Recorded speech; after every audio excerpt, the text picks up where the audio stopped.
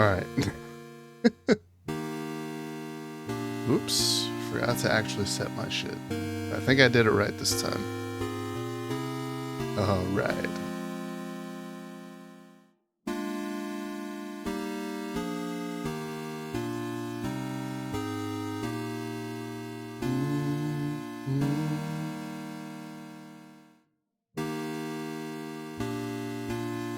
Okay.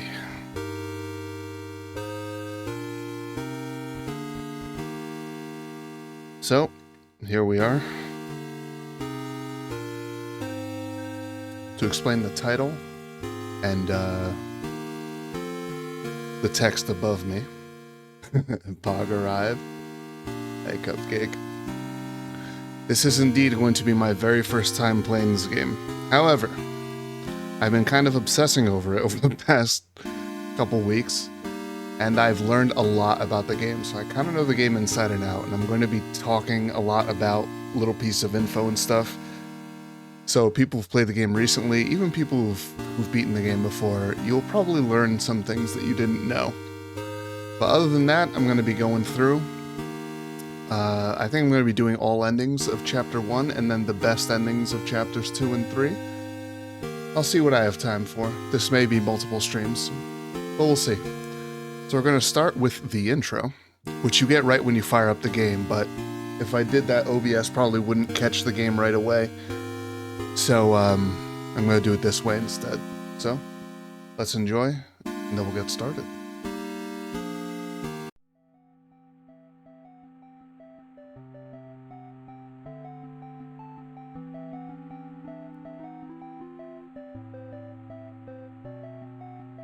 September 21st, 1987. It's been 1 year since I first went inside that house. I have to finish what I started. What I am about to do has not been approved by the Vatican.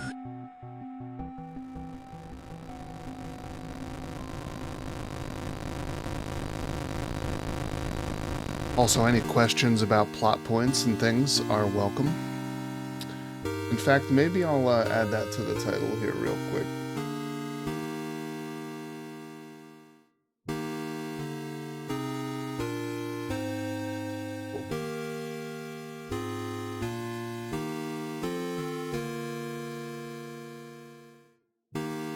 That's fine. A little quick addition, just overlaps with my webcam just a tiny bit, but not a big deal. I get the stream improvement? No, absolutely not. Alright, so, Chapter 1. New game. Here we go. Here we go. Manga Christ. So, first thing. You can come down here and go to the right a few screens.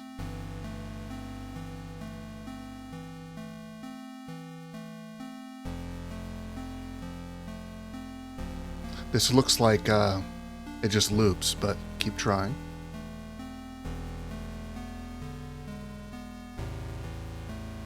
I think. This is Beethoven's Moonlight Sonata in the background. Do I have to walk along the road itself?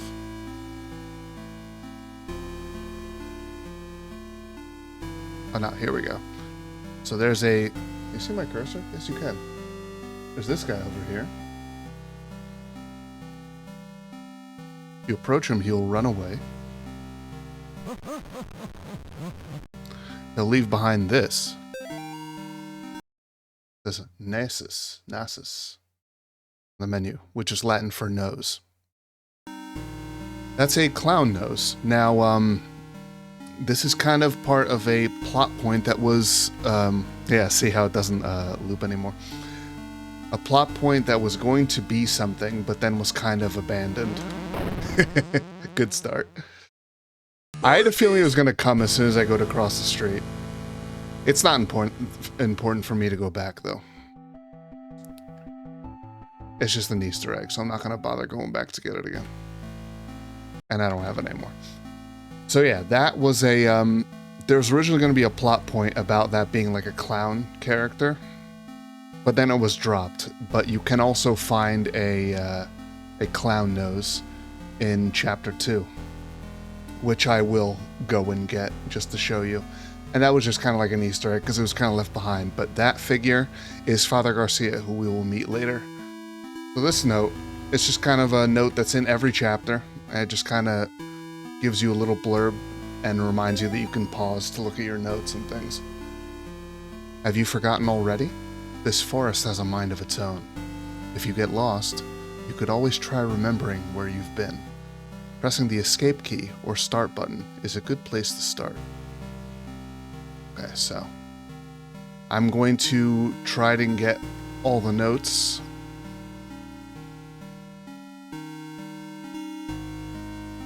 Before going into the house. So I don't know if I'll find them all but, naturally, but I'll know, I know which ones I need to find, so I can go look them up if I need to. Because I want to get the secret 19th note on this playthrough so you can see it. Okay. Today I noticed Amy's favorite tree looks like it's dying. All the needles are falling off it and the bark is peeling. I guess I'm more upset about it than Amy is. She is totally absorbed in her volunteer work at the clinic. I guess it's good that she found something she's passionate about, but I've gotten ugly looks from some of the women at book club. Kathy and her religious friends won't even talk to me anymore. This note isn't signed, but it's written by, I believe it's written by Amy's mother, Cindy.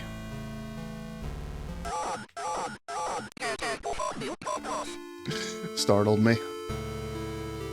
Let's see. I think I want to go this way. Let's show you this Easter egg.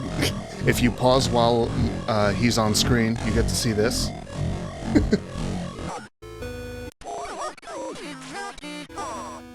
And he says a couple different things when he attacks you. I'll mention what they are when I notice them. It's a 50-50 chance that he'll attack you on any given screen. And he comes from a random direction. Interesting little Easter egg, yeah. Even though I knew it was going to happen, it still kind of freaked me out. If he attacks on the screen where there's a deer, he will go after the deer. If the deer makes it off screen, he'll just chase it off screen. If he manages to kill the deer, he will go after you a moment later. No, I looped around.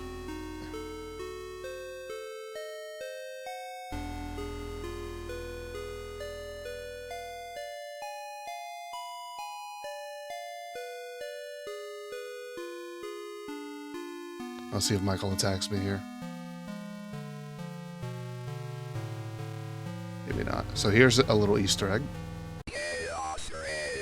Not really an Easter egg, actually, but that's a reference. I'm going to put a link to that.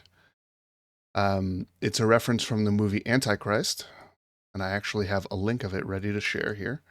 So anyone can check that out at some point. So there you go. And if I remember, I'll put that in the description when this goes on YouTube as well.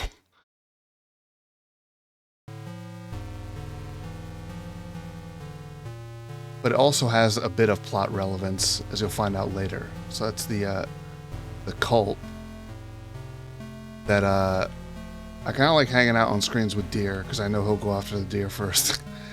You'll find out that Chaos Reigns, or in Latin, Pandemonium Regnat, is something that the cult in this game says.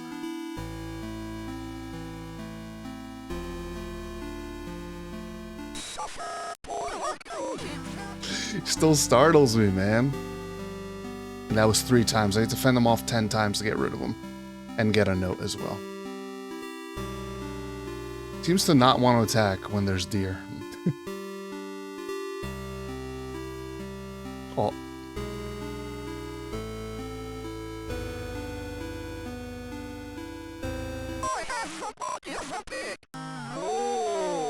So I said, I have the body of a pig. That's a reference to an old viral creepypasta video which I have not seen, but I knew about it.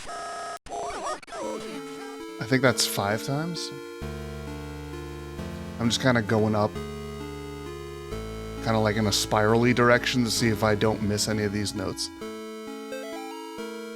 So this looks like a flyer slash, maybe this is even like index card kind of thing. Public lecture by Carl James Osborne. Connecticut's historical connections to witchcraft, Satanism, and the beast system. Wednesday, 8 o'clock p.m. This is something that wasn't really expanded on. It ends up just being like a general lore piece in the game. It's not part of the overarching story. They're leading me. If you wander around enough, you start getting led by the by a visage of the kids, of the twins, Nate and Jason, towards where you're supposed to go. So this is a birthday invitation. It says, you're invited. Come celebrate Nate and Jason's 6th birthday. Saturday, May 3rd, 12 p.m. to 4 p.m. Directions. Turn right at 1338 Snake Meadow Hill Road and go straight past the well. Okay. Let's see if Michael shows up.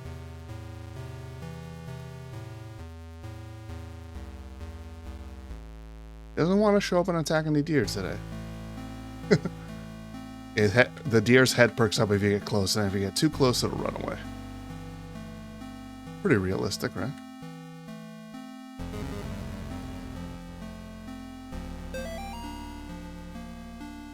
Okay. Bob, the kids and I miss you more every day. The twins and Amy have started their next school year here at home. Amy keeps asking when she's going to be allowed to go to real school. I think she's getting cabin fever. The twins are having no problems occupying their time. Yesterday they came in with their hands covered in blood. I guess they found a dead deer and thought it would be a good idea to touch it. I think we might have a coyote problem because when I went out with them to look at the dead deer, it was a pretty gruesome sight. All this just a day after the twins' birthday party. Can't wait till you get come home.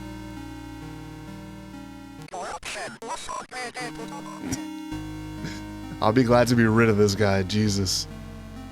Startles me every fucking time. Why don't I just lock in these notes and go save up here? Okay. This note is written by John himself. And we are playing as John Ward, Father Ward, for anyone who doesn't know. Okay, here we go. The Martins' house lies about 100 yards off of Snake Meadow Hill Road. There is almost no driveway. Trees jut out in the middle of a gravel path that is mostly covered in grass. It was difficult to find the house, especially since it was already dark when we arrived. Father Allred seemed to know where he was going. He simply drove straight ahead until we arrived at the house. In the headlights, I saw an old shed off to the right of the path. Father Allred explained that he would rather perform the exorcism away from the house, but the Martins had insisted that Amy remain inside. He complained that having the family present makes it difficult to proceed with elements of the rite that may seem harsh to the layperson. So, John is compelled to come back to the Martin house to finish what he started, like he said in the intro. So in 1986, he came here with Father Allred to perform an exorcism on the demon-possessed Amy Martin. And things didn't go well, as you can infer. And so here he is coming back again because he's been having nightmares about her and kind of being called back by her. And so he's trying to come back here to finish what he started because it didn't go well. So that this kind of piecing together, we're going to see more notes talking about what happened in 1986. And as we go on, we'll learn more about what exactly went down then. How many notes do I have? 1, 2, 3, 4. I'm missing 4. That is the water. I think that's south of here, actually. 6. It's the grave. And then 9 you get from... Alright, so... I'm going to do that real quick since it's right here, I'm pretty sure.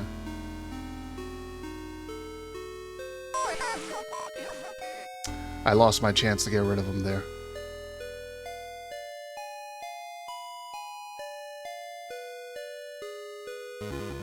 Then I'm gonna go back up. I caught some people walking through the woods around the house last week. Not kids, just regular adults. They told me they got lost while hiking, pointing them back towards the road. The whole thing just didn't feel right. I think I should go dig up Bob's rifle out of storage. This is also written by Cindy, who is Amy's mother, and Bob, Robert, is her father. Right, let's head back up, because you get us. No! That one's easier to understand. Oh, the deer wasn't really spooked by me that time. I was pretty close to it. You'll get a save when you accomplish what you do in here. So you see Michael in the back as you approach. See him approach. When you get the key, he shows up at the door. So now it's saved. So if I get killed by Michael or something, then I don't have to worry about getting those notes again. So the only one I'm missing is 6. Let me take a quick look at my map just so I can go there. Oops, wrong map. Okay, the shed. Where is that grave? Okay. I think if I go right up, I'll find it. Okay. We don't want to wander too much. This is kind of like a goal-driven, you know?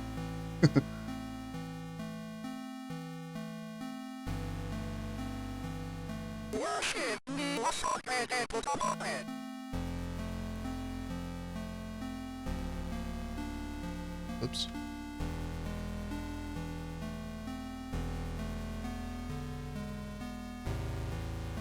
Okay.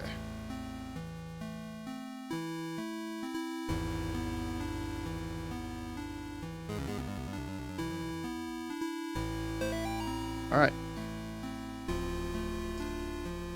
Mr. Barton, it has taken longer than expected registering the markers on your property as a historical cemetery. Our office has had difficulty identifying who was buried there. The inscriptions on the gravestones are written in a language that we cannot identify. I've sent the gravestone rubbings to some of my peers at the University of Connecticut. I will reach out to you when I get a response from them. All the best, Daryl Henderson, State of Connecticut Historical Society. This is another thing with the whole historical society stuff that didn't really pan out. It didn't really become a plot point, so it just ends up being a bit of world building here.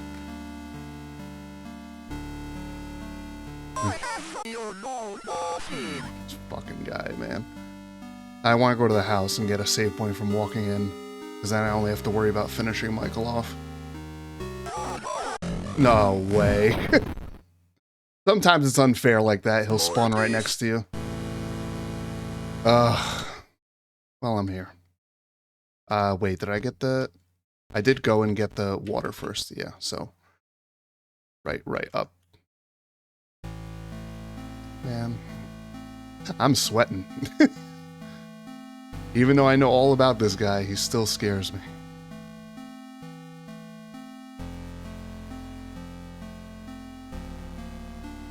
Oh, let me get rid of the mouse cursor on screen. Oh, no way. You didn't catch him? Man. I was expecting him to catch him.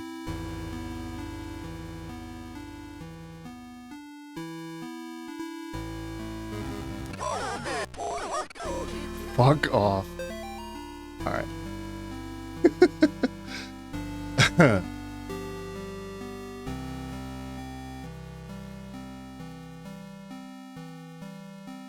gonna walk in, get a save, and then immediately walk back out again. And we're just gonna hang out until we get note 9.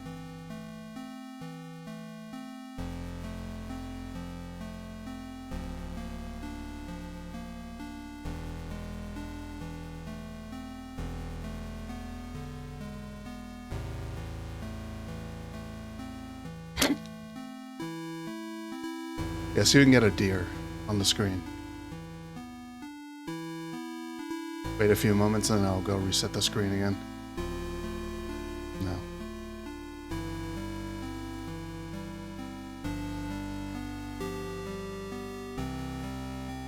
Like how it changes? Oh, wow, he spawned immediately there. What the fuck? Dude, come on, work with me here.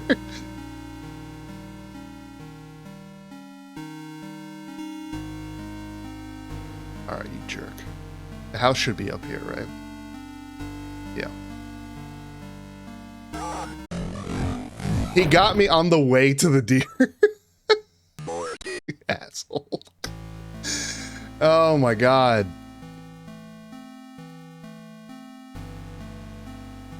Because he does not attack you if there's a deer on screen. He goes after the deer first. But I was fucking in the path. I should have immediately walked to the right. I don't know how many more times I gotta fend them off. That was close. But I think the amount of times I did it was saved.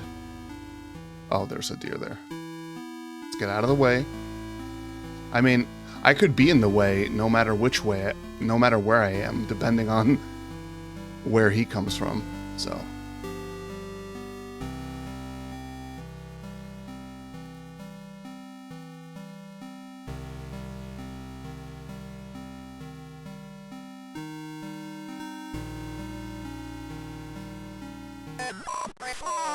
There we go. Okay. So no more Michael, thank God. Alright. Father Garcia, you are hereby instructed to release Michael Davies from your care and return him to his home immediately. Immediately spelled wrong, by the way, so I'll count that. Mr. Wait a minute. Oh, I see. That may have come across on stream. The little alert from Frankerface Z. Okay. I'll start over. Father Garcia, you are hereby instructed to release Michael Davies from your care and return him to his home immediately. Mr. and Mrs. Davies have already been contacted by our office. A representative of the church is currently en route to their home to discuss compensation in return for their discretion. You will meet our representative there and accompany him back to Rome. Cardinal Gifford. So, the entity that's been attacking us is actually Michael Davies. So, used to be human. No longer, though. Well, demonically possessed human. Still human, but only technically. 1, 2, 3, 4, 5, 6, 7, 8, 9. Okay, I'm good to go. Everything else is inside the house.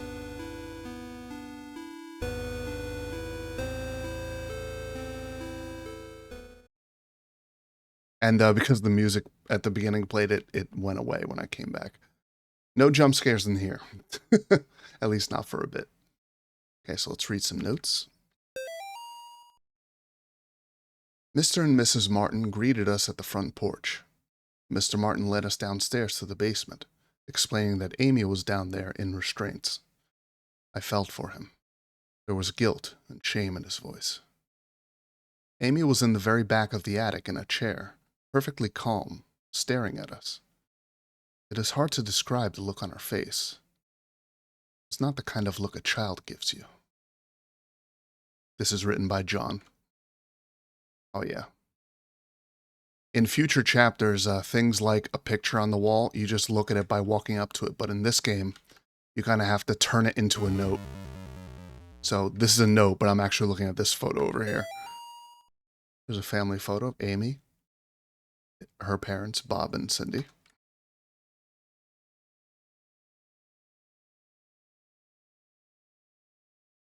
Here, if we look in the mirror, we can see we're being pursued by Amy quietly. And apparently they have the Playboy Mansion bed in their house because look at the size of John. Look at the size of that bed. It's a hell of a master bedroom.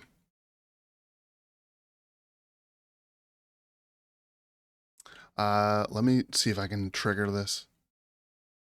It's a chance, but sometimes in that far window, it's Father Garcia kind of spying on us. It's pretty rare. I'll only try a few more times. Oh, there we go. If you approach him, he'll run away and make that same clown laugh because it was kind of a clown. The character was a clown before it was kind of like retconned. It was that clown-ish laugh and runs away. Okay. take a look at this drawing. Okay, so apparently this is drawn by Nate, one of the twin boys. There's a black figure attacking or doing something to a red hooded figure on a bright sunny day.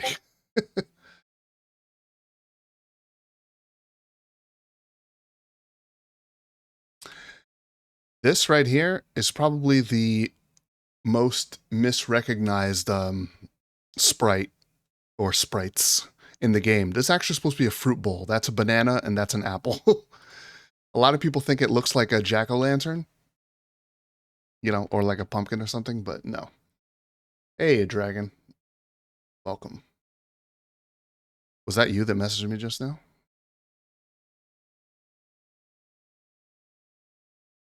Okay. All right, so let's check out the upstairs before we go downstairs, because that's where the exorcism happened, downstairs. Now you notice in that one note, there's a weird thing where you can see my cursor. This is great because I can just point to words and stuff. So, led us downstairs to the basement, explained that Amy was down there in restraints. But then in the next, like 2 sentences later, says she's in the back of the attic. They're like, wait, what? Is that just a mistake in the game? No. She had started downstairs and then she went to the attic. But it's considered, it's referenced later as an inconsistency in John's story when he's talking about it. Let's come down here. This is the twins' room, featuring lots of famous 80s toys and a world map that's missing New Zealand, by the way. This is this little kind of toy vacuum that had like colored balls inside that would pop around as you pushed it. This is an Etch-a-Sketch. It's a speak and spell. Simon, like Simon Says. That little, I don't know what it's called, that little phone on wheels that made noises and stuff. Viewmaster. And some action figures. Some of the more zoomier watchers may not know what some of those things are, but... and there's nothing to bless in here. For a very good reason that we'll learn later. This is what I affectionately refer to as the casual racism note, written by Cindy, Amy's mom. Bob must be stationed somewhere in the Middle East because he sent over this weird-looking doll for Amy's birthday. I'll ask Anish about it next time we have book club. She looks like she could be from over there. Amy didn't seem excited to see the doll. I think she would rather have a phone instead. Or maybe seeing a baby doll makes her feel self-conscious about working at the clinic. There's a couple things here. First, the racism, where it's just, yeah, let's ask Anish about it. She looks like she could be from over there. And she also assumes that Bob is stationed in the Middle East because he sent this weird-looking doll home. Bob is not stationed in the Middle East. He's stationed in Nicaragua, which is in South America. And so that's... so she makes that assumption, and then she makes the assumption that Anish would know about this Middle Eastern thing because of the way she looks. And the other thing here is that the baby doll makes her self-conscious about working at the clinic. So your first thought is probably going to be, oh, she works at an abortion clinic. Well, that's kind of a red herring. It ends up not really being an abortion clinic. It's more like a kind of like a maternity clinic. And there's another note over here. I guess I was the only one who thought to check in the attic. When I got up there, it was freezing cold. I found Amy standing in the back, looking straight at me, like when I first met her downstairs. We spoke briefly, although it was frustrating to talk to her, or it. I experienced a bit of deception from the demon. During our conversation, she uttered my mother's first name, and in other instances spoke perfect Latin. I called for help from the others, but nobody came. So I raised my crucifix and began the rite again. Okay, so a couple things about this note. Let's see. Experience a bit of deception from the demon. That basically means that she said she expressed knowledge of things that she shouldn't know. So that kind of like messes with you. So even though she might be saying things that are true, it's in this definition of deception. That's what he's referring to. And during our conversation, she uttered my mother's first name. That's something to keep in mind for later, because later we will see a flashback of this moment. And so she will use his mother's name, which is Meredith. But he doesn't mention it here. And last thing I want to mention about this is that the part here where it says, but nobody came, Erdorf confirmed that that was a nod to Undertale, to put that there. So a little bit of trivia.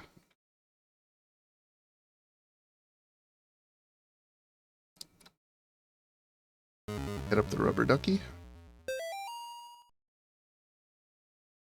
I don't feel safe in my own home anymore. I hear voices outside around the house at night. I don't let the twins go out in the woods to play because I'm afraid of what's out there. The house itself feels stressed, distorted, slanted somehow. It's like I'm walking through a carnival funhouse. Amy's condition has only gotten worse. I can't stand to be around her, and I don't know why. She just doesn't seem like herself anymore. I want to take her to the doctor, but I can't leave the boys here. I find that the phone stops working throughout the day, and now I can't seem to find my car keys. Thank God Bob comes home tomorrow.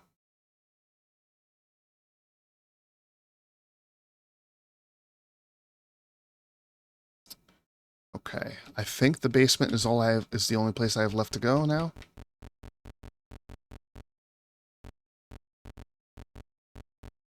Yes, I believe so. Okay, good.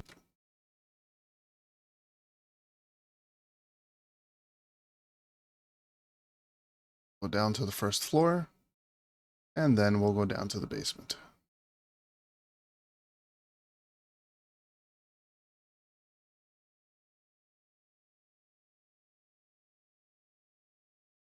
Can bless this.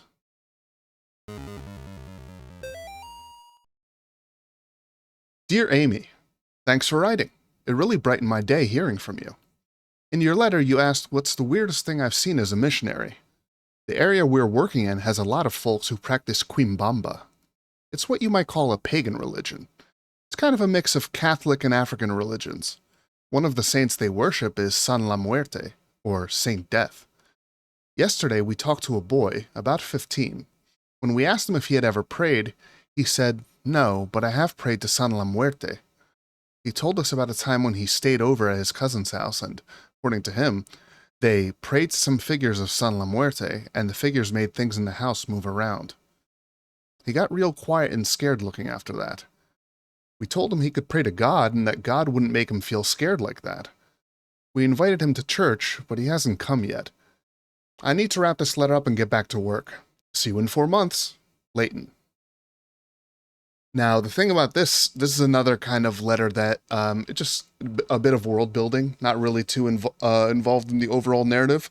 But, Erdorf, the developer of this game, was a missionary. He used to be a missionary, and in this letter, with the exception of what country he went to, his mission was actually in Argentina, not Nicaragua, and the name of the pagan religion, which he changed, I don't know what it was originally. This is word for word letter that he wrote while he was on a mission. So he just kind of like included that in there. That's kind of a cool bit of trivia, I think.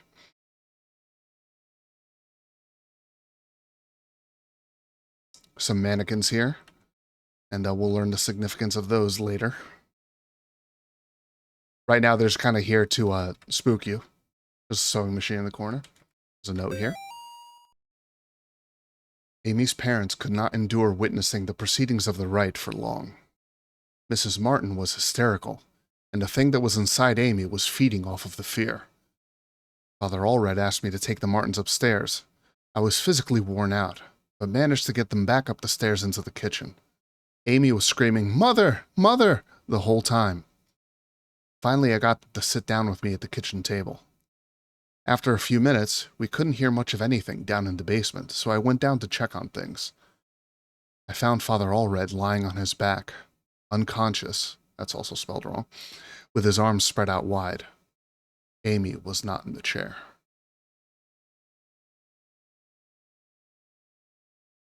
So I'm just going to do one more quick check. Make sure I have up to 17. Yeah. Oops.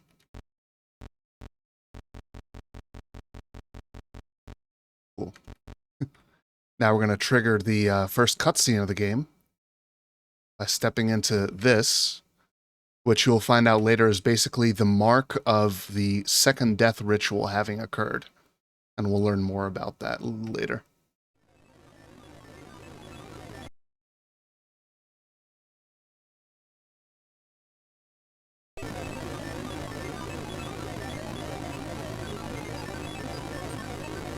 She is here. Now, as soon as I leave this room, she's going to start attacking me. You'll see where she is because, and it's guaranteed. She'll always be attacking. You'll see runes coming.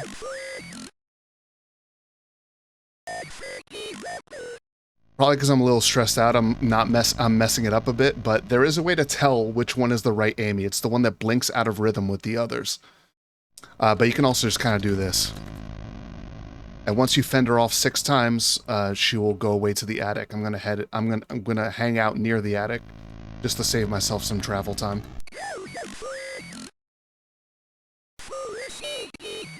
Forsaken? What she said there?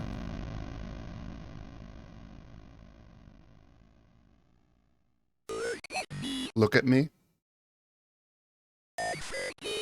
Unforgivable.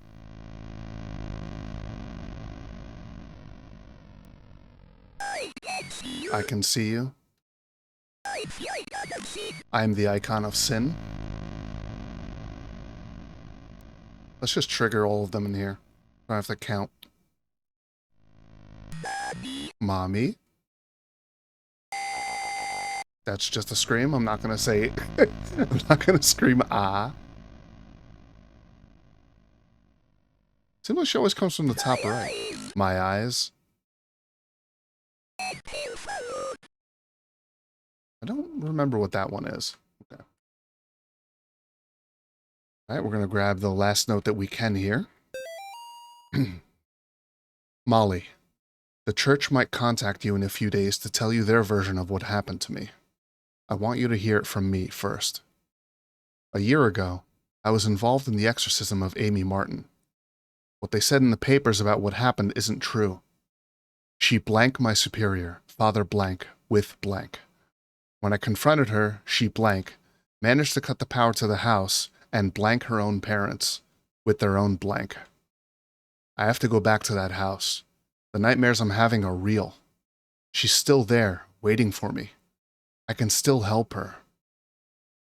If I don't come back, know that I love you, and I'm sorry. John. Now, the game will never spell out what's here, but I happen to know what goes in these blanks, so I'm going to reread this part without any of the redactions. A year ago, I was involved in the exorcism of Amy Martin. What they said in the papers about what happened isn't true. She killed my superior, Father Allred, with her bare hands. When I confronted her, she escaped, managed to cut power to the house, and strangled her own parents with their own intestines. Pretty gruesome. Now, yeah, I actually forgot about that. Yeah, that happens when you approach.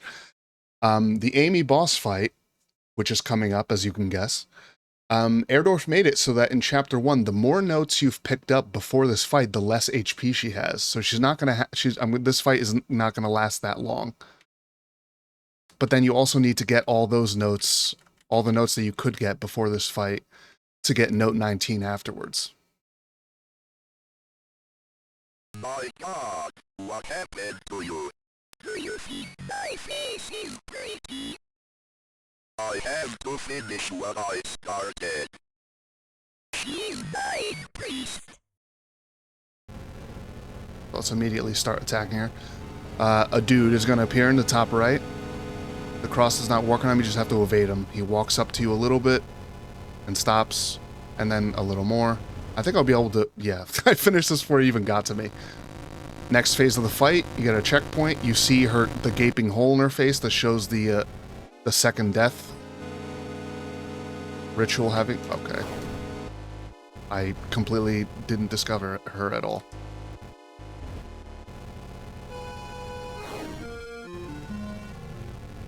You can hurt her the whole time she's disappearing. Been getting a lot of damage.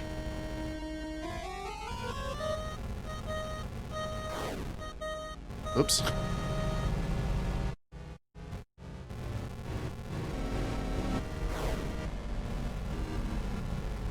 I'm playing this like a pro, even though it's my first time, just because I've seen it so often. I've even seen speedrunners doing it. So she travels through 3 points of the star at a time. Because as that attack, if that touches you, you get insta-killed. You can't hurt her while she's traveling. And the cross has a little better range than it seems at first. Okay, now she's going to be on the right side.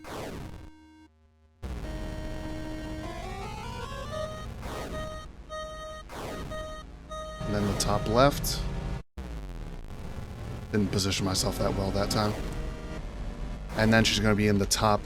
that was the top right, now the top left. And, oh, you don't even see the other attack because she has so few HP. Well, anyway.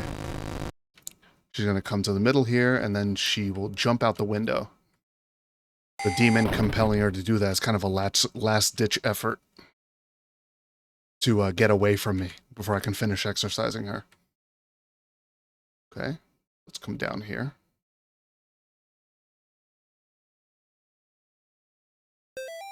Okay, let's say this is written in red. This is new, right? So here's a little kind of secret note 19. This is the ceremony for opening the blank. Let no brother or sister utter it. Prepare the blank. Use the right index finger to draw the signs of the blank on the floor. Bring an impure vessel to the signs of the blank. Let a brother or sister drink blank at each sign of the blank. Carve the face of the blank. The blood that fills the opening is the new blank. Let 7 blank be taken from their mothers and lowered into the blank. Upon the offering of the 7th blank, the blank will emerge from the blank. This is the second death. Now, from what I know what some of these blanks would be, but not all of them, so I'm just going to leave it at that for now. It basically tells you about the second death ritual. Head back downstairs and find that something's changed here. Kill her is written backwards in blood, and there's a gun down here. A gun with 1 bullet. So basically the only clue about the secret boss in this is the fact that this is written backwards. So what would cause something to look backwards? Well, a mirror, right? Now you can see Amy's not behind me anymore. She's left the premises. You shoot the mirror 3 times, because every time you come back, the gun is back. A gun with 1 bullet. And then once you shoot the mirror 3 times, you'll get pulled into an extra boss fight with what's called the mirror demon. And we'll be seeing more of that demon throughout the course of the game.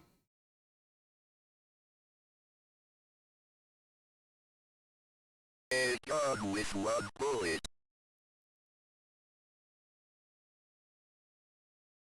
And this doesn't lead to an ending, nor does it affect the endings. It's just an extra thing. I almost missed the mirror. So this guy, he just teleports a lot toward you. Yep, just kind of have to outrun him when he gets close to you. And attack him when he's not close to you. Sometimes he will appear fairly close to you, so you kind of have to run away right away. Oh, that was easy. Okay. Find and defeat the secret boss of Chapter 1. Achievement got. Okay. October 23, 1986. So, the events of the first exorcism happened on September 21st, 1986. And I'm here exactly 1 year later, September 21st, 1987. So this note was written just about a month after the original exorcism. So to kind of keep in mind the timeline here. October 23rd, 1986. Dear Dr. McGlashan, it has been 30 days since the beginning of my treatment here at Yale Psychiatric Institute. Dr. Spinell, who has been so patient with me, has helped me understand my afflictions, and has helped me find a way to move forward and accept the truth. With Dr. Spinell's help, I have come to accept what really happened in September at the Martin family residence. I accept that what happened was not the result of any supernatural phenomenon, but rather the desperate actions of a young girl driven to violence by her dogmatic parents and old church rituals that are thought to drive out evil. I am happy to report that, since accepting the truth, my nightmares have ceased, and I now enjoy peace of mind that I have not felt since the incident. Given my progress since first coming here, I respectfully request my release from Yale Psychiatric Institute, contingent upon follow-up appointments with Dr. Spinell in the future. Sincerely, John Ward. Now, something that was mentioned kind of offhand during an interview with Erdorf that I don't think anyone else has mentioned is that this letter actually was not written by John. It was written on his behalf by the cult leader, Gary. And one of the things that he mentioned that was supposed to be a clue towards that is the fact that Gary never uses contractions. And he writes, and when he writes like this, it's like very formal sounding, and he always uses full names and things sincerely, you know. But yeah, this letter was written to get John out of the psychiatric institution where he was committed after the first exorcism. After the first exorcism that went wrong, you know, where Father Allred died and everything, he emerged through intervention, not divine intervention, but more on that later.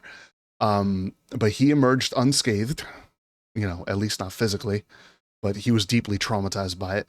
But he ended up getting arrested right after that. And, but nothing could be pinned on him. He didn't kill anybody, but Amy's parents were dead. Father Allred was dead, all by Amy's hand. And he ended up being committed to a psychiatric institution because he was talking about this demon possession and stuff. And of course, you know, they thought he was crazy. So they committed him and Amy to the same Yale Psychiatric Institute. And they'll mention that they move Amy later on because John somehow finds out, probably because of the connection between them, that she's in there with him.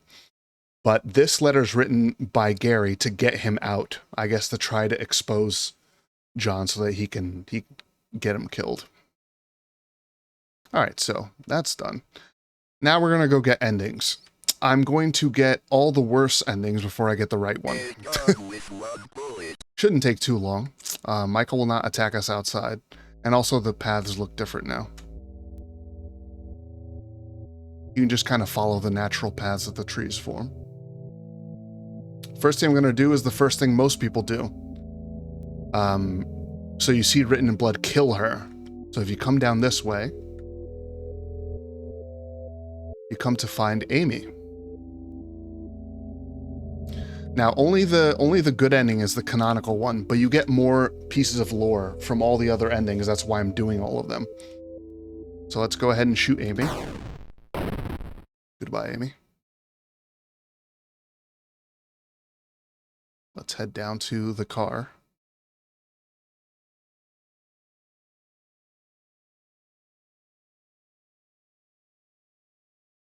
It's going diagonally. And let's leave and see what happens.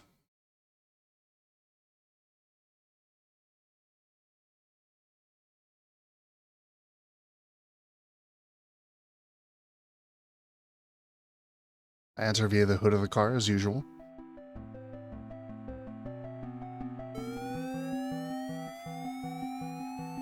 Uh-oh.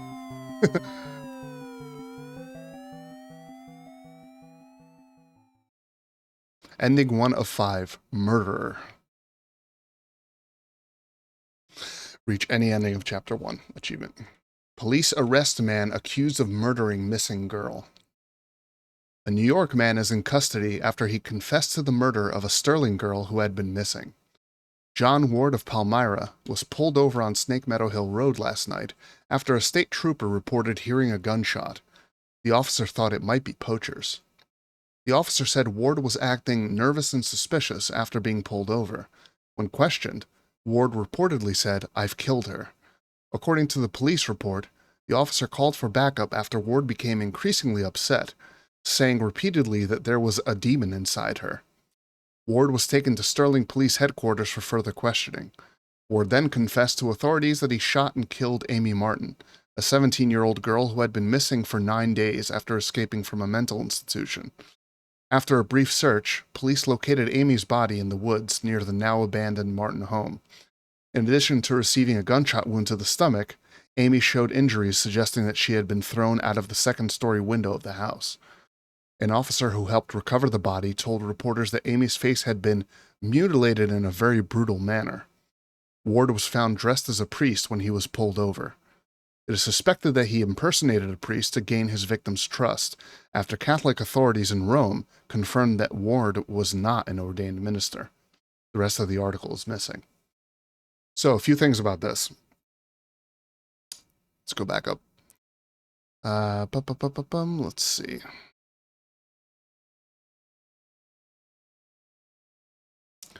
He had been missing for 9 days after escaping from a mental institution. So, John had gotten out of that institution like a month after he went in. But Amy was there for almost a whole year. So she escaped just 9 days before what just happened, before these events. And presumably, Gary's cult had some hand in that, probably. Because escaping from a mental institution is not something that is normally easily done, you know. And when they mentioned that it showed injuries suggesting she'd been thrown out of the second-story window, obviously we know that she did that to herself. And Amy's face had been mutilated in a very brutal manner. That's the second death thing. So we had that gaping hole over her face. The second death ritual involves carving out someone's entire face, leaving a hole here, and then putting living newborn babies through the hole, which becomes like a portal to hell. And after you put 7 newborns through, then you summon something. So he's found dressed as a priest, and then suspected he impersonated a priest. Catholic authorities said he's not an ordained minister. So he went in that first exorcism with Father Allred. So it's like Father Allred didn't just scoop up some random dude and be like, let's go do an exorcism. Obviously, he at least was a priest. So from this, you can infer that he was excommunicated. He was kicked out of the church, basically. Probably because of the big scandal about what happened in 1986. They didn't want that to get out, so they kind of struck him from the records. But all the stuff happens. He has those nightmares and stuff. He's coaxed back to the Martin house. So that's basically all the info you can kind of glean from this note. And we unlocked stuff. But thankfully, we can easily get another ending by just continuing on chapter 1. Puts us right back here. We get the gun. We shoot something else. A gun with 1 bullet.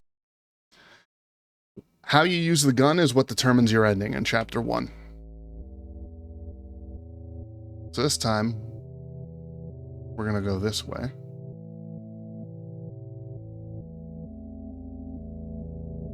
I think this will be faster. No? Did I fuck up?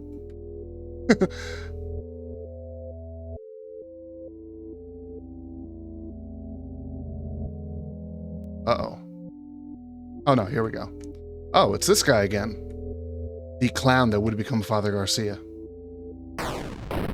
Sorry, man. Nothing personal. Okay, so... let's just go.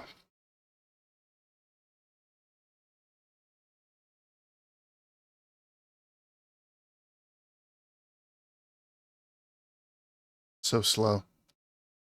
I'll mention it now. There's a canonical reason that Actually, a couple of reasons that John walks so slow. He has a childhood knee injury and he has dormant asthma.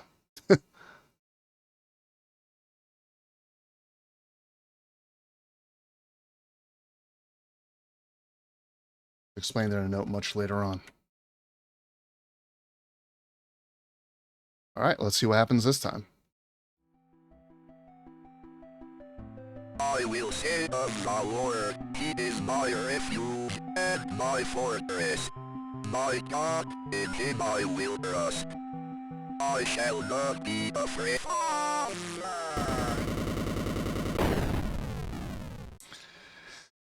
So, Michael was in the back seat, and he kills us.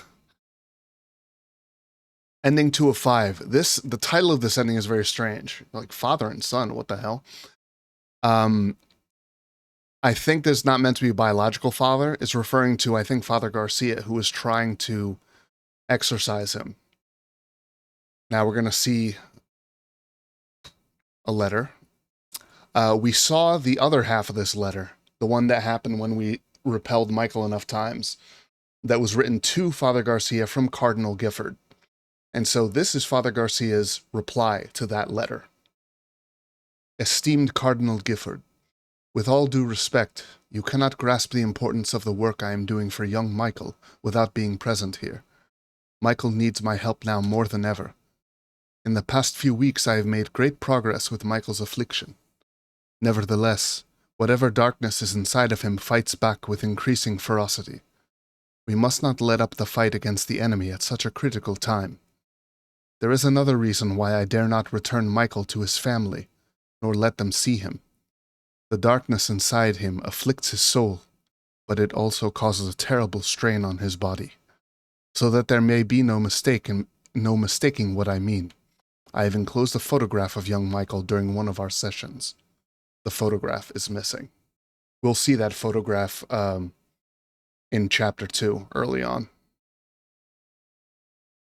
Game fires up again.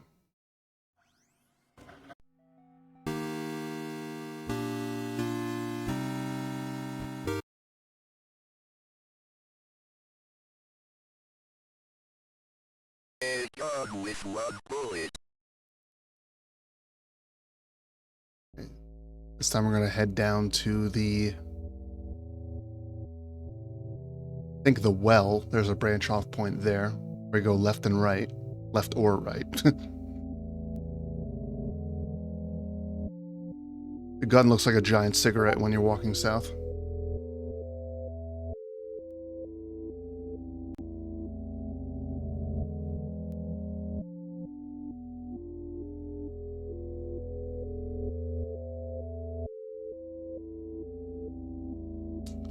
Oh no, wait. I go further down than this.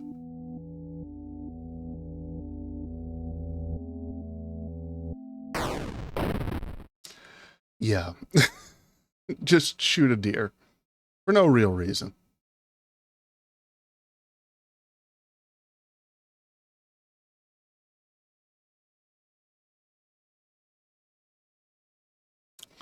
Now, I don't know if this is true. This is just speculative. But I think that what happens in this ending may be related to Akuma in Street Fighter and his raging demon attack, where he kind of like... I will say of the Lord, he is my refuge and my fortress. You'll see. My God, in him I will trust. I shall not be afraid of the terror. Oh. So Akuma's raging demon. I call the raging deerman.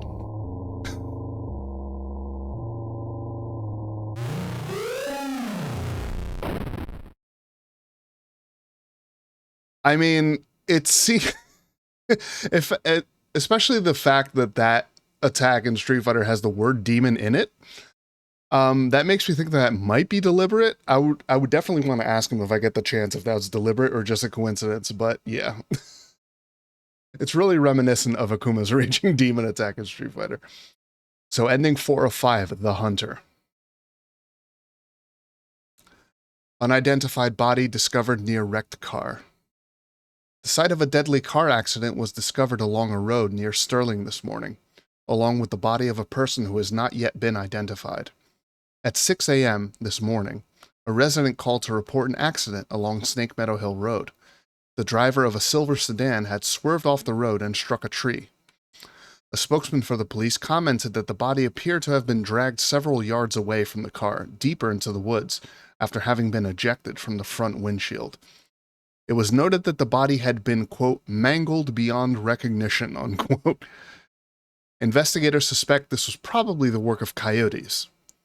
Police also noted that parts of a cleaned white-tailed deer were found in the trunk of the car. From a white-tailed deer, a hunter typically gets 75 pounds of meat. However, it appears the victim of the accident was only able to carry 25 pounds back to the car. So this last part here about the 25 pounds, that's a reference to Oregon Trail. About how many pounds of meat you can get from an animal. But yeah, the mangled beyond recognition. So the deer fucked them up so badly that the investigators thought it was coyotes that did it. All right, so now let's get the true ending, the canonical ending.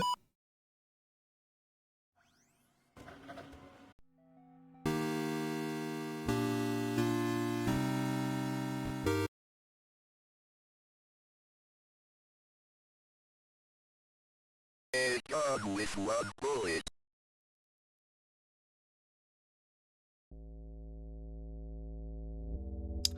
So for this, oh, wait a minute. I want to try the trick that I saw a speedrunner do.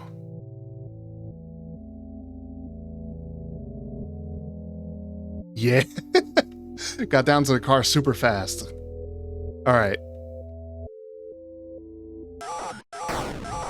I missed! Oh, what? That passed right in front of him.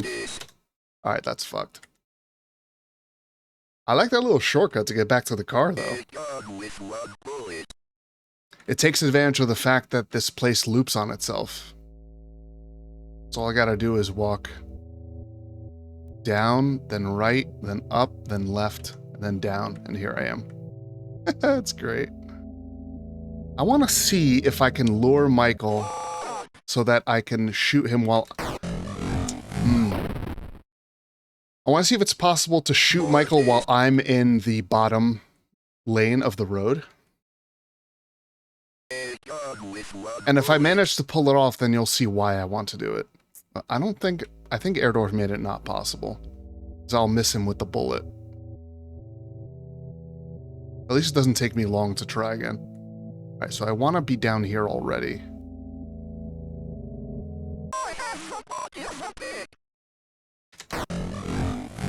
I can't get a good angle. Alright, forget it. It's probably deliberate that you can't do it. That's fine.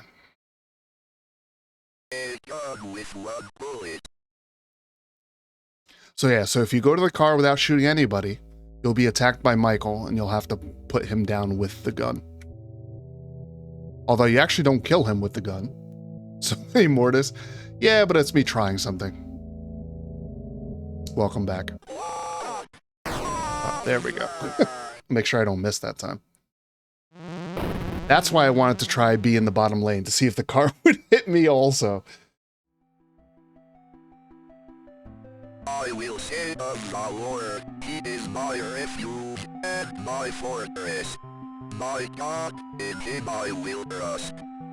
I shall not be afraid of the terror in the night, nor the evil that walketh in darkness. Because I have made the Lord my refuge.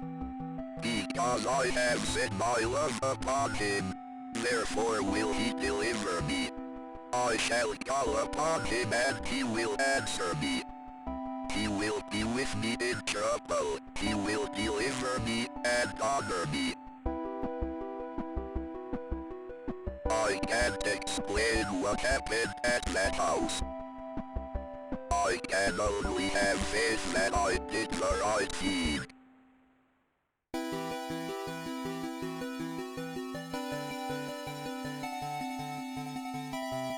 I added Pog Arrive just for her. Dragon, by the way. Ending 5 of 5, written in gold. Kind of let you know that it's the canonical ending. When faith endures. Good emote. Police and animal experts investigate chupacabra remains found near Sterling. Sterling PD is enlisting the help of local animal experts from the University of Connecticut after the remains of an unidentified animal were found near Sterling.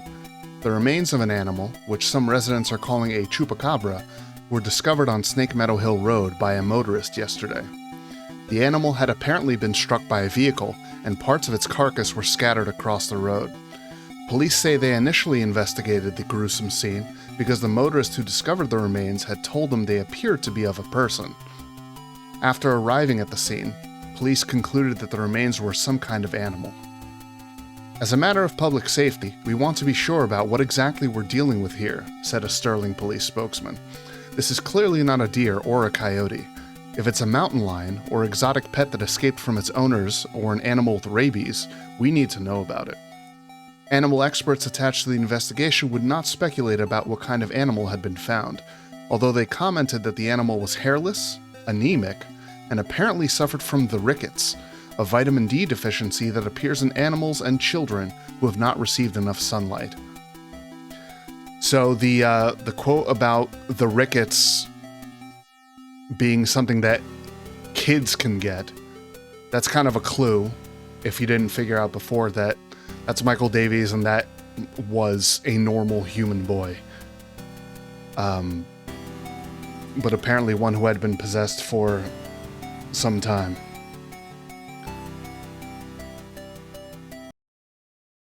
So that's it for chapter 1. Now, this is where I'm going to be the least familiar because I'm doing chapter 2, but I'm doing it with the prologue, which you see I have notes because I had to do chapter 2 once to unlock the prologue, which I wanted to include in this playthrough. But I have only seen this played a few times. So I hope I do a good job and I hope I remember how to get all the score and everything. And I also might be nervous.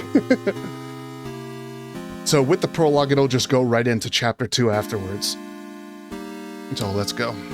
The prologue actually used to be the demo for chapter 2 before chapter 2 came out. But then once chapter 2 proper came out, it was kind of made into a prologue, so it's canonical itself.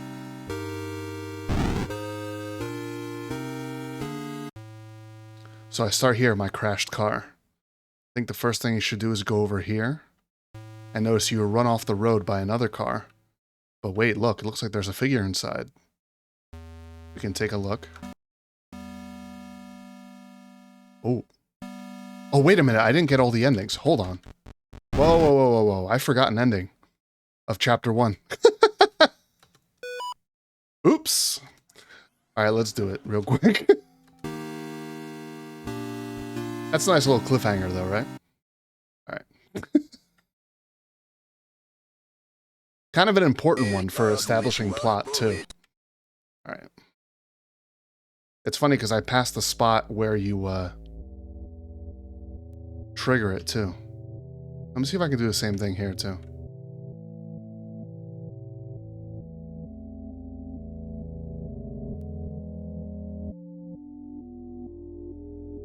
You remember that Chaos Reigns? Yeah, I gotta shoot this. Interfering with the ritual of whoever sacrificed this fox in this, rock formation shaped like a pentagram.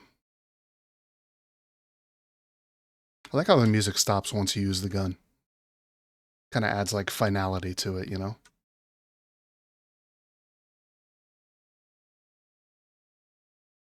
Oops, I got the endings out of order. That's okay.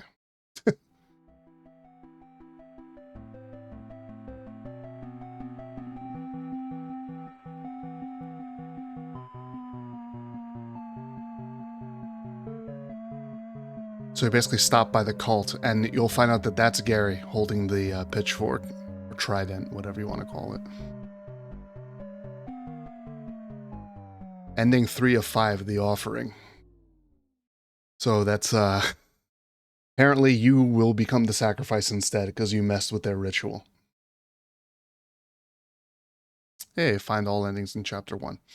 This one's written in red. We'll find out that notes written in red are typically written by Gary, the leader of the cult. Sometimes they might be written by a cultist if it's not signed by him, but usually it's something that Gary wrote. Now, remember, Amy was working at that clinic. Keep that in mind as I read this. Hello, Amy. I am sorry to hear about your parents' decision. It is hard for people to trust what they do not understand. I know you are only 17, but you are clearly an adult, and you are able to handle your own life. Do not let your mom and dad stop you from following your dreams. If there's anything I can do to help you, just let me know. We're having a get-together at the clinic Saturday night, and I would love for you to stop by. We still consider you a part of the team, and even if your mom and dad do not, we hope to see you there. Gary. As very creepy music starts playing in the background. The song is actually called Gary. Really creepy knocking and stuff. Yeah. So Gary apparently was running the clinic that she was working at. I guess it's where she first got influenced / possessed. Okay, now. Now let's do chapter 2, prologue. Oh yeah, we'll just start over. I want to test something that was never established in the playthroughs I saw. So, unlike any other chapter or thing, there's a point system. And I'm going to be getting the full points. I'm going to try to, at least, which involves getting the secret ending. And the non-secret ending is... There's not much to it. I find the secret ending to be more interesting. So I'm not going to bother getting both endings. But there's a point system, and I want to see if looking at the cultists in the car gives you points or not. So I have 10 for seeing this. Let's see if I get more points for looking at him in the car. So there's a thrall who's driving the car, and he doesn't seem too bothered. Yeah, you don't have to look at him. Now, if we go back and then find my car's on fire, like, what the hell? Go back here. Oh, he's left the car. There's a trail of blood going up. Let's follow it.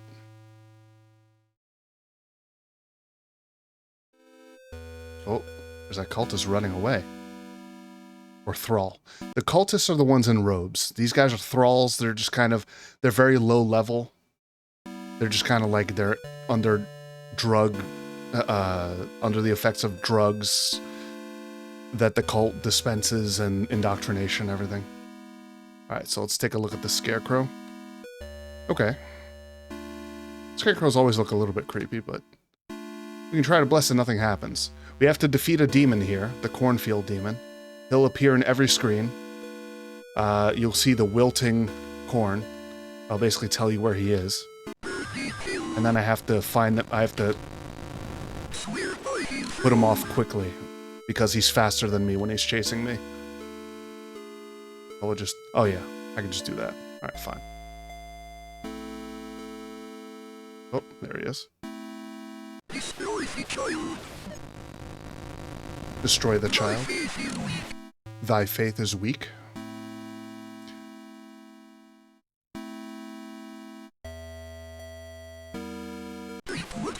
Reap what you sow.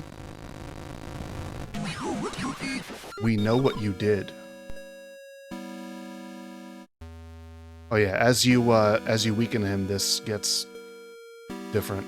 That's just a hole. I think it was just 3 times. Yeah. So now the cornfield's like gone. Well, at least the expanse of it.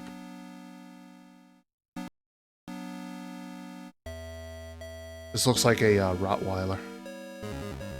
We'll bless that and read this note. About a week ago, we started hearing those awful noises coming from the adjacent fields. After 3 nights, the children were getting pretty scared. I told them it was just coyotes. That 3rd night, the noises seemed closer than ever. The dogs were panicking. I could hardly approach them. Then Greta, the last of that old line brought over by the German missionaries, broke loose and tore off into the corn. We all listened, too scared to go after her, as her barks faded away into the distance. After that, we had 2 nights of silence besides the endless whispering of the wind blowing through the crops. But then, this morning, I stepped outside to see this fresh horror left at the edge of the field. There's something out there.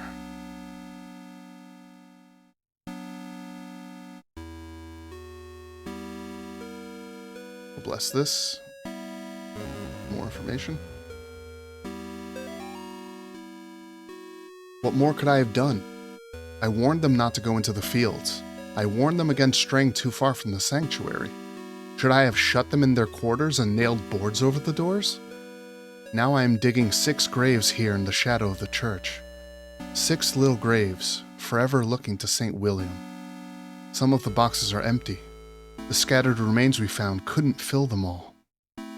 But I know they're all gone. I know their souls were taken by that thing in the field. I will finish my gruesome work and then renounce the ministry. I don't want to see anyone from the sanctuary ever again, not even that girl who stayed inside the house last night. I don't believe in the devil anymore. Whatever did this is much, much worse.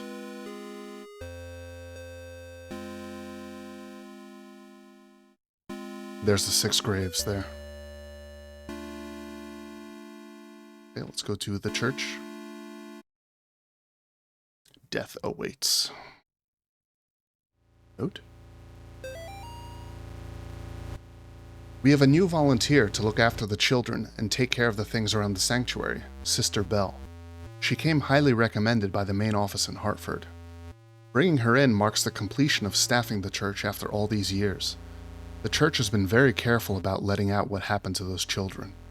As far as I can tell, I'm the only one left who knows about it. Soon I'll be gone, and the sanctuary will be able to go back into service, having finally left those dark times behind. We've even received clearance to move in a new group of children. 3 next week, and another 3 sometime next month. Let me make sure that my tags are in order. They are.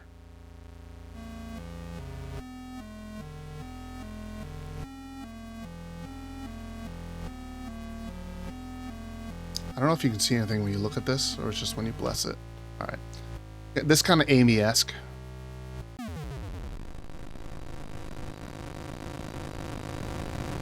You have to hit all 4 directions fast enough. Sister Bell seems like a naturally cheery person, but when the new children arrived, she became positively elated. She doles over them constantly, takes them on walks, and tells them stories long into the night. I have seen her engaging in strange behavior. We don't teach the children much dancing or singing besides what's found in the hymns, but I've seen the children dancing around Sister Bell in a circle from time to time. While they dance, she stands still and looks up at the sky, as if listening to something. On another occasion, I found all 6 children standing in a line just outside the cornfield. They were all looking into the field, where Sister Bell was standing and talking to them. These odd games don't bother me too much, since she's so good with the children. Her cleaning is excellent too. As soon as she arrived, she seemed to just instantly know her way around. So Sister Bell, Miriam Bell, is basically the origin, as far as we know, of all of this, all the demonic stuff. She originally had the second death performed on her in the 30s. This is now happening in the 50s, where she came back, and so the 6 kids were killed by the cornfield demon, which I dealt with before near the scarecrow, and then 6 more kids came in, and so it's talking about them, and so she's very good with the kids. She knows her way around because she was here before, so that's why it's kind of creepy. But yeah, so she's very interested in these new children. So we'll learn a little more about that as we go.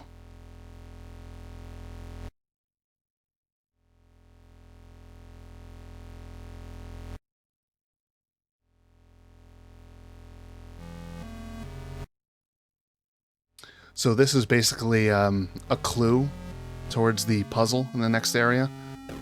And the crosses. I think only the 1 cross falls this time. In Chapter 2, they'll all fall shortly after 1 does. But this is obviously thou shalt not kill, right? But you can see it's not written in the right order. It's thou shalt not kill. So it's basically letting you know you should go to the right, then the left, then up, then down. And that's rooms. Oh yeah, just walk away. I have 310 points. And a new note will appear here each time you do one of the steps. And the stairs here will gradually open as you do it. So right, left, up, and then I'll be able to go downstairs. They couldn't have given me a worse last case before retirement. Old Catholic church out in the middle of nowhere, 1 missing woman, 4 missing kids, and 1 deceased old nun. The brothers and sisters, or whatever the hell the people that work here call themselves, are all terrified, and worse, superstitious. All except Father Clark, who runs the place. Him and I drive along the farm roads at night, looking for signs of the missing people, and he makes for pretty good company. There are 2 kids left. Say they were asleep the night the 4 went missing. They also claim that the woman, Miriam Bell, isn't actually gone. When I ask where she is, they look at each other, then back at me, and tell me to ask her myself. Each other, they should have a space there, so I'm going to mark that. That cross puzzle direction, right, up, left, up, down, reminds me of what you do before and after saying a prayer. Right, left, up. Yeah, true. That is a good point. Good observation.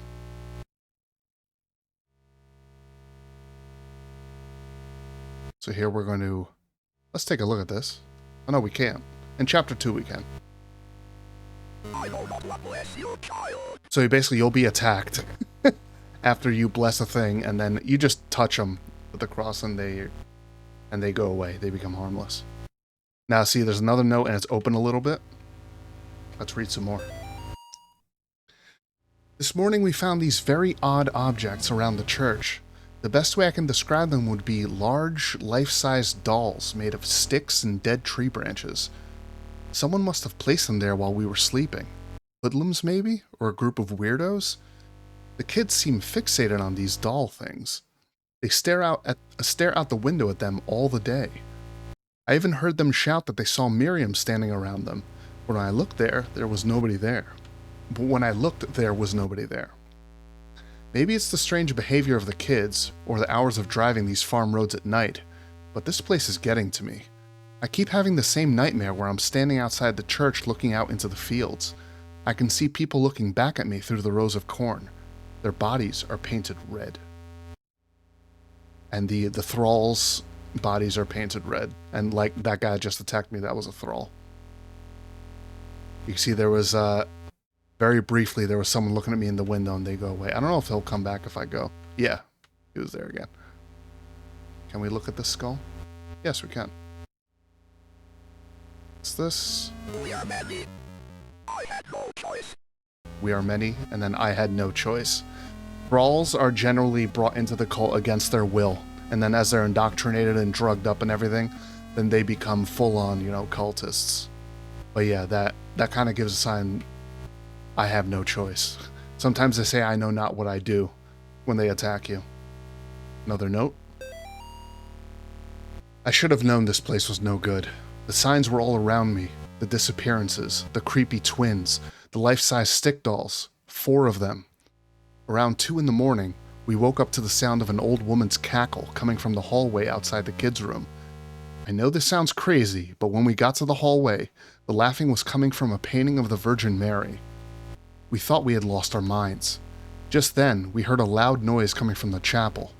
We got there just in time to see Miriam drag the kids down the stairs leading to the basement. I drew my service weapon but was stopped by Father Clark.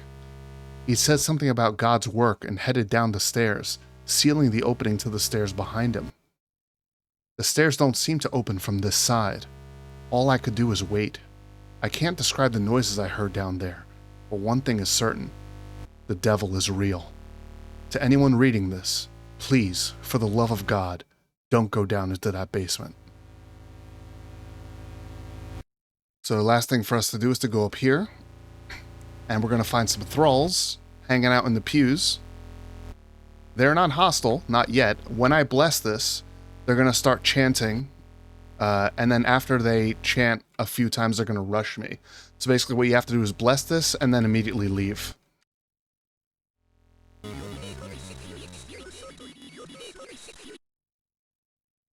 Okay, and now we go downstairs.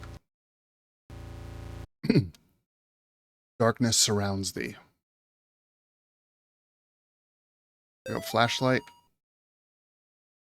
And then I gotta go fight the basement demon, which is an annoying and kind of stressful fight because it's like this in the dark. But I saw a speedrunner kill him without him ever aggroing him. So I'm gonna try doing the same thing. I think I did it.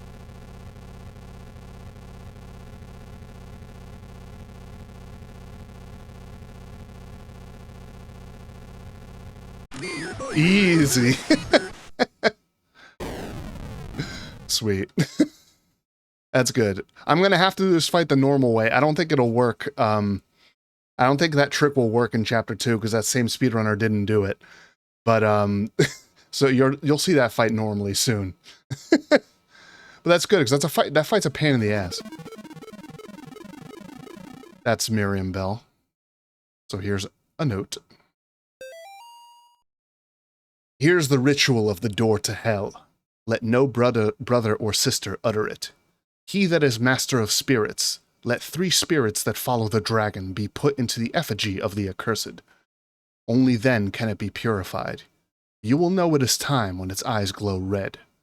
To enter the unseen world, destroy the purified effigy with fire. Then shall the door to hell be opened. This is the ritual of the door to hell. Let no brother or sister utter it. Now we go back upstairs.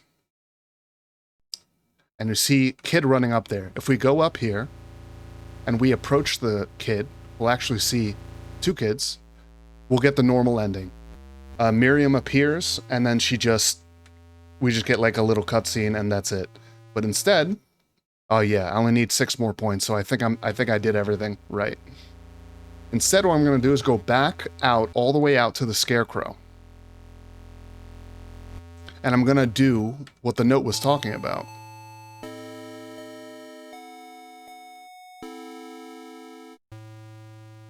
So I'm going to purify the effigy first, which means blessing it. Remember how I blessed it before and it wouldn't do anything?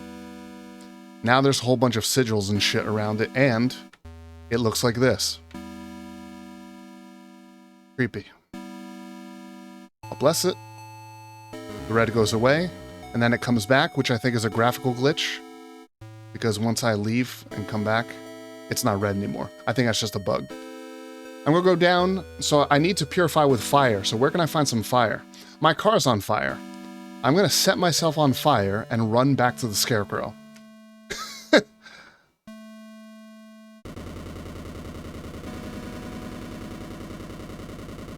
There's the twins.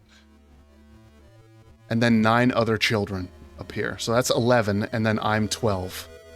Because the 2 orphans that did not die because they were asleep were me, John, he was one of the orphans, and Lisa, who we'll meet later. So now I'm what's called a wretch. I'm this dude. So I just go here. There's Miriam Bell. I just walk up to her. She looks at me.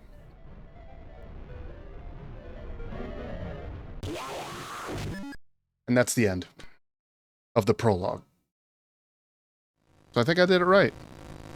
Finish the chapter 2 prologue. Okay. What I am about to do has not been approved by the Vatican. 666 out of 666.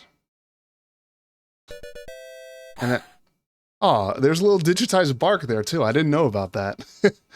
The only time I saw a streamer do this, they were talking over it, so I guess I didn't hear it. That is apparently Erdorf's dog, Jane. But we can give a rest in peace to Greta. Oh, a puppy, yeah. Poor Greta, whose corpse we saw before. Okay, so now we start with chapter 2 proper. So now we are Father Garcia. This is the same letter we got when we repelled Michael in chapter 1. I'll reread it. Father Garcia, you are hereby instructed to release Michael Davies from your custody and return him to his home immediately. Mr. and Mrs. Davies have already been contacted by our office. A representative of the church is currently en route to their home to discuss compensation in return for their discretion. You will meet our representative there and accompany him back to Rome, Cardinal Gifford. So this happens before the events of chapter 1. I have my Bible on the bed, which I can't get. Father Garcia has a wooden cross. So that's Michael 1 day after he was taken into custody by Father Garcia. And now the family wants him back, but he's like, it's too dangerous. I can't give him back. Here's how Michael looked 2 weeks into the possession. Yeah, not looking so hot. And then 3 months into the possession. Now that looks familiar. That basically is what he looks like when we encounter him in chapter 1. We go downstairs and there's Michael. He's actually chained to, I don't know if it's a bed or just like a table or something, but... How are we doing today, Michael? I like to go home. You can't go home until you get better, Michael. Can I see Mommy and Daddy? I need to make you better first. When she let you get on me, she'll kill you. If you find them to be people, you'll love me forever. Okay, so we start to try to exercise him. He starts bleeding. See the spats of blood.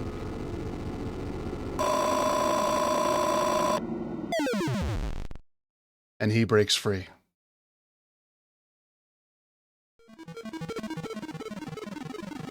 All the blood and lots of runes over all the crosses on the wall. He took the 3 months picture. That was the picture that was missing from that other letter.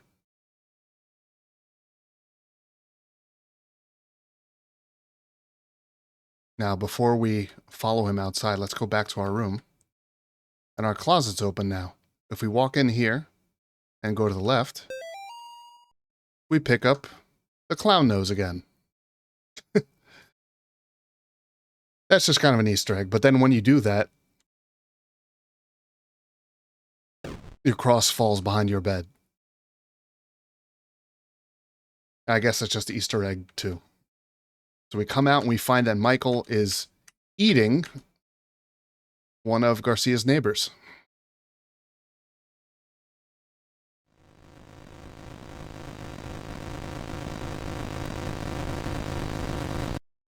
Dios mío, what have you done?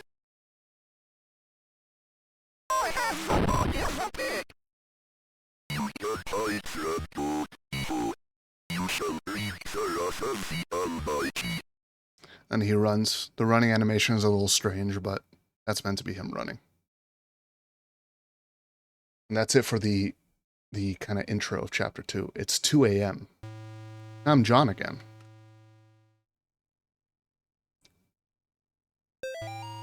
Have you forgotten already?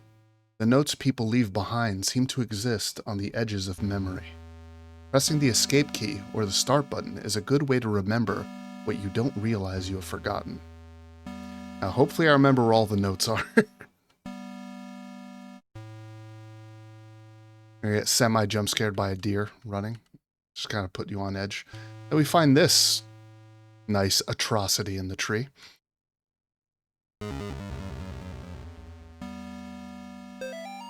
Notice/aviso. The current investigation being conducted at Gallup Cemetery by the State of Connecticut Historical Society has been postponed until further notice. In the interim, we ask the public to avoid the cemetery grounds, the surrounding woods, any wildlife, and any unidentified persons roaming the area. Thank you for your patience.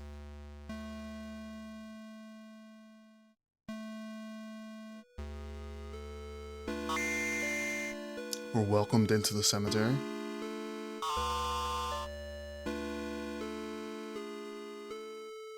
Got a note here.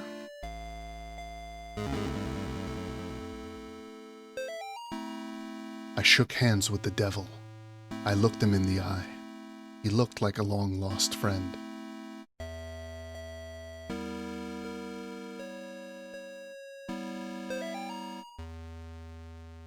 Dearest disciple, verily, not everyone who says Lucifer, Lucifer, shall inherit his kingdom.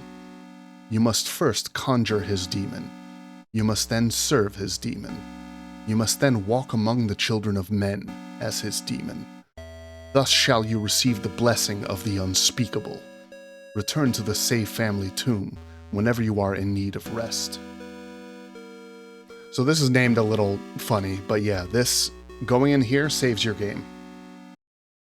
Enter the spirit house. So we can take a look at these three people. Let me just look at my notes real quick just to make sure I didn't fail to mention anything. Okay. Okay. 3. Here.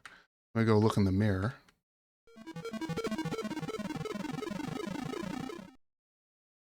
Their souls fly off. Exit and then re-enter, so I don't have to do that again if I die. Save.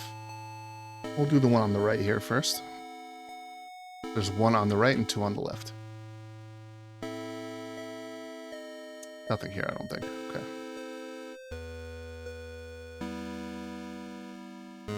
Bless this.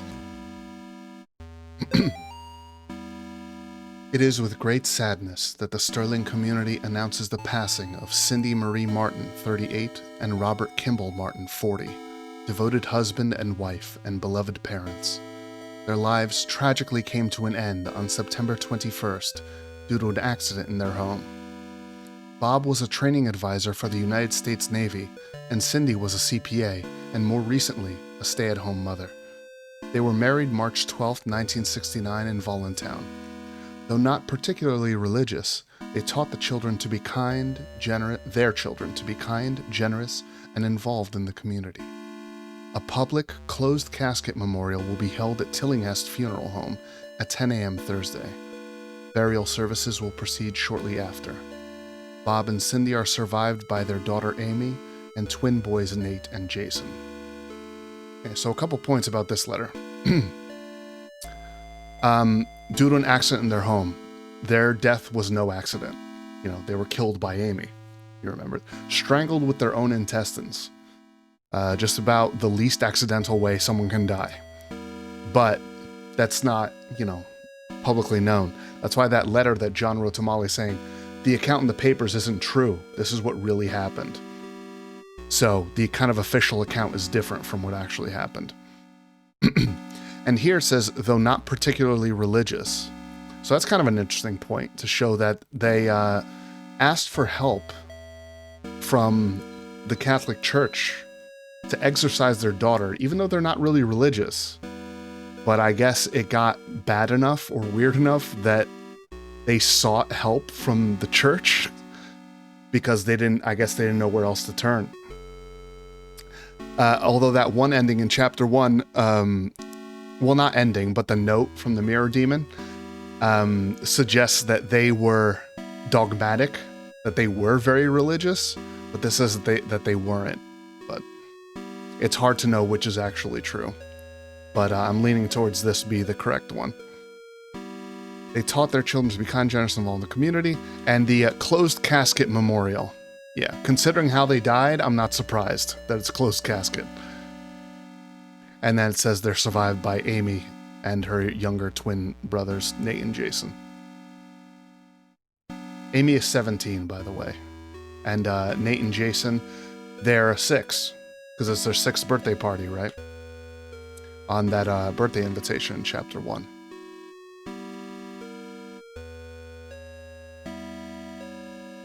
Let's test the range. Okay. That just opens that. This thing moves, it's just to creep you out, nothing actually happens. Same with the bloody footsteps that are about to start following me. Now I'm going to use another little speedrunner trick to make this mini boss fight easier. It's kind of neat. It ends up letting you hurt him during his kind of intro, during the little cutscene.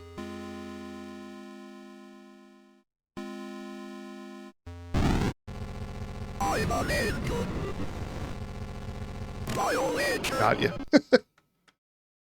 Nice. So these 3 thralls, basically, they look like thralls in the spirit house. I'm going to be fighting a boss related to all of them. And then we're going to see the story telling how these 3 people ended up joining the cult. And it kind of shows the different ways that people can be lured into a cult in general. So these are going to be 3 very different kinds of stories. Nobody was thrilled when I got pregnant. Not even a little happy. Even my doctor seemed to be judging me. Each time I'd leave the doctor's office, I'd see this strange woman across the street. All she'd do is stare at me and smile. No words, just a big, warm smile. Somehow, it made those visits a little more bearable. After I lost the baby, I saw her again across the street from the doctor's. Her smile was as big as ever, but somehow not as warm and friendly as I remember. Yesterday I was walking and was shocked to see the woman standing in the middle of the path. Now she was pregnant. She beckoned towards me. I followed her off the path into the woods. That's when I met Gary. So in the trauma of losing her child, she was kind of lured into the cult.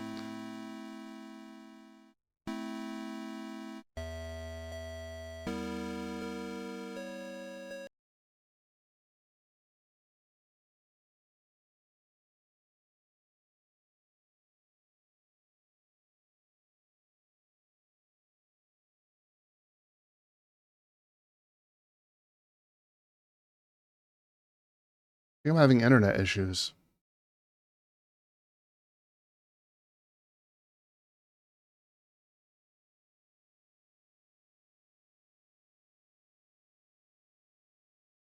My stream seems to be complaining a lot.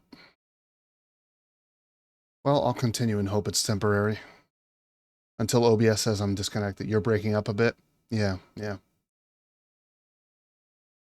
Crap. This is the thing I was most afraid of happening, because I can't do anything about this. You're good, but voice is a little choppy. Okay, I think it just resolved itself. Let me know if when I stop breaking up. I'm not breaking up anymore, I don't think. I think I'm good now. Okay. I think I'm good now. It's green. Alright, so yeah, the trauma of losing the child made her kind of vulnerable to the indoctrination of the cult. And also their, you know, demonic stuff. That woman almost seemed like she stole her baby. Let's go save, just so I don't have to do that again. And see one of the people are gone. The woman. Makes sense, right?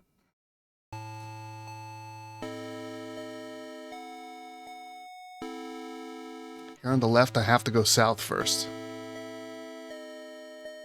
This is called the Cloud Demon. Oh, also I ended up killing that demon really quick, but he says I'm an angel when he spawns and Violator when he dies. This guy just screams.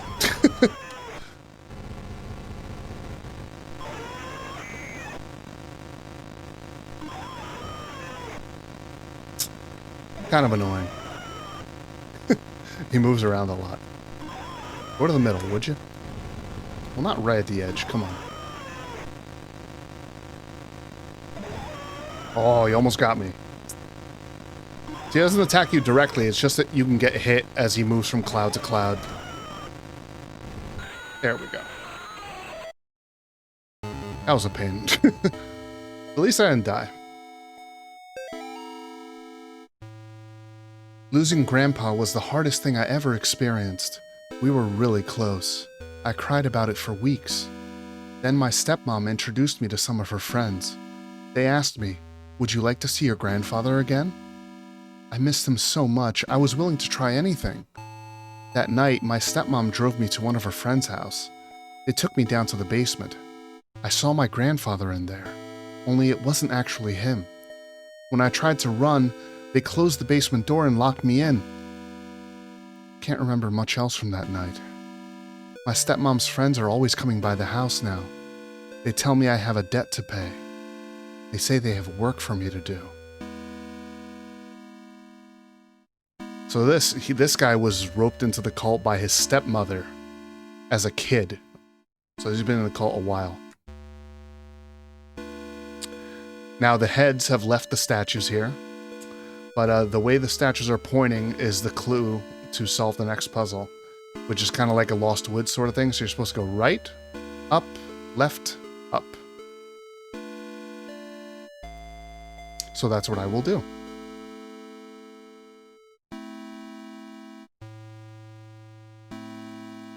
Right.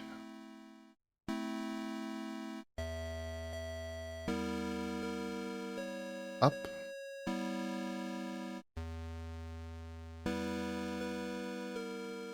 Left, and then when I go up, you'll see the mini-boss flash in the center. Yeah. You can hit him while he's spawning, getting rid of most of his health. And it's basically like the Mirror Demon fight. Nice. Okay. I've been freed. No more overbearing father-turned-violent alcoholic. No more hiding my bruises and cuts. No more pills and needles. No more getting laughed at and kicked around. They'll never laugh at me again. By day, my body withers away. But by night, my mind explores forbidden worlds of power and knowledge, guided by beings of pure darkness. I have been trusted with secret knowledge of the demon's seal. I have learned the correct conjuring sign, drawing the inverted star along the rocks arranged in 5, first at the top left point, and then down. I will lure them into the woods. Then I will show them my power. So yet another reason someone might join a cult. A bitter, ostracized person who seeks power to get back at people who have mistreated him. You see this statue's like all messed up here. Now, notice a little creepy thing. So all the people are gone because I took care of all of them. But I'm in the reflection already, even though I'm nowhere close to the mirror right now.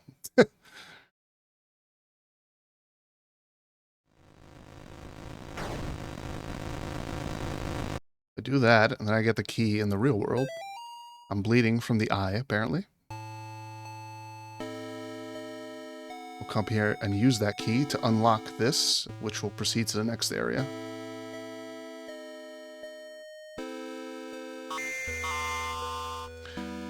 There's no notes here, and there's a little kind of secret way you can go here. That is just to fuck with you. You will never see that tree demon again. And the next screen is filled with trees, which is just to put you on edge. And then we'll see a little kid running up behind the church. But we're not going to concern ourselves with him because we're not going to do the evil things that lead to the bad ending in this chapter. She guards the door to underground purgatory. Eye hath not seen her. Children fear her. Okay. Confess thy sins. So we're going to see some notes. They're going to be a little out of order, but they're kind of shown when they're from. From these paranormal investigators, like ghost hunter guys. Day 1 of our paranormal investigation into the old Snake Meadow Hill Church. We've got 3 cameras, a box of tapes, and enough beer and beef jerky to last us a week. On our way in, we asked some of the locals about the church. It was mostly the stories we had heard before.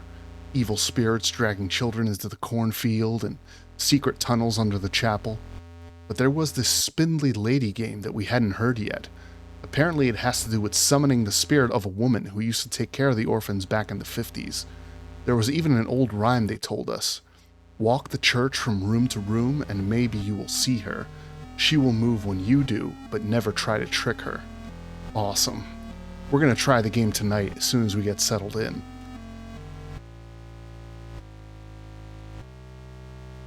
So some of the rooms of the church are similar to how we saw them before, and some aren't.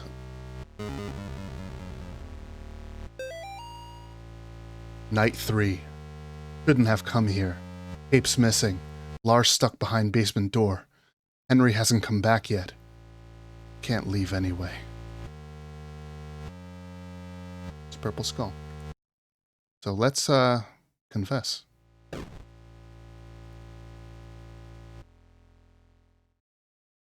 Pray for me, Father, for I have sinned. What sins have you done to your face? I tried to save a girl from evil, but my fears overcame me. I turned my back on the ministry and broke my vows to God.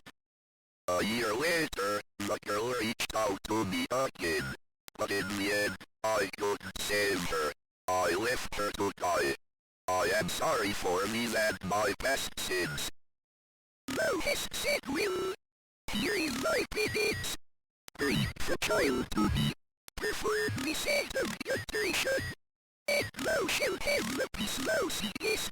Give thanks to the Lord, for he is good. For his mercy endures forever. So yeah, that little creepy part, that's part of the evil ending, which we will not be doing. Now we can look at this painting. That is the Virgin Mary. Night 1, so we're back at night 1 again. We still haven't found a way into the basement, but we found something just as cool. A secret passage in the old confession booth leading to this hallway. Henry's going into town to buy a crowbar. We'll see if we can't get these boards off of some of these doors. But that's not even the best part. We caught an EVP. You can't hear on tape very well, but to us it kind of sounded like laughing. Thank God we brought the nice mic. We'll review it on the sound gear once we get back into town. For anyone who doesn't know, an EVP is electronic voice phenomenon. Basically, when these ghost hunter types record something that they believe to have a supernatural source.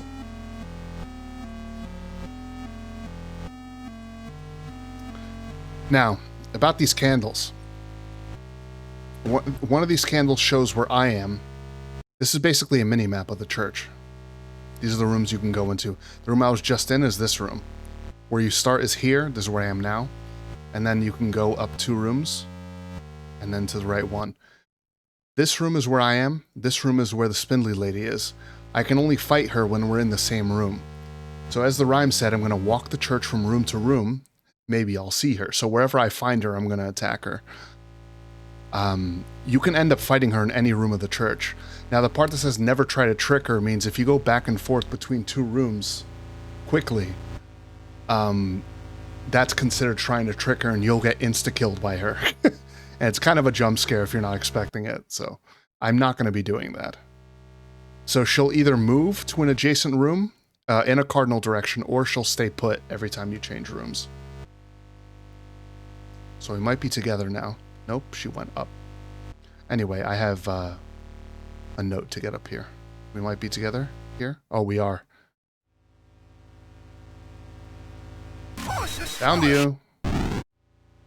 This is kind of an awkward place to fight her, but basically just dodge her as she passes by. She appears 3 times, and then charges towards your current location.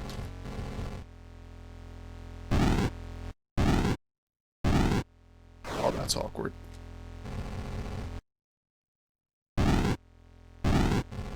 You can hurt her during her 3 teleport things if she happens to appear near you. That's why I was pointing up my cross. Alright, good. So that's done. And we can look at these 4 paintings. I didn't do that before in the prologue, but we can do it now. This looks fairly normal. Some of the stained glass pieces are missing, but still. Okay, still looks normal. Not so normal. So this kind of looks like when the arm was coming out of Amy's face from the second death portal. And then this, just the cross is the cross is the main part missing, so that's not great news.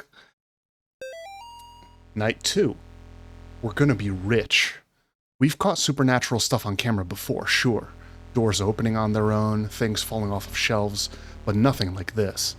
Tonight, while we were trying the Spindly Lady game again, one of the candles on the floor lit up by itself as soon as Lars walked into the room. It was nuts, and we got it all on film. We're gonna make a fortune selling this to the TV stations. That didn't happen, as you can imagine.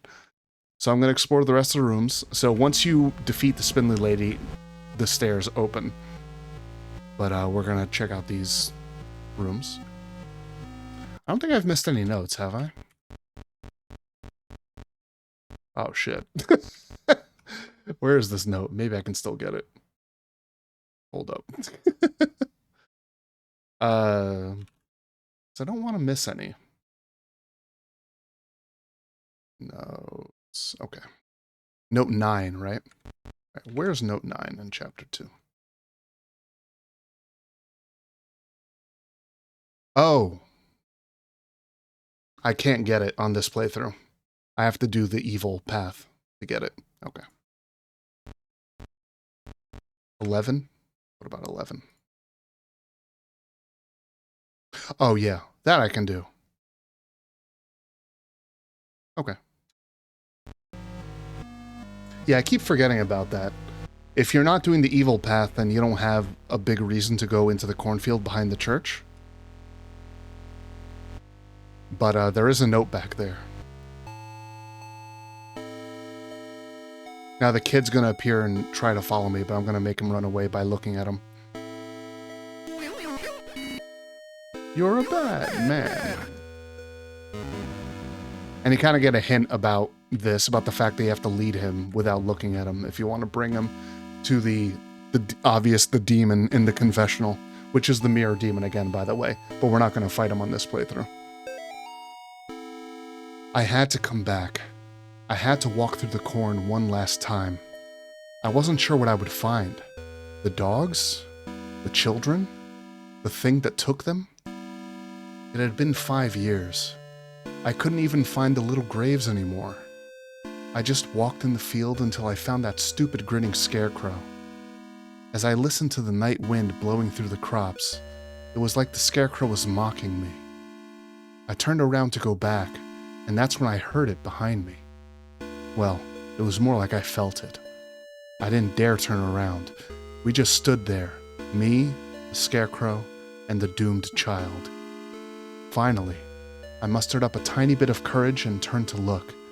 It immediately fled in the opposite direction, crashing through the rows of corn. I ran too. What little I saw of it drained the blood from my face and made my skin crawl. I say it because whatever I was looking at didn't have a face, just a bloody, gaping hole.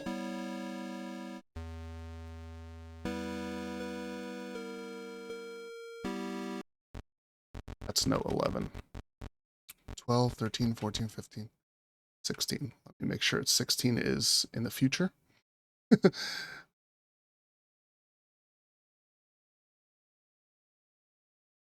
Ah. Oh, wait. Huh?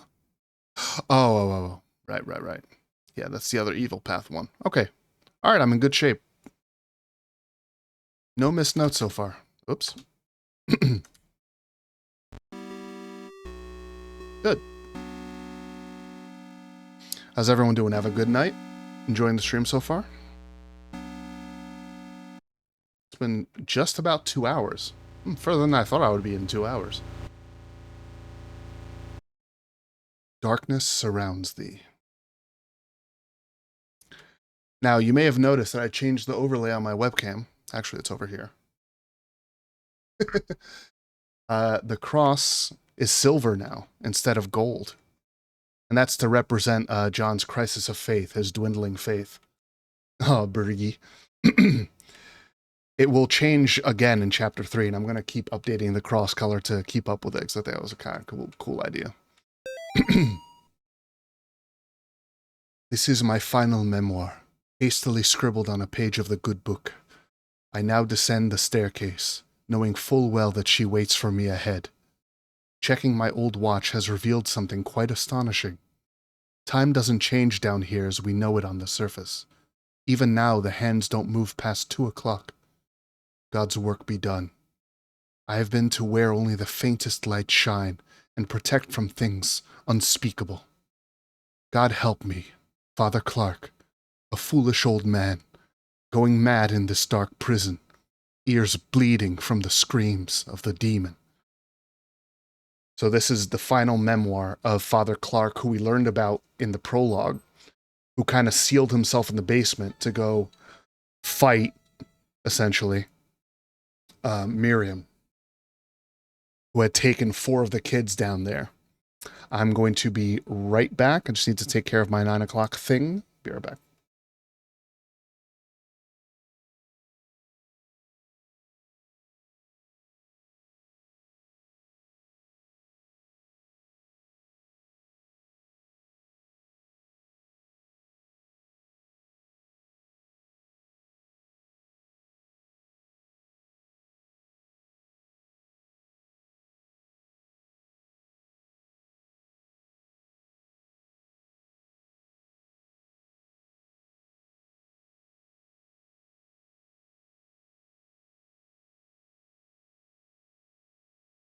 All right, back.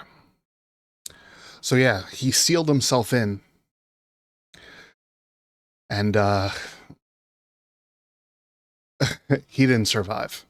But it was very brave of him to go after Miriam Bell. That is probably his body right there. See the form of Amy running away here. And then here's a little clue. These bodies are probably the kids. And so this is supposed to be a clue for the next puzzle. Now I know what to do, so I'm just going to briefly explain it. So these are kind of like the faces on a clock. Father Clark mentions the time not going past 2. So basically you're in the next room, you're meant to step on the symbol corresponding to the 2, and then just follow the clock around. So pretty simple once you understand it, but I will show you what it looks like when you make a mistake. So something starts creeping up on you, and the longer you wait to reset the puzzle, the bigger it gets.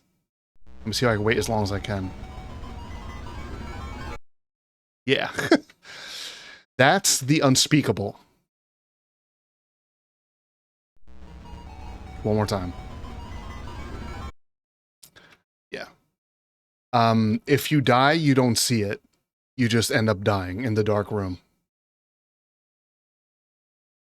But that's the first chance you get to actually see the unspeakable. So I'm going to walk the correct pattern here.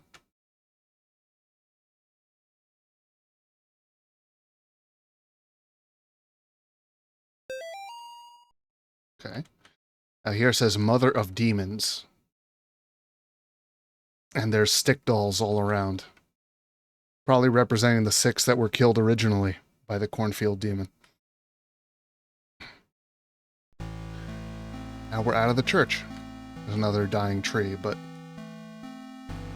no note this time. Down. This time we see 3 deer running in the opposite direction. We'll find out why. Because of this gruesome scene. See 3 beheaded corpses, some sigils on the ground, a bunch of blood, rocks formed in a pentagram-like shape, and a note.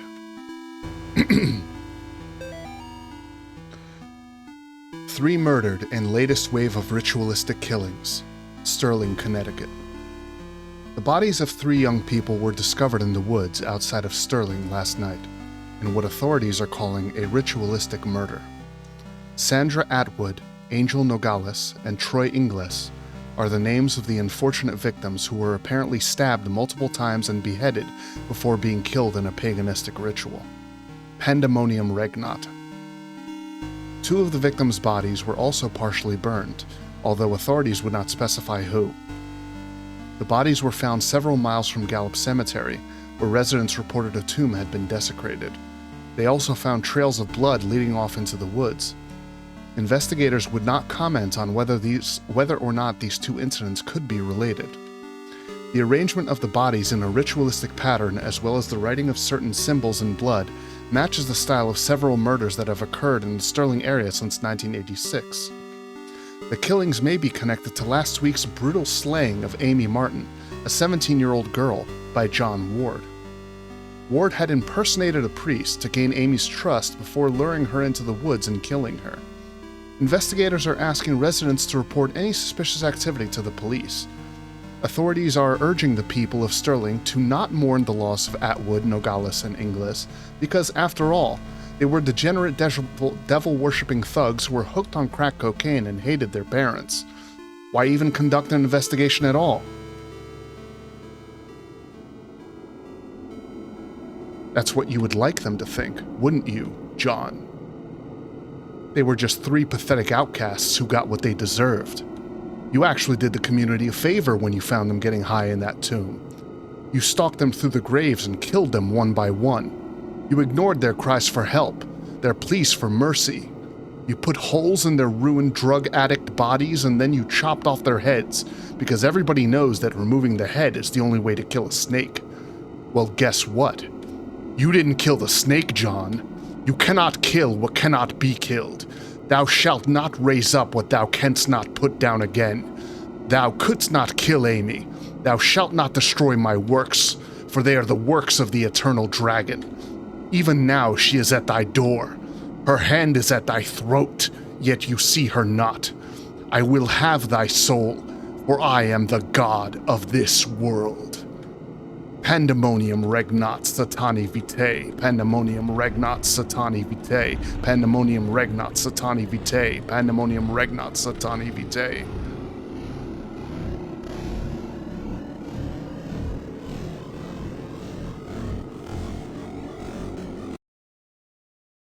I'm here, John.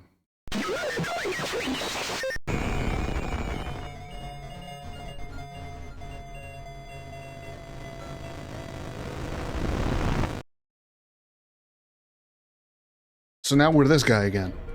So, some points about that note. Those three people mentioned in that note, Sandra Atwood, Nogales, and Inglis, those were the three people in the Spirit House. Also, their initials can spell out Satani, which is Latin for Satan. I don't know if that's deliberate, but it probably is deliberate. And obviously, what it was saying about John murdering Amy, that's not how it went down. But yeah, obviously you can tell that that note was a bit of demonic deception. Let's go south from here. Right. Up. A couple dealing with their cards pulled over. Shoulder. Candy tunnel. That looks inviting. And then there's 3 stick dolls up here, which it's suggested it's kind of like those 3 people kind of saying their final farewell to you after you liberated their spirits. Death awaits. Okay, here we are, next phase of chapter 2. Come here and see I, which is a symbol of the cult, which is called the Eternal Order of the Second Death, by the way.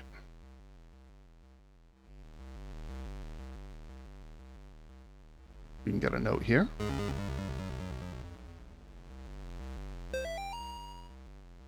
Multiple officers wounded, 1 dead in sewer tunnel shootout. Law enforcement officials are reporting multiple officers down, including 1 deputy who was fatally wounded after an exchange of gunfire in the sewer tunnels near Snake Meadow Hill Road, also known as the Candy Tunnel. Witnesses say they heard the shots approximately 10 minutes after police raided the tunnels, where suspected murderer Joe Bauman, aka the Candy Store Killer, was alleged to be hiding. At this time, it is not known how many officers have been wounded, although it has been confirmed that 1 officer has been killed. Officials are not saying if Bauman was wounded in the exchange, and efforts are being made to recover the casualties from the tunnels.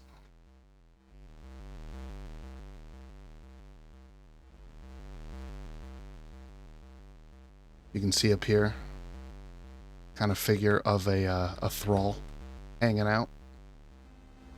Very subtle. Get a note here as well, but then we'll see him more. 2 more dead discovered outside Candy Tunnel near Sterling. 2 more bodies have been recovered from the drainage ditch under Snake Meadow Hill Road outside Sterling.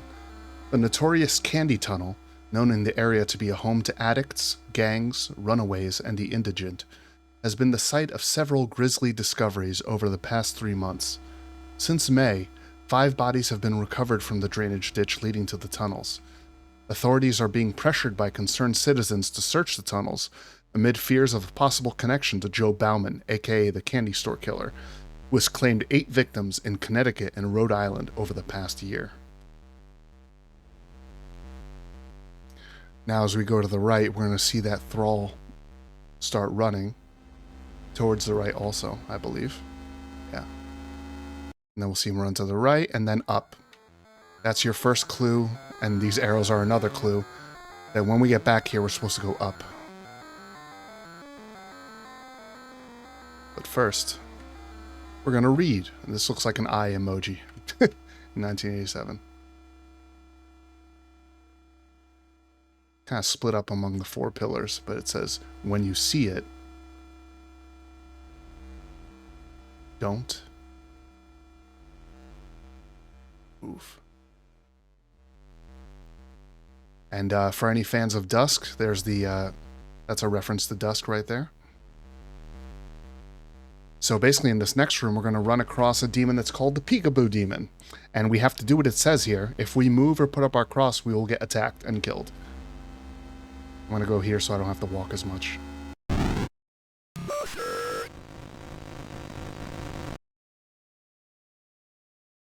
It's nerve-wracking.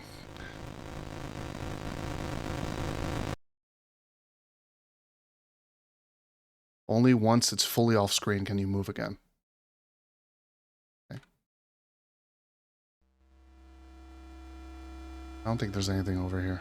But here's the opening to get behind here. Let's go to the right. You see this kind of just goes into a wall. And that is where the Peekaboo Demon came from and its lair. So it probably went back there. And there's a note that's kind of hidden back here as well. We're going to see this star-shaped hole again. When I was a boy, my Nana used to tell me old legends about the dragons, trolls, and demons that lived up in the mountains of Norway. In those old tales, the people were never strong enough to kill the monster, so instead they would sacrifice one of their own to appease it, keep it satisfied. It was like a deal with the devil. One sacrifice per year, so that the beast would not come down from the mountain and slaughter the entire village in one night. There was no candy store killer. What we're dealing with is not even human. When I got separated from the other officers, I saw the damn thing dragging what was left of Jenkins down into its lair. That's when I understood. The bums and the tweakers, the ones with grid and the child prostitute runaways, they'll eventually come back to the tunnels. They always do. It can have them for all I care. Nobody wants them around. Except maybe that thing. And I tell you what, I hope to God it never gets tired of them. So he's talking about the Peekaboo Demon, obviously. And for anyone who doesn't know, grid is what AIDS was called when it was first discovered. Because it was first discovered in gay men. So it was called gay-related immune deficiency. But then once people figured out that gay men weren't the only one who could get it, it was renamed. But that's kind of time accurate, because this is happening in the late 80s. Okay, we're going to go get another note that's kind of hidden by going all the way to the left. And then once I do that, I'm going to check my notes to see if I've missed any.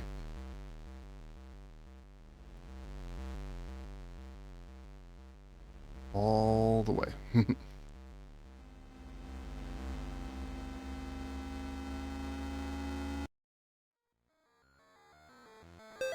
There we go. This is as far as I'll go to hide my stash. Nobody goes past the first pipe. Nobody except those strange people with their bodies painted red and their eyes like animals. Twice a month they come and pass right through into the deeper tunnels. Sometimes I can hear them yelling or chanting. Sometimes I hear something like an old woman laughing. Sometimes I hear things that aren't even human. Whatever they are, they sound really, really big. So a couple of notes about this one. Strange people with their bodies painted red and their eyes like animals. Those are the thralls of the cult. They come through here, hear them yelling or chanting. Something like an old woman laughing. That's Miriam Bell's laughter. Sometimes hear things that aren't even human. So that's the Peekaboo Demon. It sounds really, really big. So as soon as I read this note and proceed to the right, I'm going to be attacked by a thrall. But I can fend it off with the cross. I will bless you, child. He was saying, I know not what I do, and then bless you, child, because I kind of did him a favor by repelling him with the cross. All right, let's check our notes. Yeah, can't get that, can't get 16. Okay. And then you can't go back and reread that crazy one. You can't seem to remember this note. Okay, 23. Let's see where 23 is. Ah, that's the other, that's the last of the, like, evil ones, I think.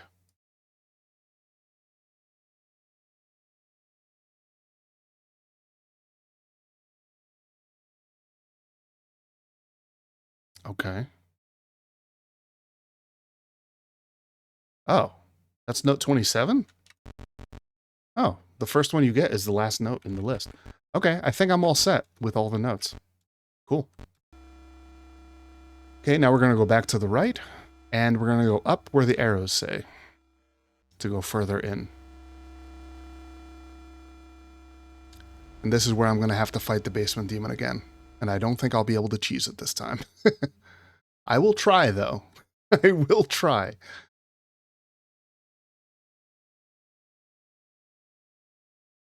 Just creepy. The music just cuts out just to make you uneasy. Oh no, he's walking into me. Hey, John, how's it going? I can come out here.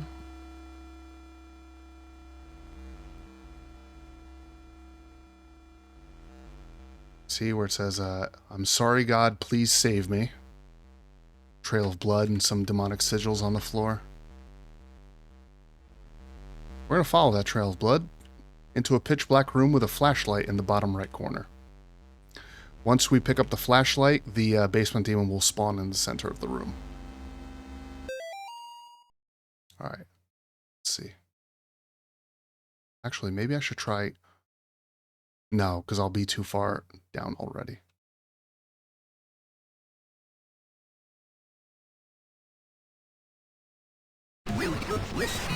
No, I think he fixed it. I still get some damage in there. Oh, I found you right away. Found you again. Damn it. Oh! Okay, now that means he's standing still somewhere. We'll get in as much damage as we can. Okay. And you'll get visions of the kids. There you are. Alright, good. No deaths. Feels good. Okay, now that we have the flashlight, we can go north of here. I didn't bother going... Oh yeah, you see a thrall running away? That's fine. I didn't bother coming up here because you can't proceed without the flashlight. So, now I have the flashlight. I won't get insta-killed in here. Sigils on the floor, and that guy who was running away is going to basically keep a lookout for me, and when he sees me, he's going to say, he is here, and run away. None of that Mortis caca? Yeah. Death count has been fairly low, I think. I'm doing a pretty good job. Okay, that's written in Enochian, and in Latin that says Domus Malphas, which translates in English to House of Malphas. And the purple color scheme is also kind of Malphas's thing. So it's written here, they hate the light. So this next room is kind of annoying, because it has these enemies called blind ones. Alright, where's the third one? You push them away with your light. I want to kind of push them upwards. Man. Wow, they're right next to me. Alright, whatever. This is good enough. I just need enough time to bless this. Alright. Yeah. Goodbye, guys. That's the only room they're in. I'm going to grab this key, and I'll show you the room that you can get a note in if you've done the 3 evil acts you're supposed to do. Well, not supposed to do, but if you do all 3 evil acts for the secret bad ending, these 3 obstacles will be removed and you can get this note. Won't be able to get it on this playthrough, obviously. So, this worked during my test, so hopefully it'll work again. I should be able to just walk right through the middle of this room without doing anything special. And make it out of here. Okay. Time for final boss fight of Chapter 2. Here I am. Daily killing. Don't be afraid, God. Where 2 or 3 are gathered in God's name, there will he be also. We can banish this demon together. You must protect me while I recite the 91st Psalm. Let us go. Okay. There's a second death happening here. because Miriam underwent a second death, so it's kind of like symbolizing it. Yes, it's true what happened to Abby. You are no murderer, John. There is not much you could have done. But Abby now her soul is at rest. Let us go. I want to try something. No. Okay. Because normally she kind of activates once you try to bless her. I wanted to see if I could touch her without blessing her, but no. Alright, you're going here? It's random where he goes. I have to protect him. Oh yeah, let me paste this here real quick from my notes. So you'll know what he's saying. Only the first and last line are in Latin, so. The Lord, he is my refuge and my fortress. My God, in him I will trust. I shall not be afraid of the terror in the night, nor the evil that walketh in darkness. I shall behold the reward of the wicked. Because I have made the Lord my refuge. Oh shit. Come on. I feel like I'm gonna have my most deaths during this, for stupid reasons too. Oh, good positioning. Nice job. She's gonna move after a while though.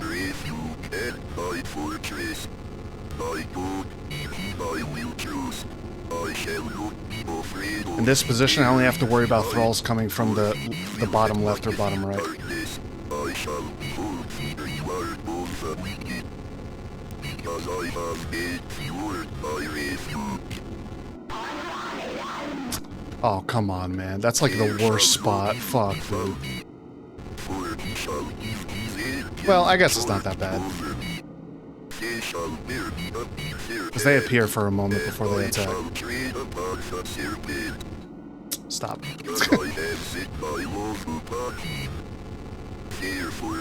Yeah, not as bad as I thought it would be. Stop.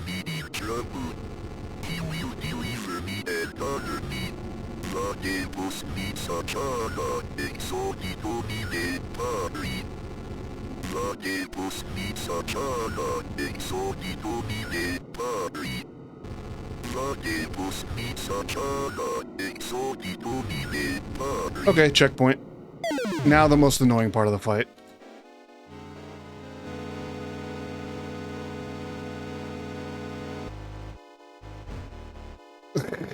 So annoying. Thanks. I wonder if there's number of hits or actual damage. I want to let you get close to me so I can hit you more, see if it matters for damage.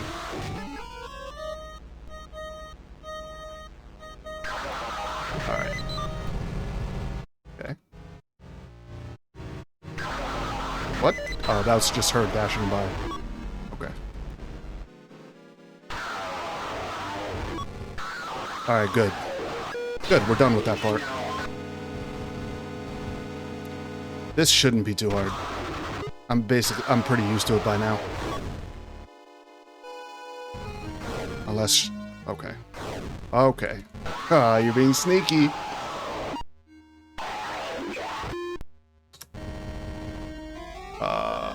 Okay.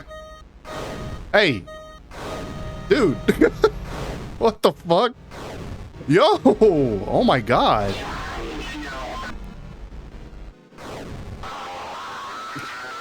He's being pretty nasty there.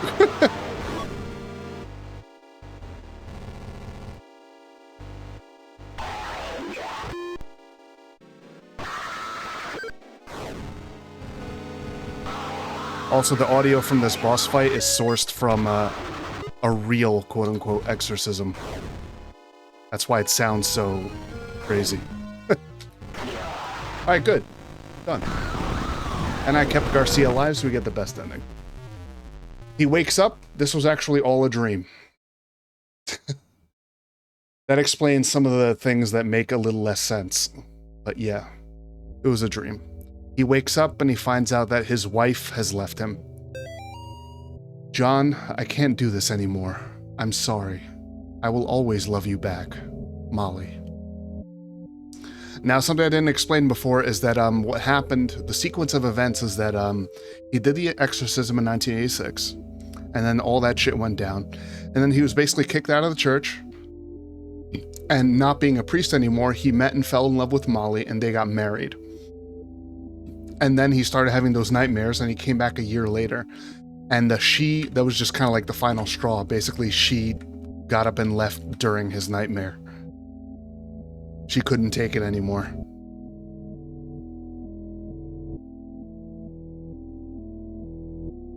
I'm not going in there.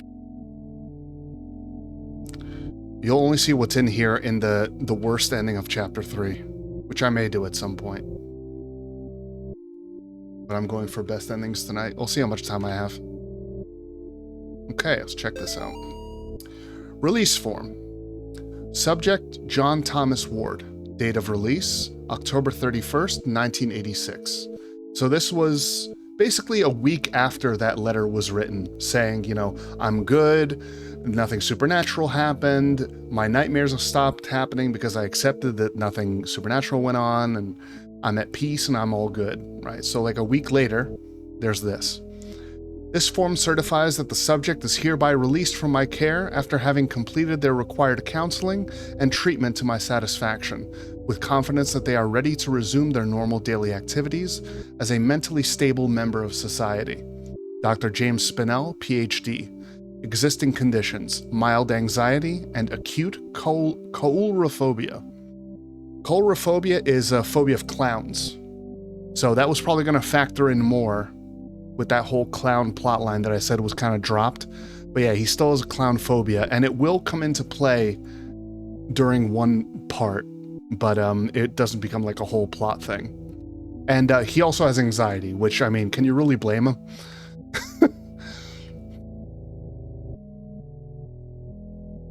Okay. John, we don't have much time. The profane Sabbath is almost upon us. If they find Nate and Jason, they will perform a ritual on them to call forth a demon of unspeakable power. The name of the demon is Malphas. I am in the process of discovering their whereabouts. I will contact you again soon. We must not let them do to the boys what they did to Amy. Father Garcia. My nightmares are getting worse. Ever since I left that house, I am haunted by visions of demons. I finished my work with Amy, but now the boys are in danger. This time I must not fail. Malphas must be stopped.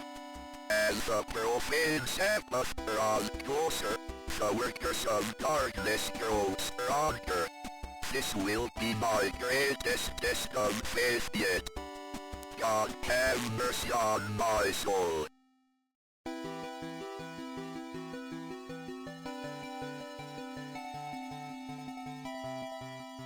Actually only died once during the final fight. Ending 1, go forth with faith, and that's the canonical ending to Chapter 2. I unlocked some backgrounds, which you can't see because I cropped them out, so I could have my webcam and everything not covering the game.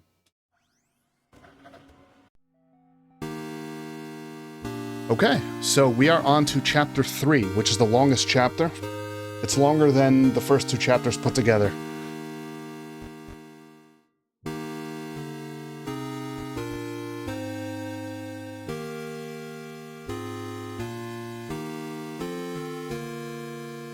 And we will keep this. I don't need to censor that one needle scene. Oh yeah, one more time to confirm. Now this is a flashback to the original exorcism.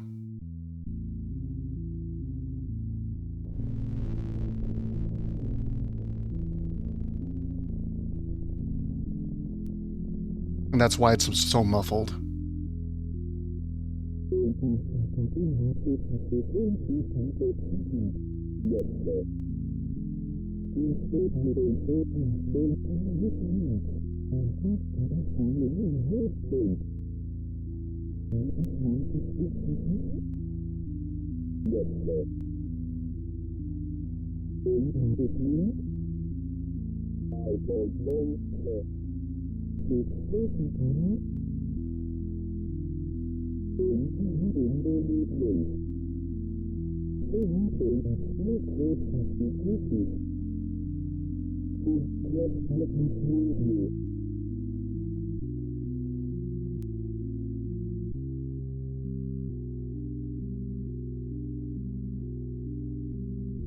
The house looks a lot nicer now, right?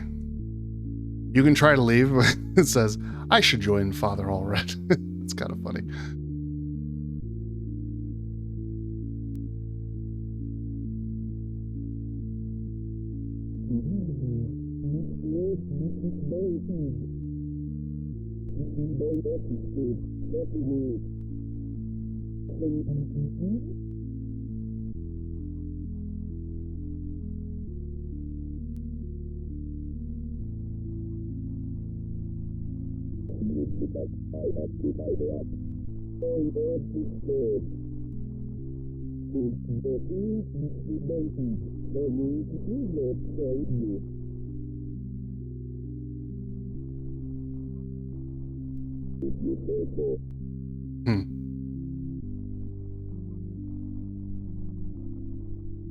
Okay.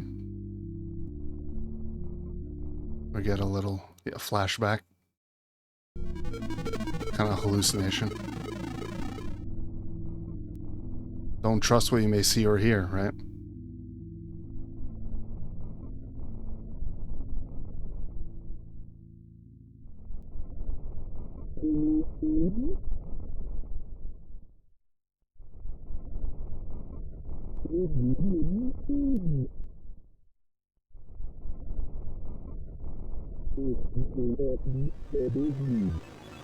He said, "Look at me, demon," in Latin.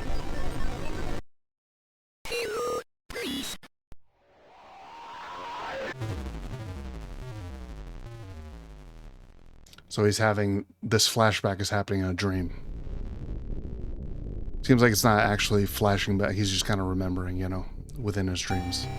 3 days until the profane Sabbath.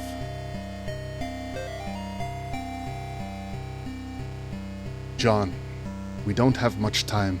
The profane Sabbath is almost upon us. If they find Nate and Jason, they will perform a ritual on them to call forth a demon of unspeakable power. The name of the demon is Malphas. I am in the process of discovering their whereabouts. I will contact you again soon. We must not let them do to the boys what they did to Amy. It's the same note that we had before.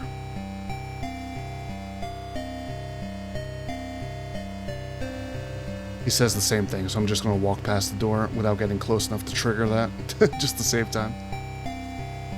There's a note there. I don't think there's anything in the kitchen, but I want to check just in case. Oh yeah, there is. Oh, it's just a reminder. Have you forgotten already? Things are never quite as they seem.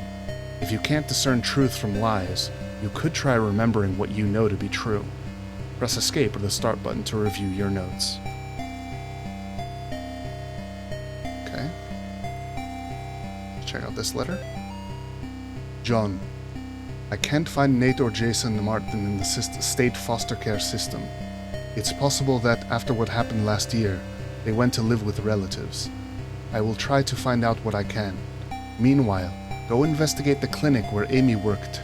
We must find the place where they intend to summon Malphas and disrupt their plans. Vaya con Dios, Father Garcia.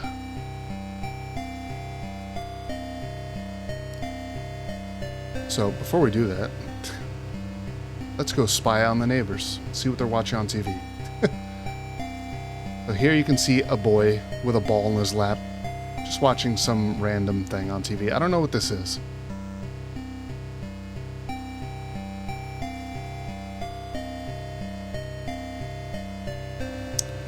And then John's other neighbor, in the window you'll see a whole family watching TV together.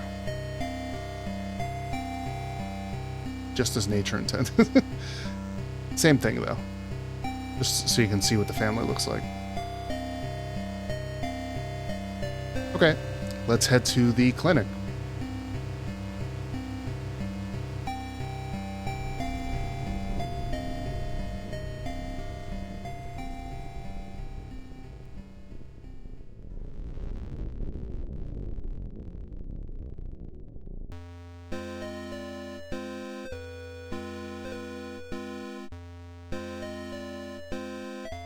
I'm gonna let myself get run over here. I just realized that I never did. Not by you. I want to get run over by the air door truck. I think that car always comes first, though. Come on, man.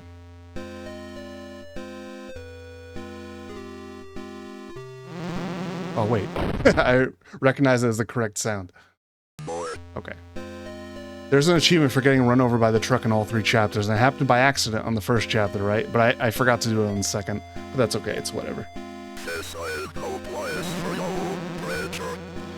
We have a little rat jam down here. Hanging out.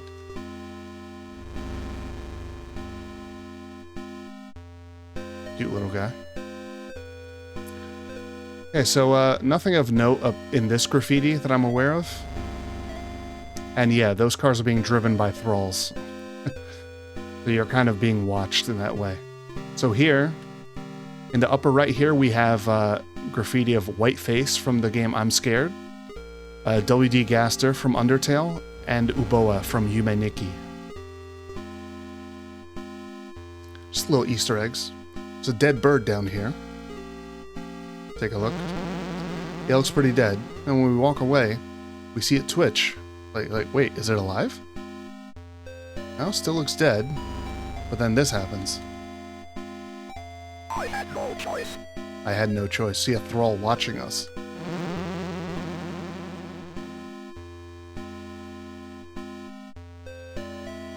So we can't enter...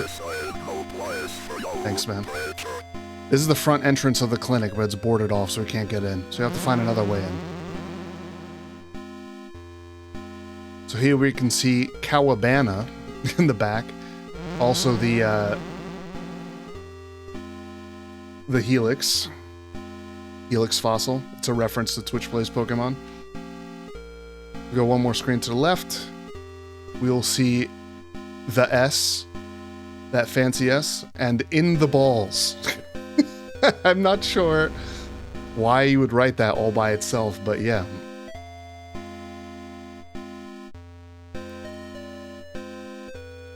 There's a poster here for Beelzefest 1987. Looks pretty sick. Kind of tasteless to put this right next to like a clinic, but okay. Now here's a note. Calling all metal fans, Beelzefest 1987 rocks the hell out of Hartford. Friday night, 10 p.m. to 2 a.m. Featuring appearances by, when all is said and done, Trust No Corpse, The Horror is Dead, Basement 2, Return to Bondage, Among the Bloodied, Lying Still in Silence, Mother of Shadow, and The Door to Afterbirth. Advance sale tickets $3, admission at door $5. Rip inflation. Now, those bands are actually a clue to the secret boss in this area, and I will point that out when it comes time to do it. Hello, little Squeaky. You feel watched. Let's check out this note. It's a fax. To Rhonda Erickson from Gary Miller. Ooh, interesting. Hi, Rhonda. Just a couple of reminders after last week's visit. Please keep your desk tidy. Our patients need to feel at ease with their healthcare experience. Remember our sales points: clean, quick, courteous. Do not return any calls from the Department of Health before notifying me first or leaving a message with Tiffany. We cannot afford another surprise inspection. Please do call me on my direct personal line if you happen to hear back from Ms. Martin. One more thing. Keep Jeffrey out of sight. Remember, Gary loves you. End facts. So you're going to want to remember Tiffany. So it's kind of like a cohort of his.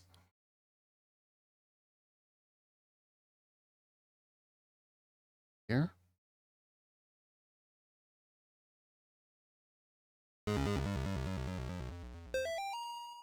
Note to self. Pills do not dissolve an IV drip well. Too weak. Patients waking up before process is complete. Sooner or later, they will realize they are having the same hallucinations. Suggest concentrated injectable version. Something else to keep in mind.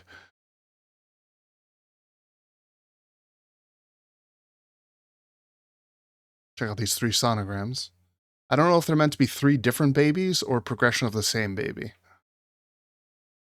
There's the first one. Looks fairly normal. One looks a little weird, maybe. Kind of plausibly deniable. That looks all fucked up, though. It's got like a swirly thing here. The head's kind of fucked up. It's almost like a claw coming up.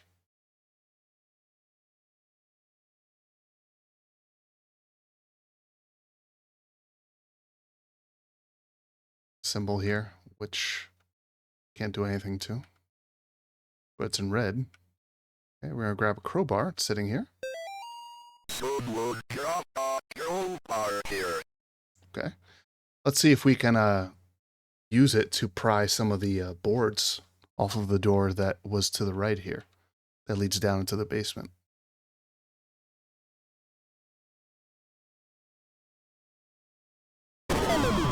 And we get jump scared. Man, I'm glad I knew that was coming. That's Jeffrey. I didn't want to spoil it for anyone who didn't know it was coming. This is a pretty cool cutscene, though. You're strapped to a gurney. You're brought in here. That is lost on the left curtain, by the way.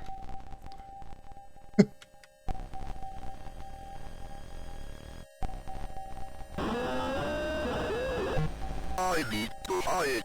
Way ahead of you, John. So here comes Jeffrey to inspect things. Even though logically, me being behind this curtain, I would be seen as soon as, you know, he's crossed this threshold. But, you know, game logic. I'm out of sight of the game, so I'm out of sight. Passes right by me. And wait for him to kind of park over here. Then I'm going to escape. One thing that's interesting about this part is that you can't hold down a direction button to move. You have to press it every time.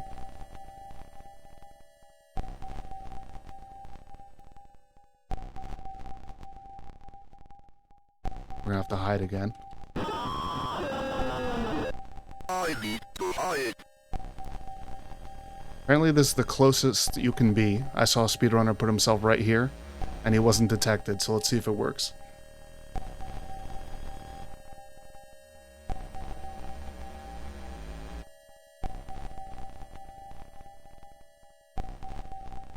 Looks like it worked. Now, one problem. How are we going to get back upstairs while strapped to a gurney? That's the only open door. Right? So let's wait for him to leave the room. And actually doesn't stay up there. He leaves that room too. If you go up there later, you won't see him there. So we'll go to the right here. And as luck would have it, the cop shows up. What the hell is going on here? You're coming with me, creature. Okay, he frees us from the gurney. We head upstairs. Now let's go to leave.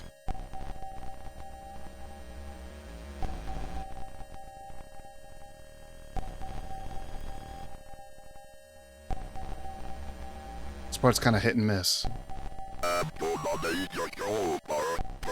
Because of the pathfinding of this guy. You'll see what I mean. Oh, damn. Hit him immediately. Good job, man. Jesus Christ.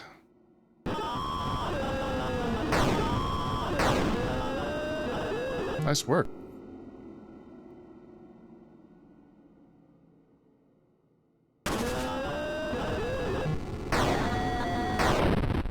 Wow, that was like optimal. That was perfect. All right. It's a blessed run so far. I've barely died. Now, we know those aren't actually hippies. Something a little more dangerous than hippies. And if you want to know how dangerous, head over to the right and you'll see. They killed him. He is dead. There's nothing to do down there, so I'm not going to bother going down there. You can't take his gun, unfortunately. Give me just one sec. Oh, okay. All right. Just a little version. Now, Let's look at our Beelzefest band list again. When all is said and done, trust no corpse. The horror is dead. That's Jeffrey. Basement 2. So I want to go downstairs in the basement. Return to bondage. We're going to put ourselves back in the gurney. Among the bloodied. Remember, there are a lot of bloody corpses down there. Lying still in silence. I'm going to put myself in a specific area without moving. Mother of Shadow. And the door to Afterbirth. So, this is what we'll do. I'm going to go back into the clinic. Down to the basement. This is how I do the secret boss. So because I'm doing the best ending in chapter 3. This is how you do it. No more jump scares, don't worry. So. Hello? Supposed to give me an option to get back on the gurney. Here? Oh. Get back on? Okay, here I am. Now if you see in the bottom left corner, it says join us. It's written very faintly. Want to just come up here?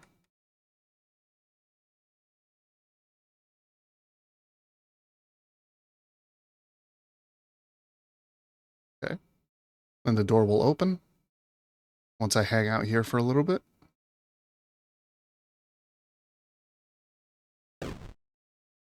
And, okay. I'm failing to go through the door. Hold on. There we go.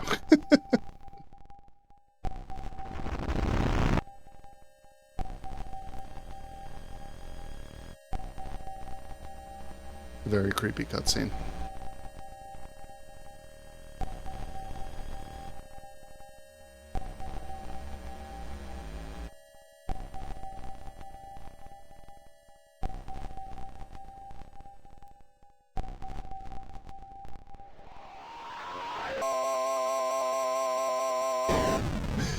They kind of get that little funny thing at the end. The sound of him going down the stairs. If you listen closely, you can hear some weird sound. It's gonna get louder.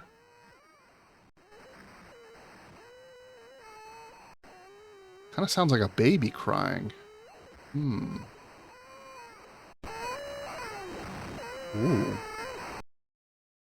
Let's learn.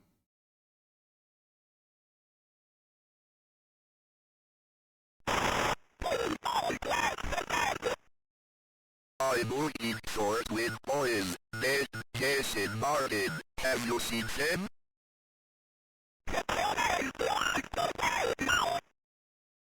Who's Gary?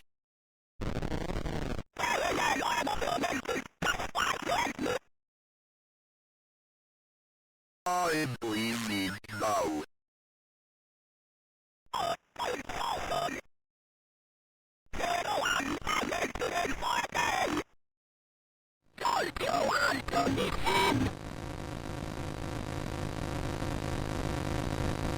So creepy.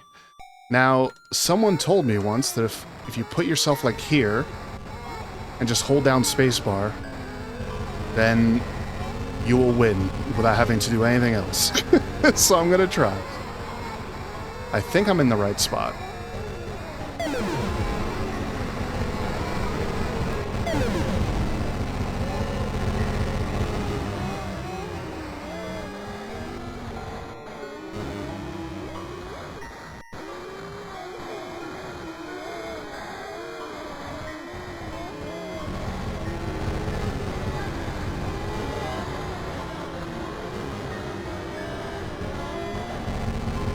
It's kind of funny to see like some speedrun strats mixed in with other things on a first-time playthrough.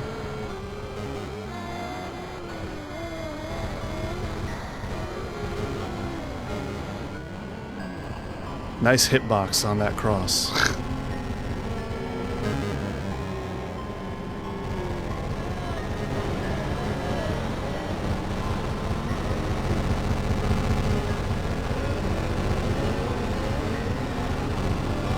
Yeah, I think it's working. Alright, good.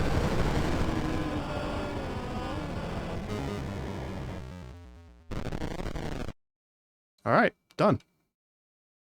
Cool. Very exciting boss fight. Smooth moves, priest, but the twins are not here. Carry out the works of your god while it is yet day, for the night cometh. Remember, Gary loves you. We're back to normal music, and we just leave. Let me look at my notes. No breaks in the notes. No. Okay, I think I'm good. There's a lot of notes in the next act, I guess you could say, the next day. I hope I don't miss any of them. I don't want to have to wander too much.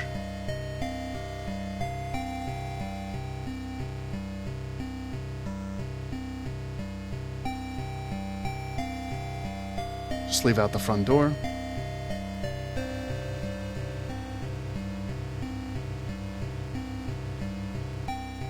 Okay, we drive home.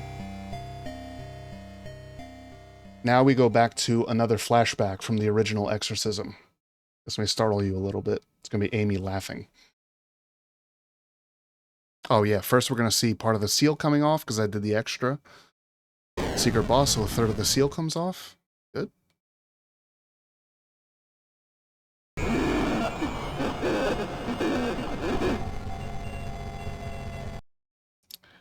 Let me put this in the chat. John is going to recite a prayer of exorcism in 4 parts in Latin. This is what it is in English for anyone who wants to know.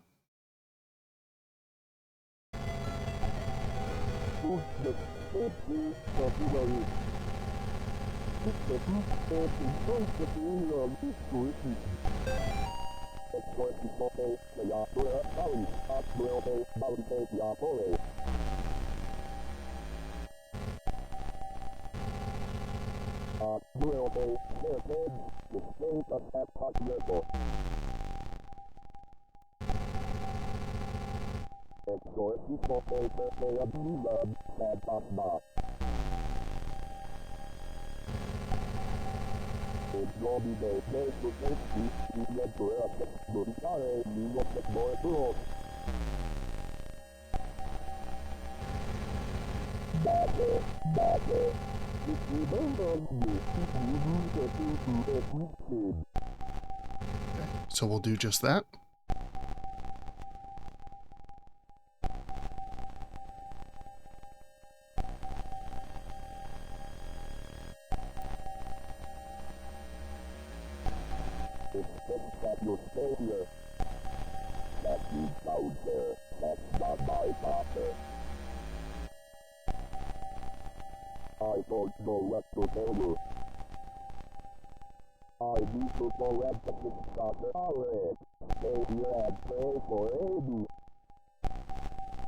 Okay. You can leave before he says that dialogue, but I want, you know, get as full of an experience as you can. So we head back. Mannequins have moved. Take it, save her.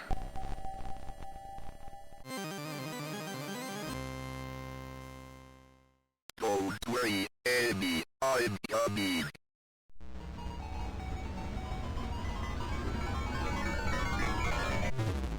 Wake up. And it's day 2 time.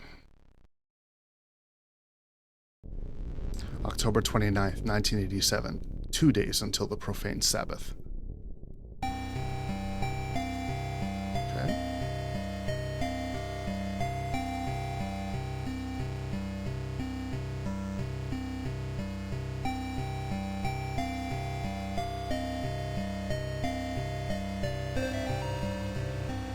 John, there's an apartment building in New Haven where they may be attempting to summon Malphas. I'm not able to go there myself. It's up to you to stop their rituals. Vaya con Dios, Father Garcia. John, for now this is the only way I can contact you. I think they're watching me. I need you to come over as soon as you can. The situation has gotten much worse. My address is 665 Orange Street, apartment 5A. New Haven, Connecticut 06511. Thank you, Lisa. P.S. If for some reason I don't answer the door, get the spare key from my friend Tiffany. Oh, Tiffany's her friend, huh? Okay. So this is Lisa, like I mentioned. The other orphan that survived among those 6 of the new set of orphans in the 50s that Miriam Bell kidnapped 4 of them and killed them, presumably. Sacrificed them. So here's Lisa asking us to come over and help her. The situation has gotten much worse. So John and Lisa were childhood friends, basically. They befriended each other at the orphanage, and they've been friends ever since. Here's another letter from Lisa. And she has the yellow text. John, I don't know if you're getting my letters or not, but I hope you'll be here soon. So this suggests that that first letter might have taken a little while to get there. I really need your help. They're in the apartment. I see them all the time now. I can hear them in the darkness. I haven't slept in days. When you get here, just come straight to my place. Tiffany can't be trusted. Don't talk to my neighbors either. They won't let me leave. Lisa. Okay. Now, because I already showed you what the family looks like, I'm only going to spy on one neighbor, because the TVs are the same. But I do want to show you this little bit of trivia. On the TV today is WrestleMania 3. Remember, this is set in the 80s, late 80s. This is actually the moment where Hulk Hogan slams Andre the Giant. Arguably one of the most famous moments in pro wrestling ever. It's one of the few things that a lot of people who aren't fans of pro wrestling know about. But yeah, the family's also watching wrestling. Alright, let's head to the apartments. Oh man. This is going to take a little while, I think. Much longer than the first day, I think. So Lisa is in room 5A, right? See cigarette butts on the floor there? It's the 80s, no one gave a shit. Among the Damned. Okay. Head out to the mailboxes here, let's check out this letter. Hello, Mr. Ward. I am sorry to have worried you. I am perfectly fine. I have not been feeling like myself lately. However, I am much better now. Please do not trouble yourself with coming to visit. I have decided to take an extended vacation in the country, so you will not find me at home. Sincerely, Lisa Pearson. So you could tell from the way this is written, Mr. Ward signing Lisa Pearson, and the much more formal way of writing, that this is a forgery. This is not written by Lisa. I should check my other notes from Lisa. Now, since we're here at the mailboxes, let's see if we can figure out where Tiffany lives. Just in case we need to get the spare key from her, even though she said Tiffany can't be trusted. So let's take a look. We only know Tiffany's first name, so we're going to have to look at these first initials here. No T's here. Okay, there's a T. Boone, who lives in 8A. There's a T. Robinson, who lives in 3B. And that's it. So 8A or 3B. So let's head up to Lisa's apartment first.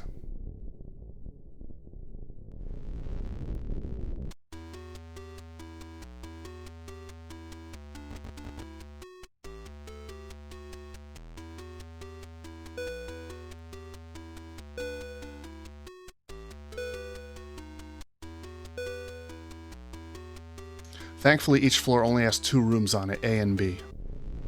A to the left, B to the right. If you like playing games, the first floor is a great place to start over. However, to play the game you must know the rules. Beware, if you have a susceptible soul, you might get pulled in.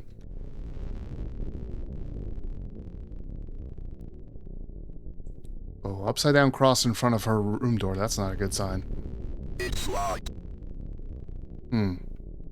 Well, let's see if we can get the key from Tiffany's room. That's our only other lead right now.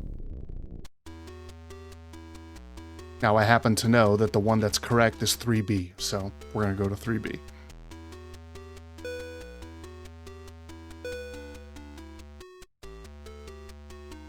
One moment. Okay. Actually, let me check my notes, see if I've missed anything. Nope. Okay. Okay, B's on the right side. Okay. Let me get the cursor out of here. Staticky TV. There is a key here, though. Clavis 5A. Aha, so that is the key to Lisa's room. Great, so we can go and check it out. There's blood leading to a closed door here. Can't open it.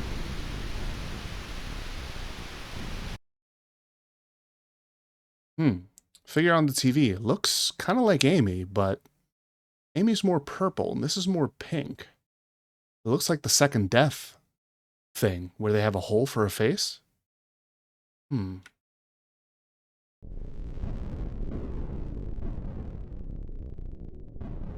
Let's head up back to Lisa's place. So it looks like that's a different person. Although a lot of players confuse it for Amy. But once you pay attention, see that it's more pink and not purple. And I think it's similar to throw you off. But that's not Amy. So what's going on? Did someone else have the second death performed on them here? Okay, let's go into 5A. Oh, that doesn't look good. Some kind of seal is blocking my way. Okay. Yeah, that puts some figures on the wall. A dagger and a mask. Okay. Here's another key. Key M. Okay. I guess not one of the numbered apartments. Let's check out this note. If you wish to break the seal of Alu, your answer lies in the blood-stained knife and the face hiding in the deep dark. But only those who have ascended to the highest point can descend to the lowest depths. Remember, Gary loves you. Okay. Now, I happen to know where the knife is, so I'm going to go straight to it. And then the process for finding the mask is a little more complicated. If I remember correctly, it's on 2A. I think I'm going to end up doing a sweep of all the apartments afterwards to get the notes. After I'm done with everything. Candles, okay.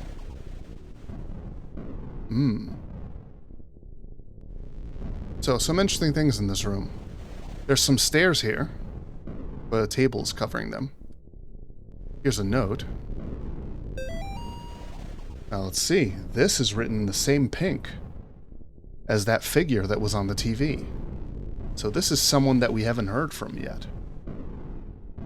Every initiated follower knows that in order to bring about the second death, one must sacrifice 7 blank newborns by passing them through the hole carved out of the impure vessel's face.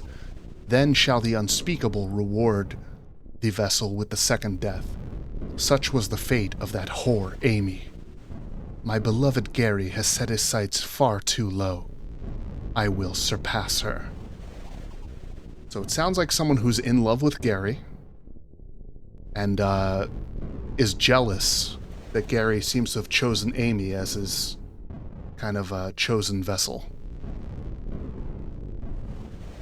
Let's come up. We could take a look at the knife. It is indeed bloodstained. Let's bless it. And that's going to remove half of the seal. Okay. Alright.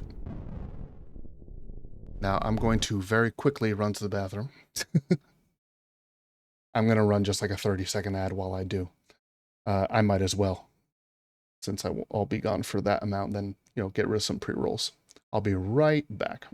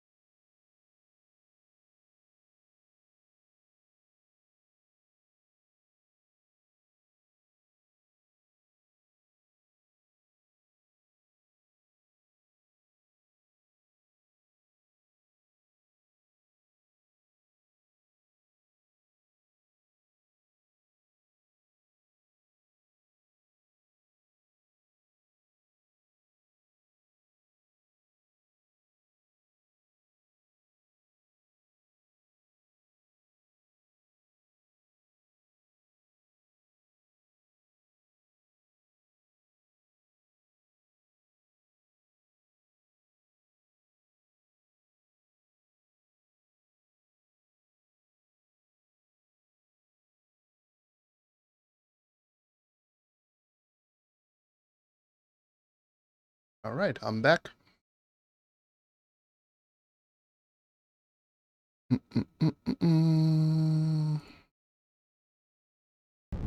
Okay, so now I happen to know where that M room is, so we're going there next. Not really wandering at all. I know exactly where to go. That's all the way on the 10th floor. The M, I imagine, stands for management. Probably not maintenance, because you wouldn't put maintenance on the 10th floor of a 10th-floor building. Maintenance would usually be in the basement, or first floor at least. Probably management. So Gary runs this apartment complex. He's the landlord here. On top of being a satanic cult leader, he's also a landlord. Here's the M room. On the wall it says, sacrifice what you cling to. That's this, unfortunately. Take a look at this note. Basement dumbwaiter. How to use. Step 1. Pull up on handle to open hatch. Step 2. Place item or being to be sacrificed inside the container. Step 3. Pull down on handle to close hatch. Step 4. Press button to send dumbwaiter to basement. Light will blink red if done successfully. Step 5. Please make sure your sacrifice does not jostle around inside the container. Step 6. Do not open hatch once dumbwaiter has reached the basement. I do not have enough earplugs and I'm tired of people losing them. Please wait for the green light to come on before using. We can take a look at this. A little security camera of the basement area. That's a certified Oni TV.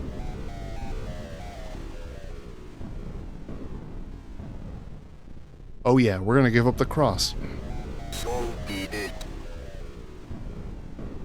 Goodbye, cross. Now, let's go to the basement to get it back.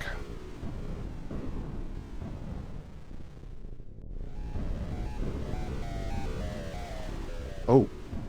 Forced to go right into the elevator. Stick doll's blocking the way.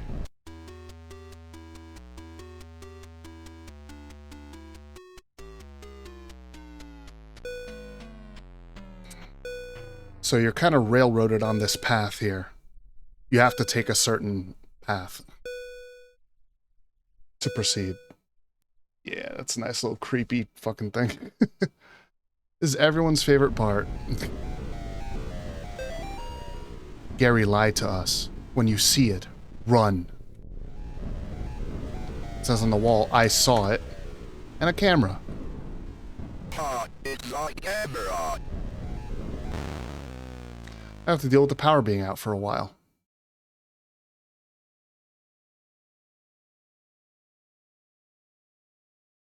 But you can flash the camera. And there's a randomized jump scare that I make. There it is. I got it bright and early, huh? Okay. So now we're going in 3B. We can go into this room in the back that was closed off before. Well, I'm glad I got it out of the way. I don't think you can get it more than once. The wiki said you can, but I've never seen anyone get it more than once.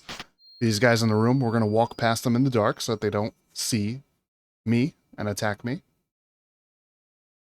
We'll just kind of head down here. It's kind of like a back area. That's so funny that I got it right away.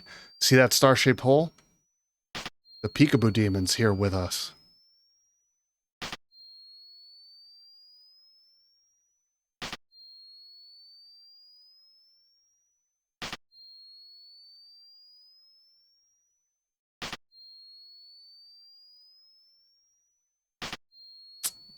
This fucking illusion. Come on. Okay. It's just random how long you're in here. Dude. Can I leave, please? Thank you. It's the attic where we fought Amy. See, now there's the stairs down. I'll go down here, and this is where the peekaboo demon will appear. You'll see when I walk, I'll disappear. And then basically you'll see it the next few times you flash. 1, 2, 3. And then the next one will start running to the right to run away from the peekaboo demon.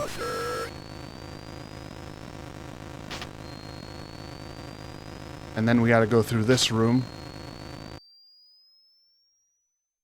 which is kind of a maze.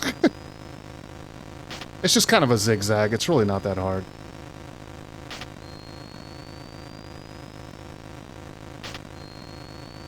And then once you're out of this room, Peekaboo Demon stops following you.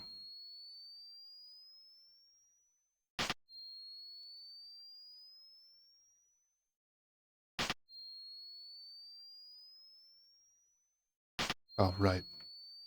I lost track of myself. Speedrunners do this part completely in the dark. They don't even flash. I guess maybe like going to the attic loses you time. So you want to use the camera as little as possible. That's probably why. It's a time save. Now we're going down to the basement. I never even went here before because it's death before you're in the camera part. Pretty long stairwell. It's a deep basement. Trail of blood. That's always reassuring, right? Oh, it's my cross. There's another trail of blood going into a wall like we saw in Chapter 2. My Halo shield refilled, so that's good. But yeah, that's kind of like the Peekaboo Demon's kind of thing. It goes into a wall like that. It can go through walls. Now here we see not 7.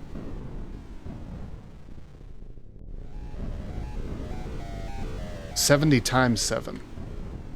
I'll explain that a little later. My beloved Gary, alas, the mask is already stained with blood. My blood. The ritual is complete. You will not find me on this mortal plane, for I am beyond. Look for me in the unseen world, if you dare. Tiffany." So this is Tiffany, the pink person. So we saw Tiffany in the TV. It looks like I'm trying to turn my air conditioner off.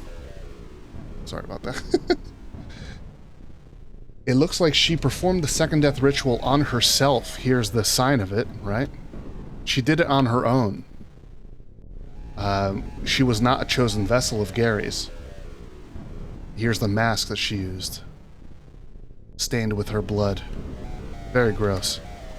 Bless that. And the other half of the seal, blocking the way to Lisa,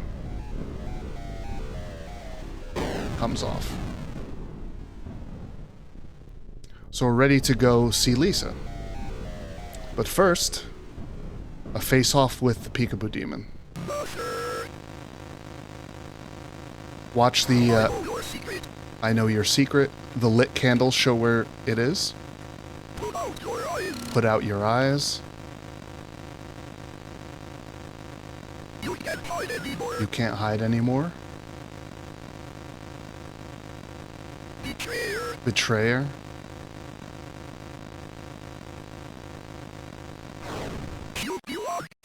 You belong to her.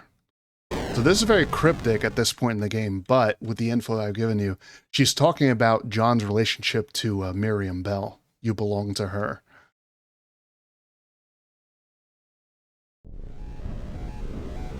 Now we got the power back, we got our cross back. And then at the top of these stairs, we're going to get possessed by Alu, who is a demon that Tiffany summoned in the course of her doing the second death stuff on her own, basically against Gary's wishes. And so she summons this other demon, Alu, that Gary is surprised to find around. And so Alu and Malphas kind of duke it out over me. Malphas wants me, Alu also wants me, but Malphas kind of exerts his superiority, so I think he's higher ranking. Higher level demon. That's Alu.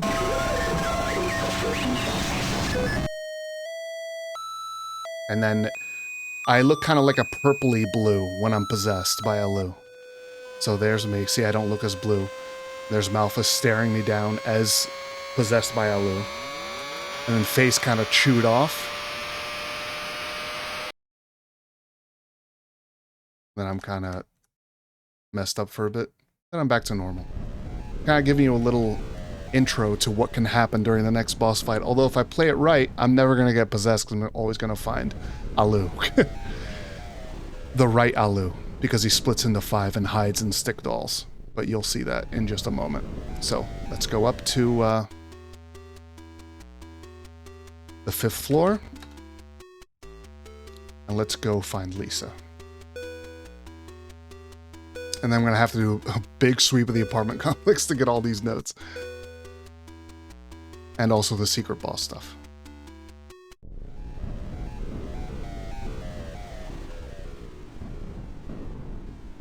It didn't take quite as long as I thought it would. Okay, the door's open. Lisa, thank God you're alright.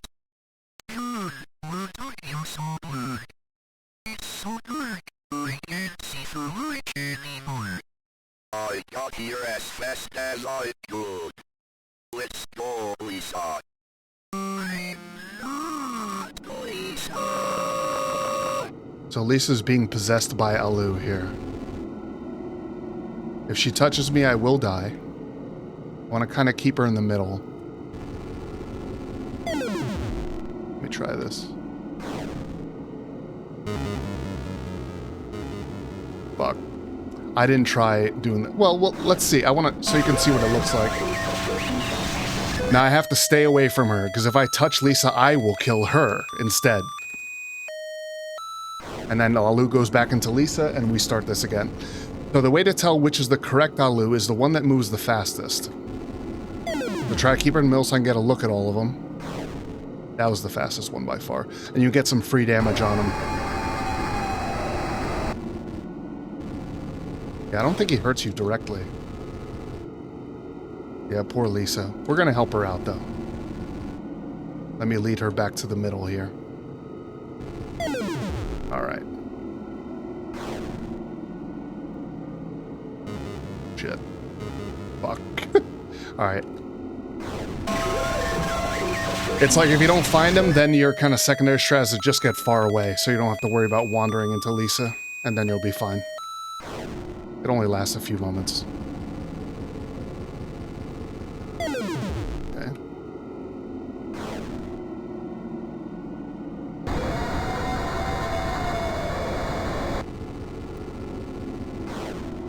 Okay.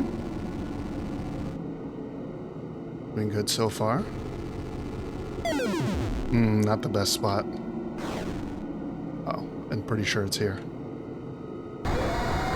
Oh, shit. Well, I didn't know that Alu himself could kill you. Now I know he does. That's funny. Well, today I learned.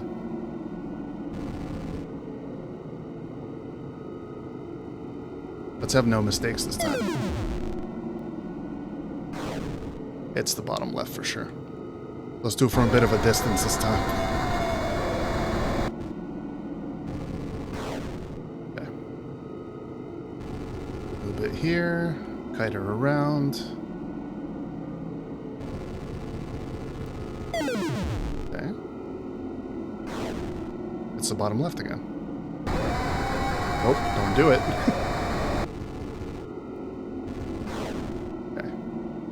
Oh, I kind of got her stuck there. Okay. I think it's here. Hey! Hey! Chill. Okay.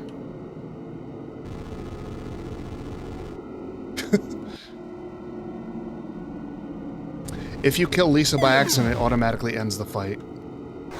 And you're locked out of a good ending. Well, locked out of the best ending for sure. Alright, he's dead. He flies away. Lisa runs away.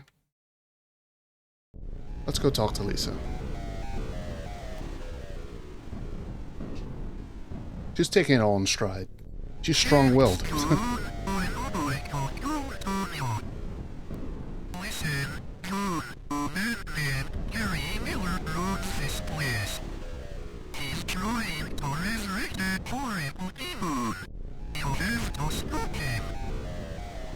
Do you need a place to stay? I'll be fine. I'll get going.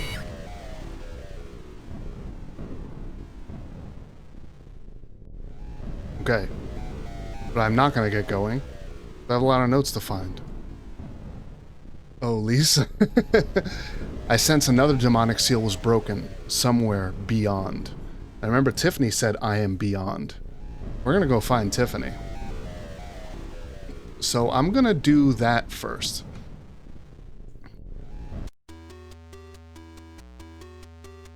So I'm gonna summon... I mean, I'm kind of doing this out of order, but you'll see. Wow, that was quick. Nice. Okay. What floor am I on? 5? I guess I'll just go to the first floor. Because that's where I'm going to start the elevator game. So one of the notes is had by kind of the same way with Michael. You have to repel this guy enough times.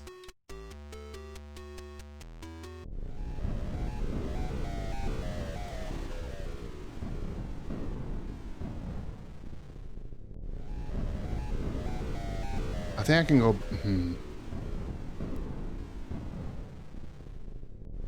Yeah, I should go to another floor.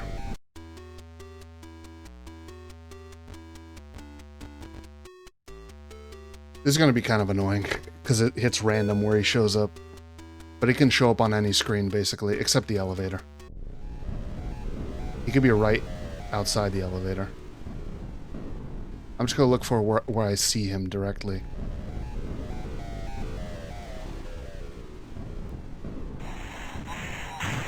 Hello. Okay, that's 1. Hello. Follow me, Timmy. Oh, fuck. Shit. I'll wait a little longer. Alright. Timmy? Why?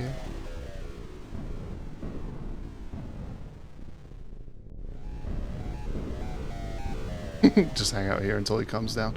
I think it's a random amount of time before he comes down. Come on, man. I found you. Time to go.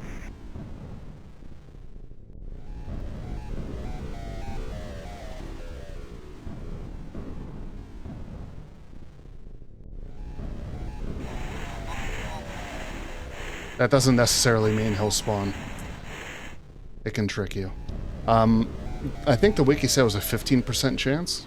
I found you. Follow me, Timmy. We'll find out about Timmy a little later. Nice. Found you. Follow me, Timmy. Bye. When he flashes in place instead of running away, that's when you know it's the last time. Alright. Yeah, luck hasn't been too bad.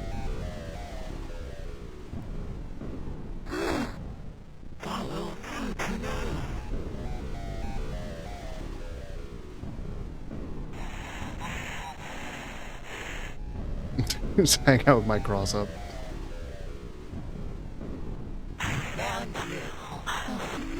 I'll see you in your dreams. Pretty rare to get this note before the other one. So the elevator game and the other elevator friend note that I will find in a little bit, drawn by Timmy, they each have 4 Roman numerals in the bottom. I'm going to write these 4 down now. 2, 10, 5, because I don't have it memorized. So it's 8 floors that you go to in a specific order.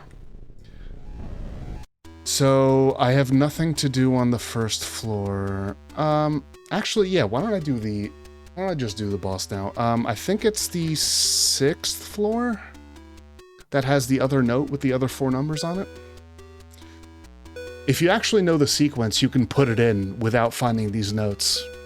I know speedrunners do that. They don't even summon the elevator friend, they just do it. Here we go. Elevator friend. Doesn't it look fun?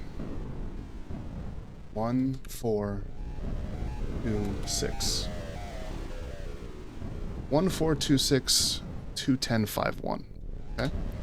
So let's go to the elevator. And let's do it. 1.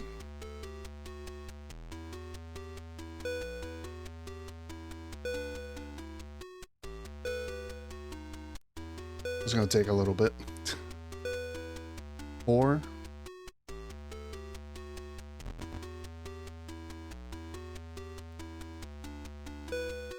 Next is 2.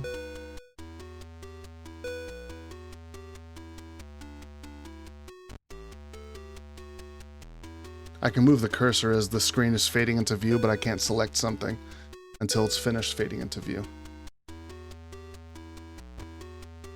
Oh, maybe I can. I'm speedrunning now. And then back to 2.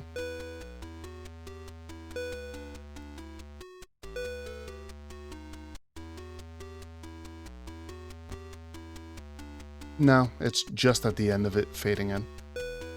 I just did it like on the first frame. 10. Wait, does it loop around? No. And 5 and 1. Now, there is an RNG event that may happen when I go to floor 5. And that is a woman appearing and getting on the elevator. If I see her, I'm supposed to ignore her and just continue on. Don't pay any attention to her. And that's related to the actual creepypasta of the elevator game, which I will link in the chat once I finish this sequence. She'll even try to get your attention by saying, "Where are you going?" if she shows up on the elevator. Oh, she's here. So I don't want to look at her. Just go to the last floor in the sequence. Now I pick 1, but it's going to take me to 10, which is the unseen world. And I'm just going to walk out of the elevator. She's going to say, "Where are you going?" But ignore her. If you look at her or go to her, she'll jump scare you and kill you. Goodbye. Alright, so now that that's done, I'm going to go ahead and link that for anyone who's curious. And so it'll be in the... And that part about the woman who can come on the 5th floor, that's straight out of this. You can kind of read about that, and I'll put that in the description on YouTube as well, if I remember, which I think I will. So now we are in the unseen world. And this room is another reference to what I just linked, that you can see a cross floating in the sky like that. So that's just a reference to that. It's not part of the cult stuff. And you also have a chance to see the elevator friend leading Timmy away. And you don't know who Timmy is yet, because I'm kind of doing this in a weird order, but...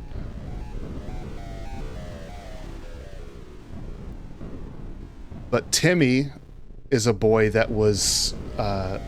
he made a quote-unquote imaginary friend.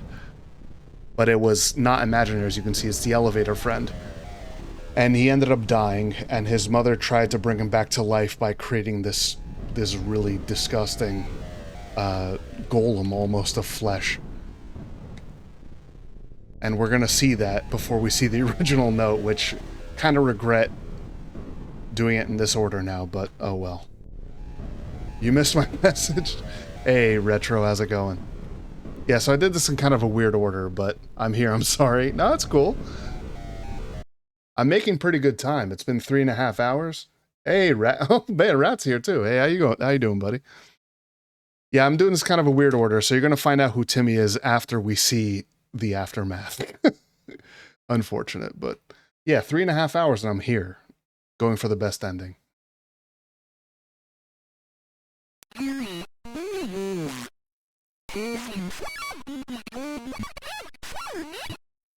My God, Amy, is that you?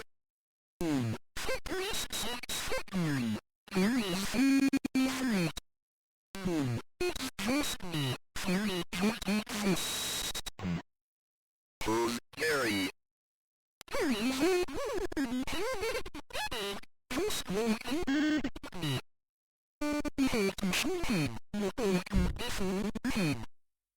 You did this to yourself?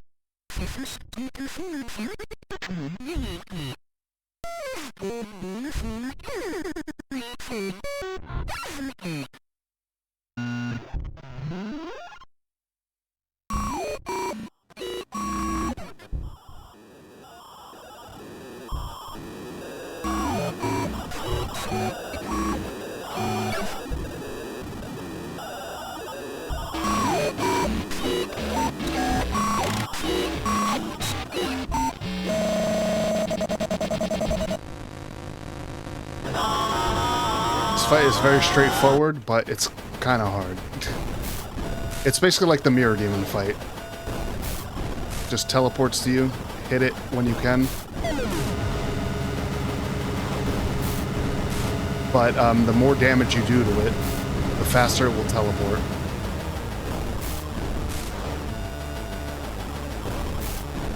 Oops. Fuck. Its hitbox is a little deceptive. I was too greedy.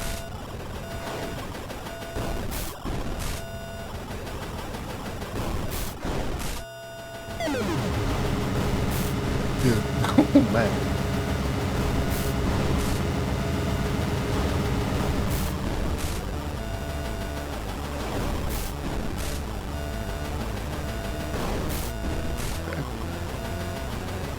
This has a good hurt box though too. It bounces depending on what direction it was going in at the time. Those are kind of like the checkpoints. You do that 5 times.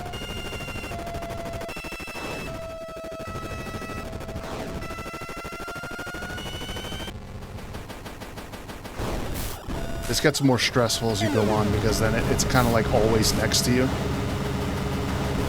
Because it teleports so frequently. See, it's teleporting more often now. So it's harder to get in damage.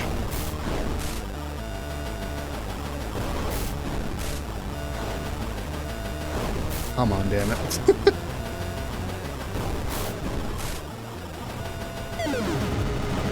Yeah. Oh, that was close. Alright, this is the last one, I think. This will be the hardest one.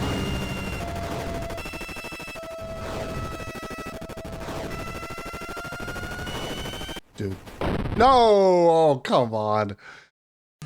Oh, that fucking hitbox. Man, I was almost done. Notice that the demon is holding and manipulating all 4 of Tiffany's limbs. It's a detail that I didn't notice at first. So she ended up as this kind of grotesque thing because the way she did the second death ritual was not the correct way, and I'll go into detail about that after the fight.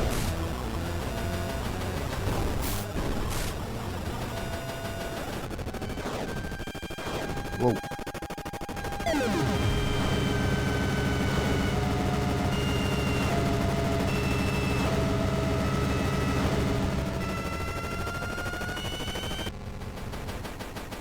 Please.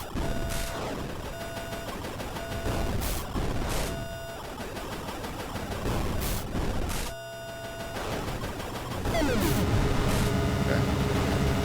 Oh shit. Fuck. That. Oh my god, I'm so close. That angle was not the angle I was expecting. Come on.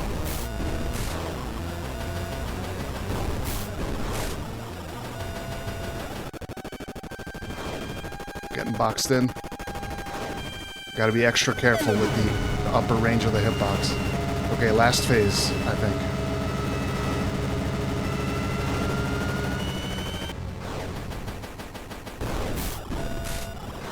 Oh, fuck. Oh, God. No, please.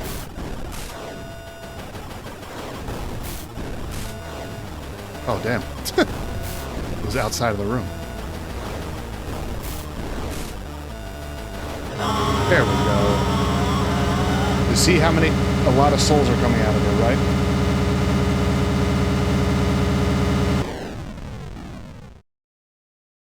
So let's leave here. There's going to be one last-ditch attack. Yeah.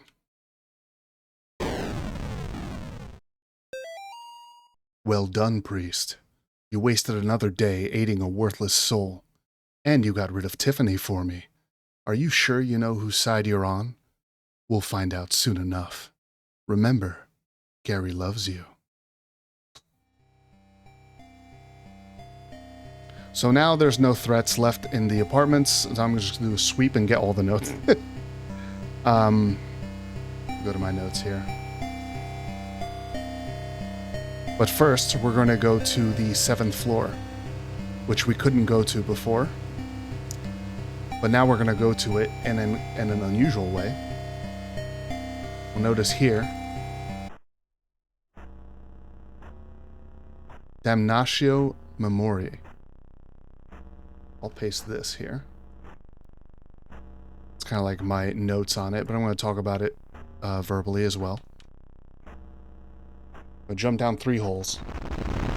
So, like it says, a practice from ancient Roman government where someone commits a degree of evil so severe that it's not enough to execute them. Everything connected to them is destroyed, and it becomes forbidden to even remember them. In the case of the game, if something gets Damnatio Memoriae, it becomes deleted from existence. So that's why we couldn't go to the 7th floor.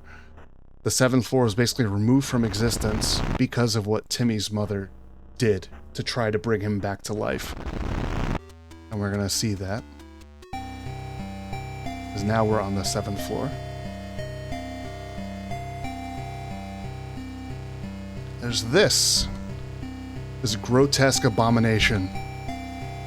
And there's Timmy's corpse there, lying in front of it. Notice how there was no soul rising up like there usually is when I exorcise something? It just disappeared. He promised me so much. I just want to see my little boy again. The replacement is almost fully formed. Just a few more bodies. So yeah, this is especially heinous. So basically that's what got her and the 7th floor completely annihilated from existence. And that's why the only way to get to it is via the unseen world, which I got to via the elevator game.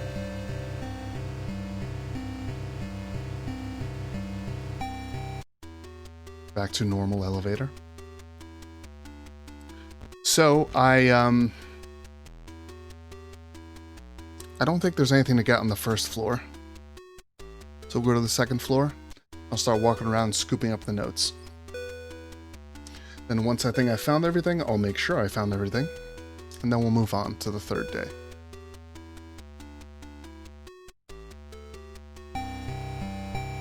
I don't think there's anything to do in 2A anymore. I got the note that was in here, I'm pretty sure. Yeah. Although now that I'm here, let me go this way. With the light on. No, wait a minute. Yes. There's a note in the room in here. I'm doing this in kind of like a weird way. I didn't plan this out in advance. And this is technically my first playthrough. But there's a note here. Okay. Brothers and sisters, this month we will be hosts to a very special visitor. It is here to help prepare the way for the coming of the unspeakable. Of course, due to its special nature, it has full access to the entire building, including your apartments, bedrooms, etc. If you are lucky enough to see it, you would do well not to approach or speak to it.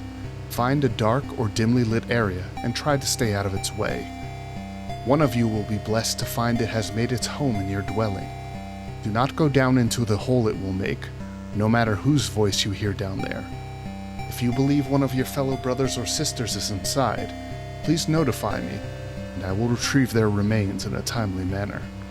Also, just a reminder that rent and utilities are due by Friday. Love, Gary. So he is a landlord. So he's talking about the Peekaboo Demon here. Now, there's one theory about why the Peekaboo Demon is supposed to be run from in this chapter versus you're supposed to not move in chapter 2. There's 2 theories that I've heard, and I don't know which one really holds more weight. One of them is that chapter 2 is a dream, and because of the demonic influence, could have been there to mislead John about what to do when you would encounter the Peekaboo Demon. That's one thing. Another theory, one that I kind of think makes more sense, because Gary, they said like Gary lied to us. But I think what happened is that Tiffany, oh yeah, I didn't explain that yet. Tiffany basically took sacrifices that were meant for the Peekaboo Demon, which made it more, I guess you could say, hungry and hostile. And so that's why what Gary said ended up not being true. Not because Gary lied to his cult, because why would he do that? So here's about the not 70 times 7 thing. I'm going to explain that now. The not 7/70 times 7 is a profane usage of something in the Bible, where Jesus says to forgive those who sin against you, not 7, but 70 times 7 times. Tiffany sought to surpass Amy by performing the second death ritual with 490 sacrificed souls. Remember, I told you before, it's normally 7 newborns, so she sacrificed 490 people, and they weren't all newborns. I don't know if any of them were newborns. And over the course of the boss fight, that's the exact number of souls that come out of her. So that's what that's about.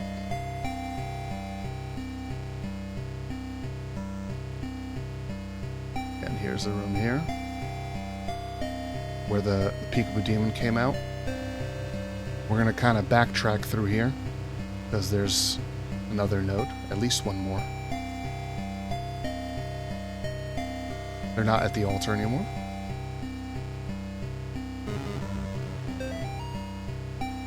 Brothers and sisters, praise the unspeakable. We have been graced with the presence of another great demon. Alu is here. I do not understand his motive, but he has put his seal over the vessel's door. This may be Tiffany's doing, but it may also be a test of our faith. Do not cease to pray. Swallow your pills. You may have twice as many as normal. Seal yourselves in with bricks and mortar. And if that so-called priest shows up, take him and eviscerate him over the altar, preferably still alive. Remember, Gary loves you. So obviously that plan didn't work out, right? But he's confused about why Alu is there. It was Tiffany's doing. And he suspects that. There's a little poster for a priest cop, which is a reference to something that Scary Game Squad commented when they were doing a Let's Play of chapters 1 and 2. I don't remember which chapter they mentioned it toward, but they mentioned that, and I guess Erdor thought it was funny enough that he put this in the game as kind of like a nod to that.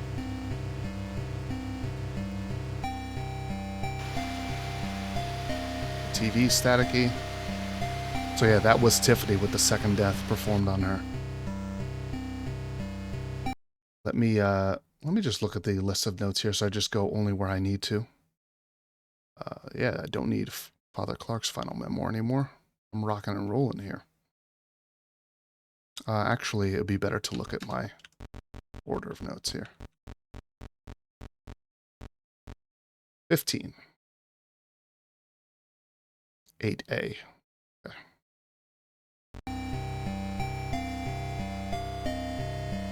I'll just go straight. So hopefully the order the notes are in won't cause me to go do a bunch of backtracking. We'll see.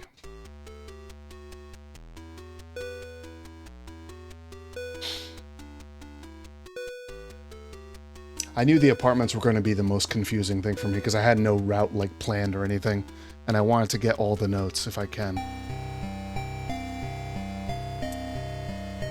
If you remember, 8A was the other possibility for finding Tiffany.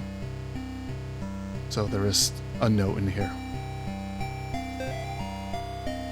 Our sister Tiffany has gone against the will of the unspeakable. I thought I could trust her, but I was wrong. Proceed with the original plan. The woman in 5A will be our vessel.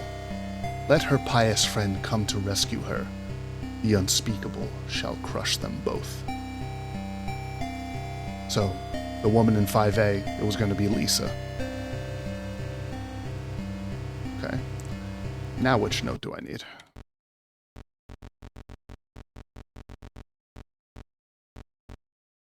$19. In the hallway of floor 8. Oh, yeah. Good, because I'm on floor 8 already. Man, what's up with my stream? Hasn't been green for a while. Hopefully not too many dropped frames, guys. Let me know if everything looks alright. Those who keep knocking on forbidden doors will be visited by the one who guards them.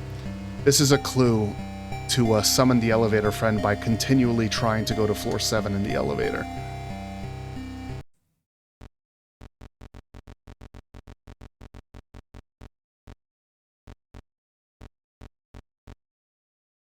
$25. Oh yeah, right. To the 6th floor we go. So far so good? Alright, great. One of the only notes that you get by blessing something in the apartments. Most are either lying around. Oh yeah, there's also one on floor 9. Fuck, I should have just gone straight to floor 9. About the Halloween party.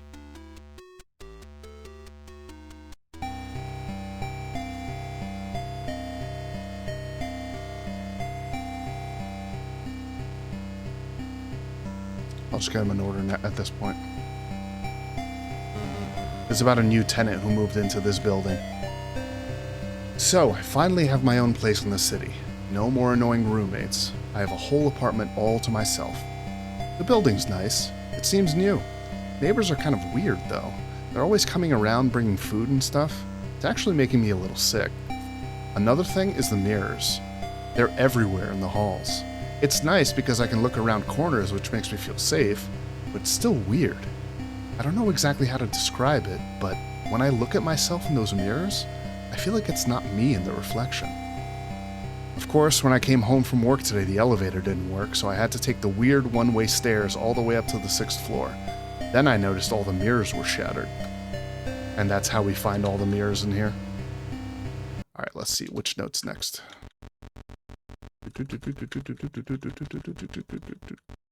26. Aha. Okay. Okay, I think I'm good after getting that last one. Yes. Okay, good. So the one I was thinking of as I approached this one was actually the last one that's left.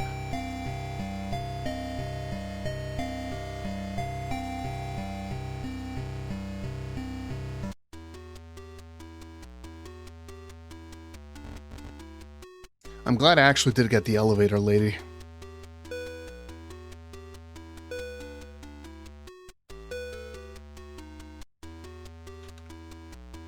This is a pretty funny note. This is a note from Timmy's family. Was talking about a Halloween party they want to have, and what... It sounds like it's going to be the most boring Halloween party in the history of man. Williams Family Newsletter, October 1987. If you're reading this, it means you've been invited to the Williams Family Annual Halloween Block Party. It will be held on Halloween starting at 5 p.m. in apartment 9B. First of all, aren't block parties supposed to be like on the block, like outside? You have a block party in one apartment. That's weird. Activities will start promptly, so please do not be late. If you plan on bringing a +1, please let me know in advance. Only friends and family, aka those who receive this newsletter, are invited. Also, just a reminder that this is a family-friendly event, so please leave all overly scary costumes and masks at home. Timmy is still traumatized after last year's incident. Also, I respectfully ask that you keep alcohol and cigarettes out of the apartment. Also, we do not want a repeat of last year with the power going out, so please, bring treats but no tricks. And just another friendly reminder that anti-religious or satanic imagery will not be allowed in the apartment. Also, please be aware of Timmy's diet and food allergies, and please be aware that he suffers from asthma, so please do not sneak up on him or try to scare him. Again, he still has trouble after what happened last year. You will also notice he has a new imaginary friend. When you see him, please just roll with it. Timmy's therapist says it's healthy for him to have such a coping mechanism. See you all at the party. Can't wait for you all to meet Mr. Miller, who has taken to Timmy so well and has become like a part of the family. Debbie. So I should be good until note 29. Okay. We are ready to fuck off.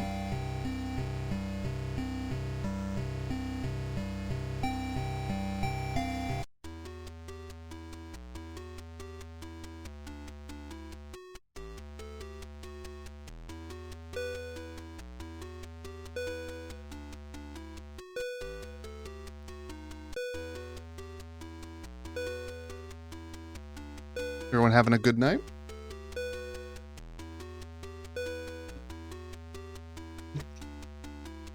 Oh, a lot of talking in the stream.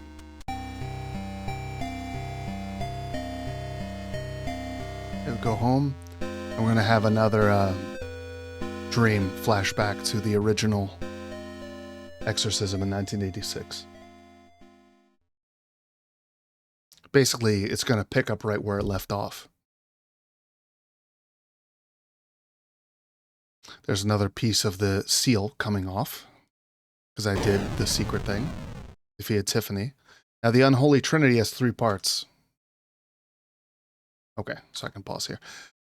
It's the mother, the daughter. So instead of the Father, the Son, and the Holy Spirit, it's the mother, the daughter, and the unholy spirit. So the mother in the clinic, the daughter of the unspeakable, Tiffany, and then the unholy spirit, which we'll find on day 3.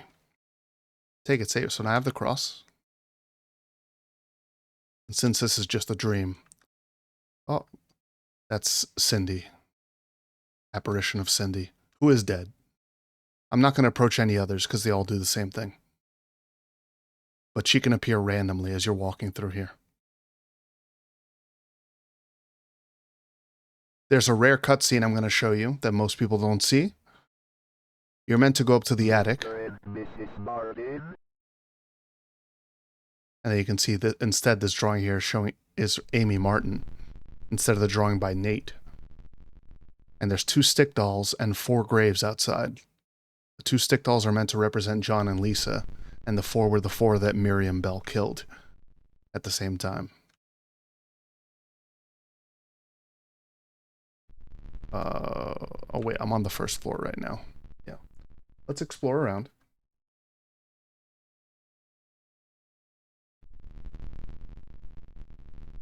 Oh, Bob's glasses? Wait, what is that behind me? Bloody apparition. I don't know who this is meant to be. It's not the same kind of long hair that Amy has. I don't know who it is exactly. Could be Cindy. Hello? Hello? And then I'm going to go upstairs. But first, I'm going to try to leave. But let's look at the family portrait. So, family portrait's all fucked up. She has the hole in her face to represent the second death. And she has the kind of eye symbol above her head, which is the symbol of the Eternal Order of the Second Death, the cult. There's crossing out around here to show strangulation, which is how she killed her parents. The more I hear about this unspeakable, the less I like him. Is that a Norm Macdonald reference? You know, this Hitler guy's a real jerk. So they died by strangulation. She strangled with her own intestines, so that's kind of representing that, I think. And then the eyes blocked out because they're dead. But instead of going to the attic, we're going to try to leave. 100. Look, she's here looking at us. And if we try to leave...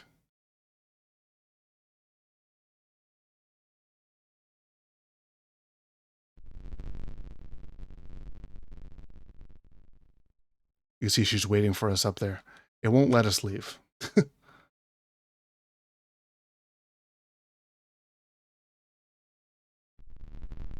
a cutscene very few people see. Hello. Hello? I love that one. Okay. Amy, are you in here? I don't remember anything further. I guess John didn't go into the twins' room when he was here the first time.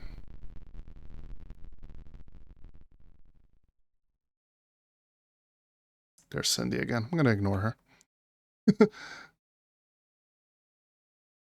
Now, she doesn't have the second death performed on her yet. We got a dog in like Silent Hill. That would be funny. She doesn't have the second death performed on her yet, but she is possessed. That's why she has the white eyes, but she still has a face.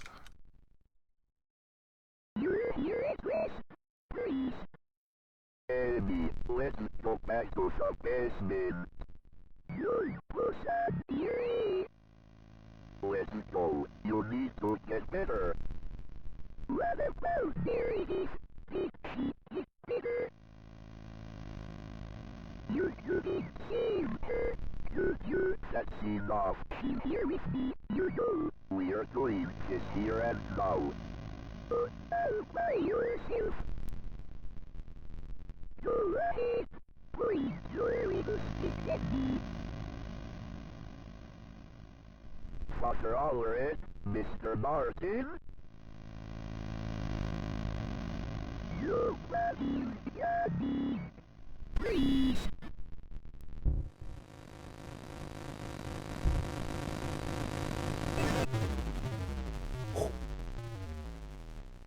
So yeah, non possum ire means I can't go in Latin. One day until the profane Sabbath, October 30th, 1987. Yeah, that's a creepy one, right, Dragon?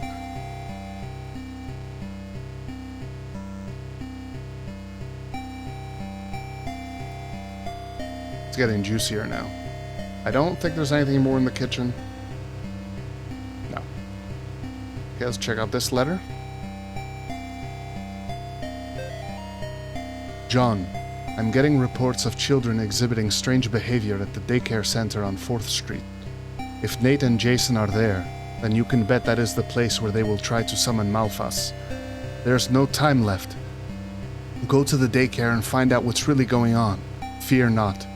Vaya con Dios, Father Garcia. Let's go check out the TVs one more time. Well, one TV, because like I said, they always show the same thing. Both neighbors. Oh, this is a little different. So it flashes between a lot of different random things. That's Amy, flailing around. Again, I guess you can get the same thing twice in a row. Gary loves you. That's the one I was waiting for. And signs of the cult. And there's Tiffany as well. Yeah, creepy shit. Yeah, I'm dropping frames like crazy. Fuck. Hopefully it fixes itself soon.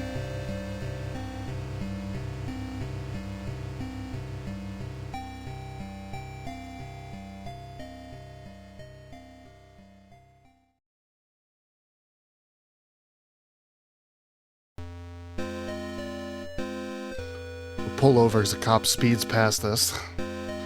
Now, what the cult's been up to recently, not exactly low profile. So, the cops have actually surrounded the daycare center because they know shit's going down in here. We're gonna sneak around the back here. It's a rather convenient hole in the fence here, but once we see this note, we'll see that maybe it's not as much luck as we think. Play some hopscotch. Someone at the local broadcast station playing that stuff, or just demon ghost energy messing with the telly? Probably the latter. Messing with the signal. A riddle priest. How do you make a portal to hell? Come see me and I'll show you.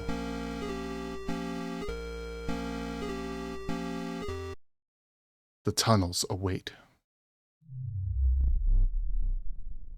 So here we see a figure, and it looks like the three-pronged thing coming out of their head, which is kind of like the arm that came out of Amy's head. I think that's deliberate. See a drawing here by Ben, age 6, with a red star flying through the sky. That'll be relevant in a bit. Okay, now the alphabet devolves into the demonic sigils, and then Gary loves us. and 4 corpses, which are probably thralls, but could possibly be children. I mean, it's a daycare center, so who knows. Mother Moon watcheth her little ones behind a door of sleep. Daughter Chalice is filled, an offering to the Master in the unseen world. Spirit bird arriveth from afar, and cometh back to roost. These vessels are the unholy Trinity. The fallen star shall guide them. What colors can you see? Look to the children if you are lost. So once we get all these the right colors, I know what the answer is, but I'm gonna show you all the photos and stuff first. So let's go check out all these drawings. So the star is red. We saw that drawing already. This drawing doesn't seem to have any clues, because the shapes we're looking for are the moon, the chalice, the bird, and the star. So we have the star already, so moon, chalice, bird. So here's a moon, and it's orange. Okay. So we need chalice and bird. Welcome, children.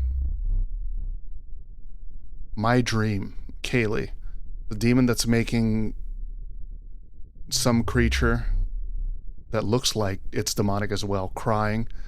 And Kaylee's crying, I guess, too, and her cat as well. Cool dream. So that they're definitely doing stuff to these kids, these poor kids. There's actually a reference to a game called Earl's Day Off, which I think is a horror game also. I'm not sure. There's Uncle Earl, drawn by Tyler, age 7. There's a demon coming up under his boat. Looks like he's about to have a bad time. And then Max, age 5, draws a demon with a crown holding a chalice. The chalice is pink. Okay, so all we have left is the bird to find the color of. Meet our shining stars. Let's go in here. I can't even, like, I've looked at this a bunch of times. I can't even tell what it's supposed to be. It's just some grotesque thing. Can't even tell. Oh, it looks like my internet's recovered. I'm not dropping frames anymore. Alright, good. L, age 4, as a bird, blue bird. So it looks like we have the color for this too. Poking out the eyes of a scarecrow, and it's bleeding. Scarecrows shouldn't bleed, if that happens. So that's pretty creepy too. Our family. Mom, dad, mom, kid, and a cat, or maybe a dog, but the long whiskers suggest a cat, and a demon hanging out with them. Great. Omar, age 5, looks like a forest in a dark sky, stars, and another orange moon, you can notice. That grating sound is actually the music of the area. It doesn't mean something's about to happen. RC, I think, that's what that says, age 7, has drawn a character from Ultra Kill.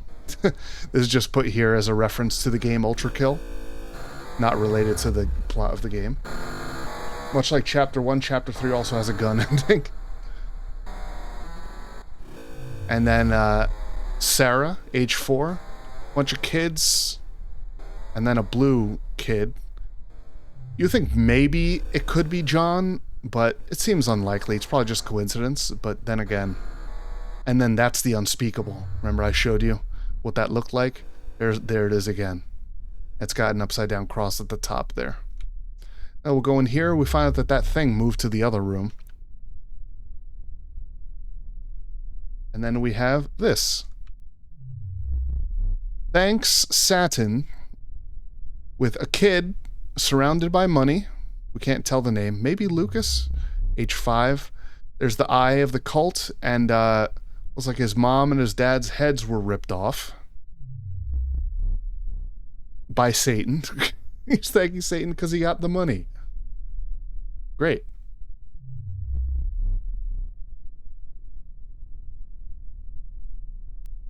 I'm going to go ahead and solve that puzzle before I do what I know you want me to do. Before going out this door. Because I'll get a checkpoint and it'll save me time.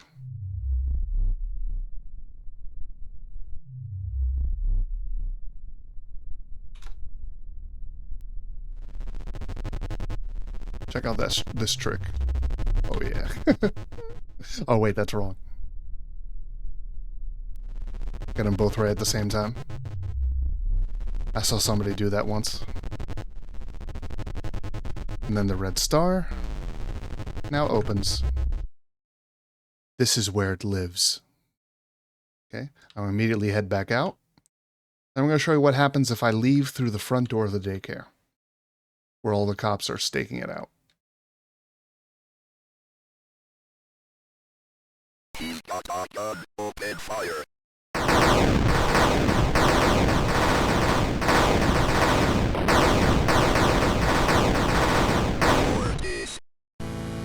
Oh, fuck, I'm dropping frames again. Yeah. That's how you know the game is set in the US. They fire so many more bullets than they need to kill him, and they didn't seem to really care about crossfire either. Alright, here we go. This area in the game files, and because of that in the community, is literally known as Garyland, which I think is pretty funny. Those are cultists. See, now we're in areas that don't really have thralls. We have, like, straight up cultists, guys who are, like, in there, in deep in the cult. If you are reading this, then congratulations. You're on your way to experiencing the wonders of our unspeakable future under the guidance of Gary. Gary, our brother. Gary, our friend. Gary, a normal human being just like you and me. As a Tier 1 Acolyte, you are just beginning your unspeakable journey to eventually see what Gary sees, and prove yourself worthy to be a vessel fit to experience the second death, reserved for only the most worthy. To find out if you are a vessel, remember to attend meetings of the Eternal Order of the Second Death twice a week. Follow Gary's instructions exactly. Be honest with him in all that you do. Do not ever ask what's behind the door in the basement of the clinic. To my Tier 1 Acolytes that is going to use it at Costco? Only one way to find out. So this line here at the end, it's a clue to people who haven't found like any of the secret bosses that's like, maybe there's more going on. Now, we did go to the basement of the clinic. Behind that door, that special door that had that eye symbol on it. So, but we know about that already, so. Down some stairs. With a note.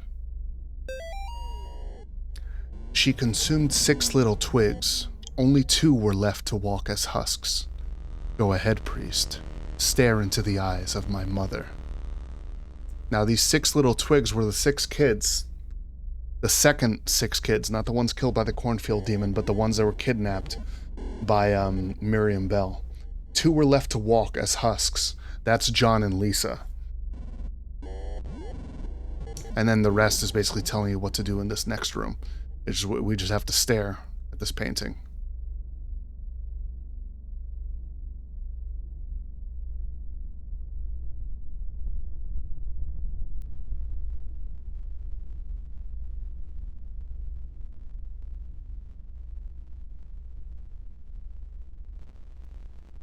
Ugh.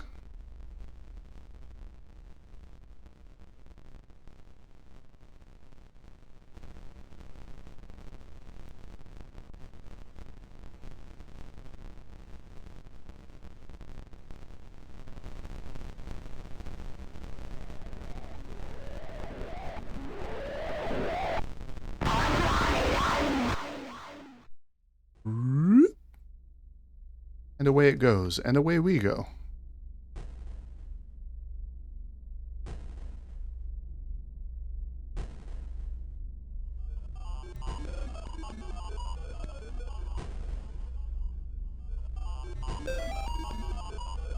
Gaze upon the magnificence of La Pieta Corrota. This beautiful statue depicts a faithful member of the Order receiving the second death in the loving embrace of Et Mater. 2 such statues were commissioned thanks to the generous patronage of the Save family. I'm not saying I want to do it or anything, but if I was going to go after kids, I've had 100% success rate lacking. They were asleep at the time. We invite everyone to reverently approach the statue whenever they are in need of rest. So basically the game is telling you that walking next to the statue saves your game, similar to the Spirit House in Chapter 2.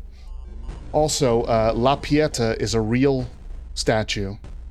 It's a Michelangelo statue. It means the pity or the compassion. And so Corrota just means corrupted, so it's the corrupted pity or the corrupted passion. Once these light up, you see the save icon down there. And we get a note from here, too. If you are reading this, congratulations! You have officially been granted Tier 2 status in the Eternal Order of the Second Death. Upon crossing the threshold from Tier 1 to Tier 2, your life as an acolyte will change dramatically. You may start noticing shadowy figures in the corners of rooms, or experience feelings of lost time when holding sharp objects. Ancient symbols written in blood will materialize on the floor and walls of your home.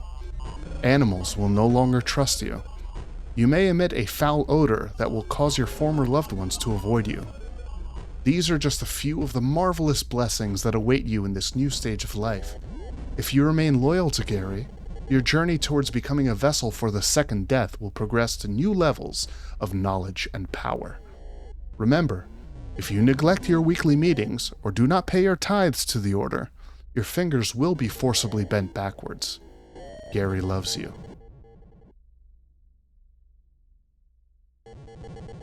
Axe body spray is not a shower in a can, okay? I think there's nothing for me to do to the right here, right? Except point out that these guys are just annoying, they're actually harmless.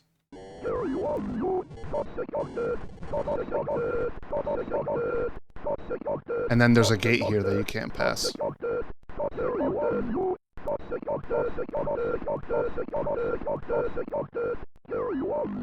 That's annoying, though.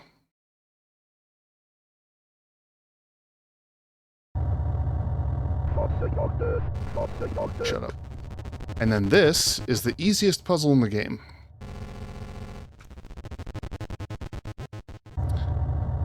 Let's start with this one, actually. 5 seats in the north facing west, 5 in the south facing east. Okay? Baal giveth favor, the low seats are made high. Ordog stirreth his pot full of sinners, the seats revolve. And Andras soweth discord, east and west trade places. Got it? Now we come up here. And you know which one of these is each of them, right? It's obvious. Actually, it's not obvious.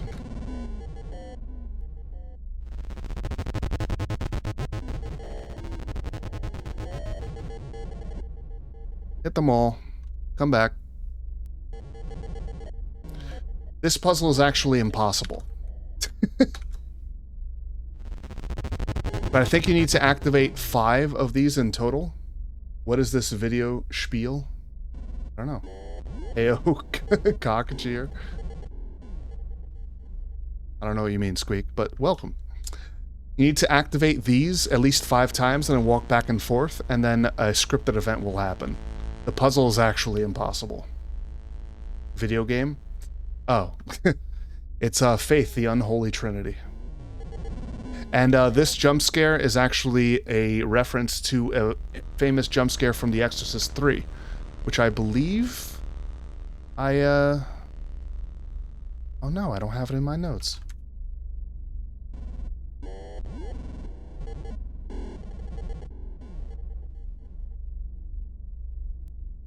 Well, there we go. Let me put it in my notes so I don't forget.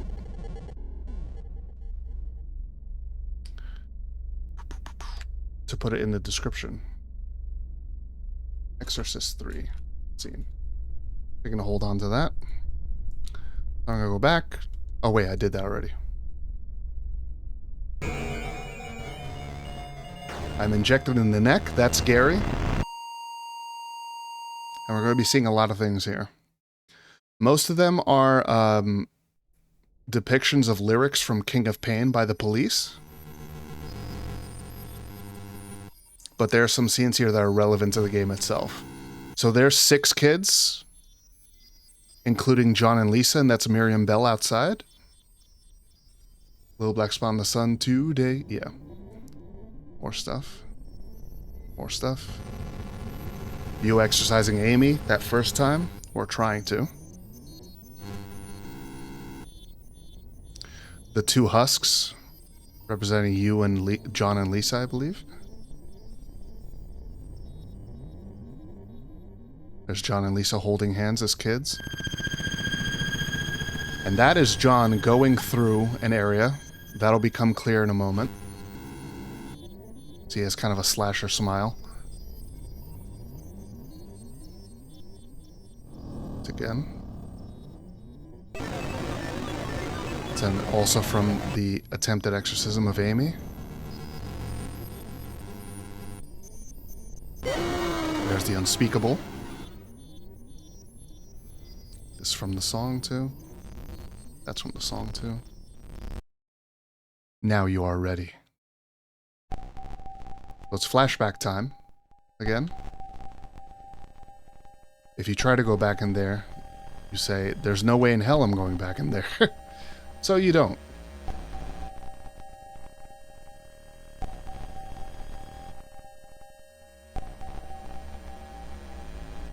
There's two cutscenes you can get. One if you try to go out the front door, and one if you go to the basement. The basement one is cooler, so I'm going to do that one. If you go to the basement, you're going to start hearing Father Allred's voice calling out to you. What? Father Ward, please come quickly, and it's going to be alright. He says those three things.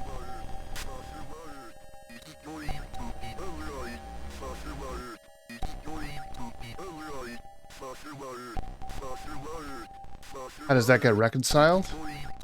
Well, it might just not happen, you know, on screen.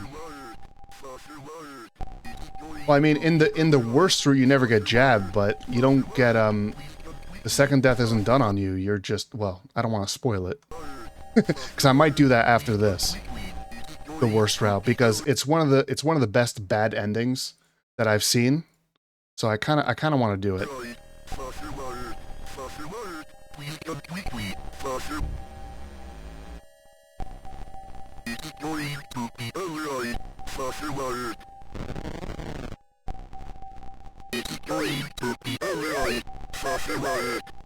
She's puppeteering him. That is so fucked up. Oh my god. So here you see John kind of gets up, he's in a corner, and he's past that gate we couldn't get past before. But there's kind of a trail of blood leading to him. So you're like, what's going on? Now you saw him with kind of like the slasher smile and stuff with a red background, him going around. You're about to find out what he was doing under the influence of that injection. This is what he did. He killed 1, 2, 3, 4, 5, 6, 7, 8. Well, this guy's not dead yet.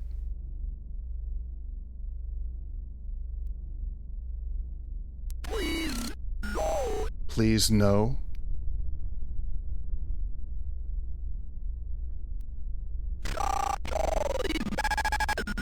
And it says the holy man, and then he dies. So John went into a rage and killed 1, 2, 3, 4, 5, 6, 7, 8 cultists with his bare hands.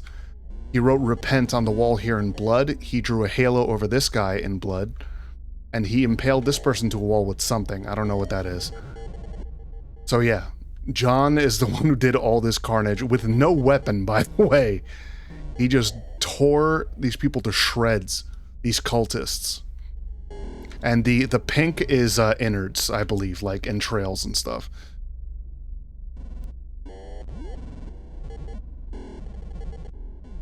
Advance here. Deliver 2 into Moloch's hands before opening his navel. So we're going to need 3 keys, basically. Left hand, right hand, and then the navel. That's going to be at least 4 Hail Marys. Yeah, man. There's the other La Pieta Corota. We save. Get the note from this. Filthy acolyte. The substance of Gary's influence flows through your veins. You are corrupted beyond repair. Your family and friends have forsaken you. There is no returning from the path you have chosen. Only Gary can save you now. Give up and fully let him into your heart and mind. If you do so, he will make you into a vessel worthy of the unspeakable. Resist, and your soul will be lost forever. Welcome to Tier 3. Gary loves you.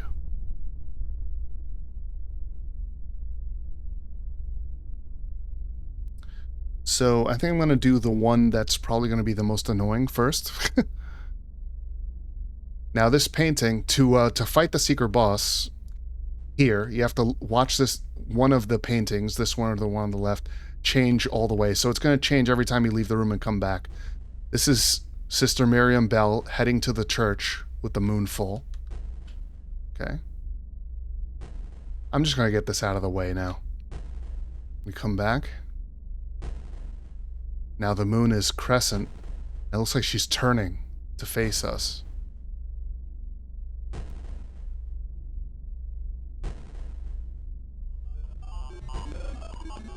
Now she's looking at us, and her face is all fucked up, the second death opening, and it's like a blood moon.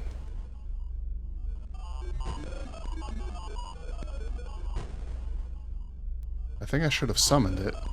Maybe I have to do it to the other painting too.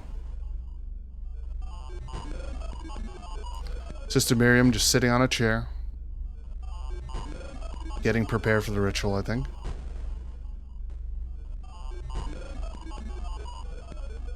And I think she was getting up here. And her body wasn't strong enough to withstand the entire unholy trinity. So her body was obliterated by it.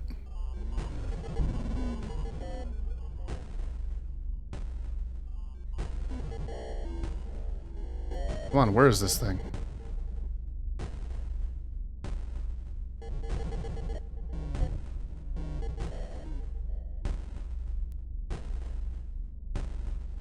Maybe I have to be in this area? Oh, hello. I'm gonna get hit by him once because there's a plot thing here that happens. That's the unholy spirit. This is while John is in the psychiatric institute. You see he's drawn a bunch of crosses on the wall. He's got a straitjacket on, so no cross. And all you have to do here to basically not die is escape this area here. It's blocked off by seals.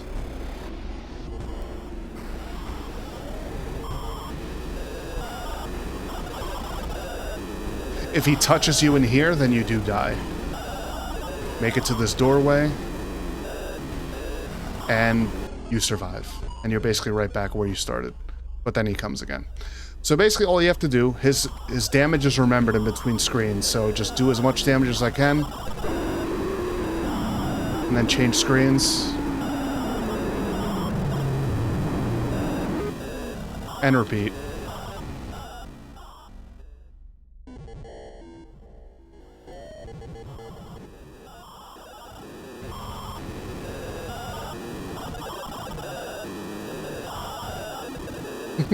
Got a little greedy there. That's an annoying spot for you to spawn.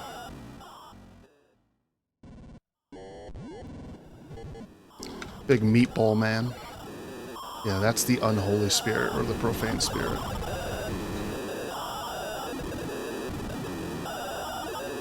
Dude. Why from there? Come on. Oh, come on, dude. Please. Come on! Oh my god, you asshole.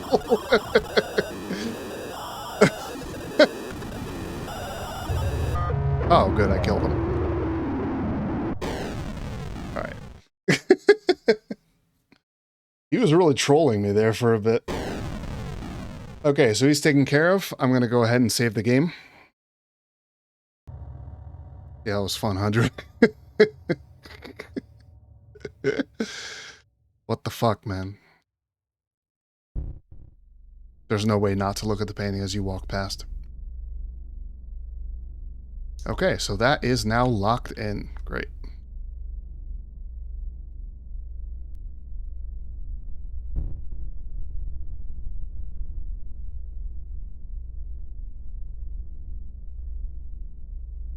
I'm gonna go for the right hand thing first. These guys are annoying. I'm gonna avoid them. Bye. Let's play red light, green light.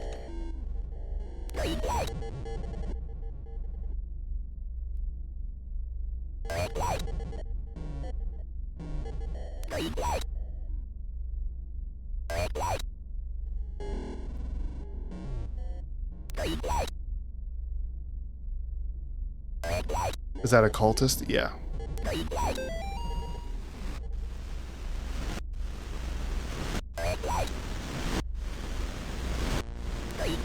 It's one of the blind ones. The same kind as the ones that hate the light in Chapter 2. Alright, let's see if I do this properly. Want to aggro this guy? Oh, damn, he just came to life. Well, goodbye. Good. Those guys, the only reason I don't bother fighting them is because they have a fuck ton of health. So, I don't want to do it. It takes a long time. It's usually easier to just evade them. I'm glad I got that on the first try. Alright, save, that's locked in. I have the clavis, which means key, R. Now we're going for the clavis L. Let's head this way. I'm dropping a fuck ton of frames. My fucking internet, man. Why today? Sorry for any choppiness in audio or video, everybody. That doesn't do anything right now. Actually, it's not gonna threaten me at all. It's okay. Micro denkies. Pick this up. That lights up. It's a sinister laugh. And we're gonna see some Latin. These things don't threaten you, though. Fishing. Quod tu estis fuimus talia. And then... Quod sumus eritis tu. And the translation is that.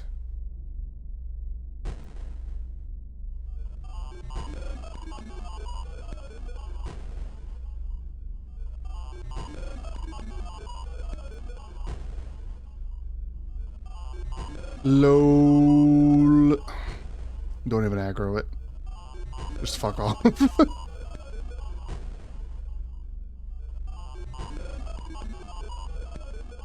I'm gonna walk all the way to save because I don't want to have to redo any of this. Okay. Now we're gonna get the clavis navel. See, I get the clavis L.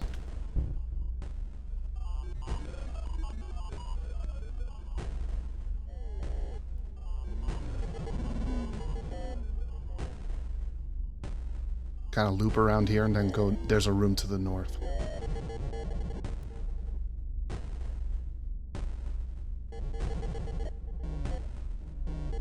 This is a reference to Gloomwood. Gloomy wooden table.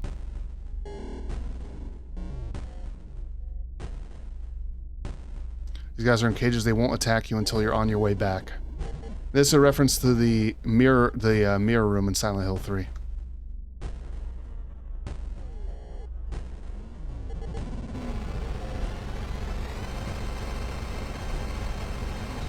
Ah! Wanted to play chicken with him. Almost did. Okay. Those slow you down if they touch you. I'm gonna try to walk out of here without aggroing either of these guys. Cool. Okay. I should check my notes. See how I'm doing with notes. If I missed any. I don't think I have, but... Easy clap. Yeah. 38. Is 38 one that I should have already, or no? 38... No. Good.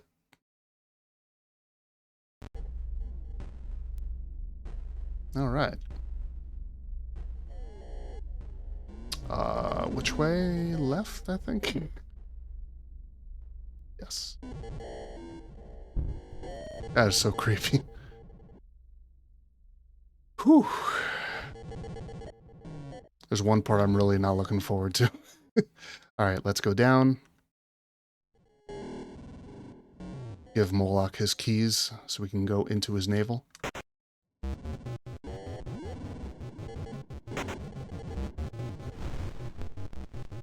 Oh, we gotta wait for it to go up. Alright. You said Moloch is pleased with thine sacrifice. Okay. Note down here.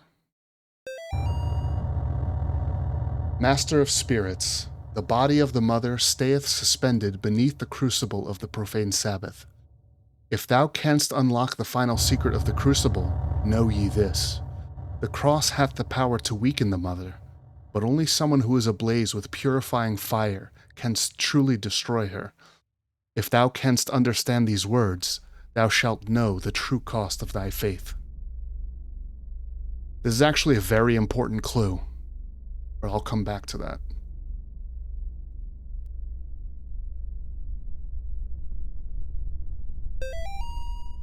You are now a Tier 4 Acolyte. You have descended beyond everything that could possibly save you. Your words are not your own. Your actions are not your own. You belong, body and spirit, to Gary. Your face itches for the warm embrace of the ritual mask. You long for the blinding pain of the knife. You truly are Gary's chosen vessel. Fear not. Only a little longer, and you will experience the second death. Adios, alma perdita. Gary loves you. Adios, alma perdita means goodbye, lost soul. Now, here's where I'm going to utilize my second map. So, oh, actually, wait. I think it's not there yet. No, it's after this part. Partake of the dark. This part's fun. So basically, the darkness is encroaching on us as we walk down.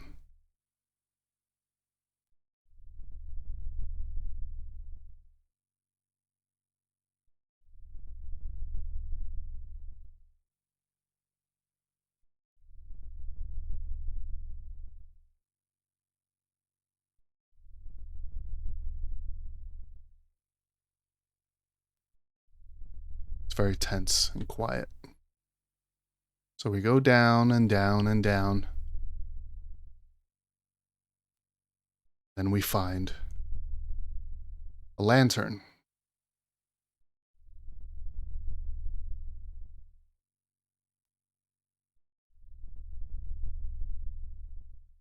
Now we have just the lantern's light. We have to walk all the way back up. Something that most people don't realize when they're walking back up is that the path that we came down, it's mirrored left to right. So it's actually, that kind of disorients you a little bit. You start seeing these things. These are Malphas Acolytes. These are not hostile to us. We'll only see it a little later.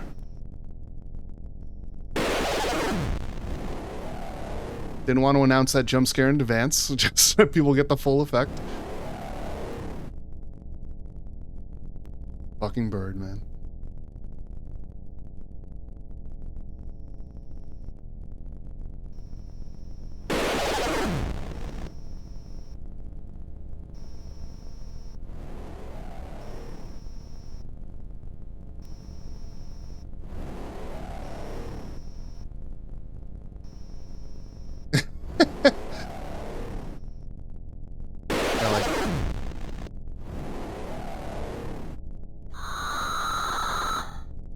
Something new. That's a Malphas Acolyte. Low HP. They chase you persistently. Now, what you're meant to do in this section is follow trails of runes to find prisoners that you bless to remove a seal that's on a door. The same red door that we saw in our vision. But I'm going to use my little map here.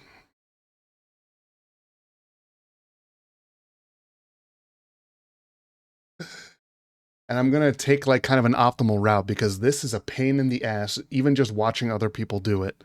I'm going to kind of take some shortcuts here.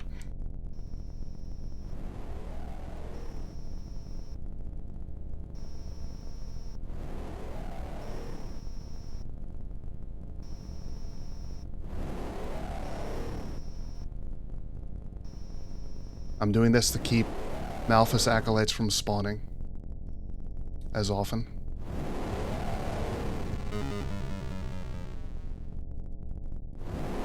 See, I didn't even go to the hub yet. There it is. Because Malphas Acolytes will randomly spawn and pursue you.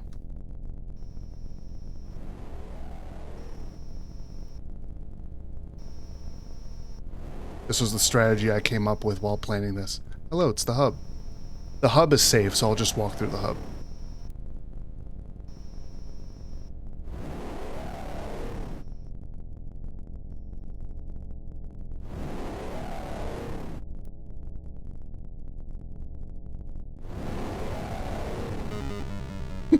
This is great. It's working fantastically. Alright, now. I'll just go up this way, normally. Then then I can use the serpentine thing again.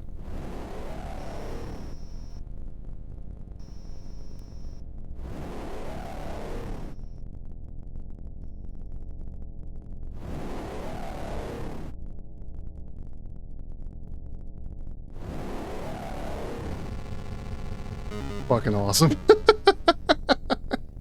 Cheating? They expect you to explore a lot with so little FOV. Yeah. I mean, you don't have to really explore very much.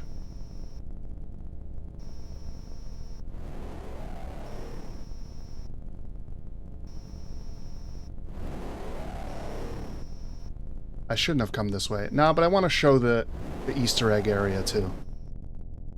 Alright, so here I just gotta walk through this area.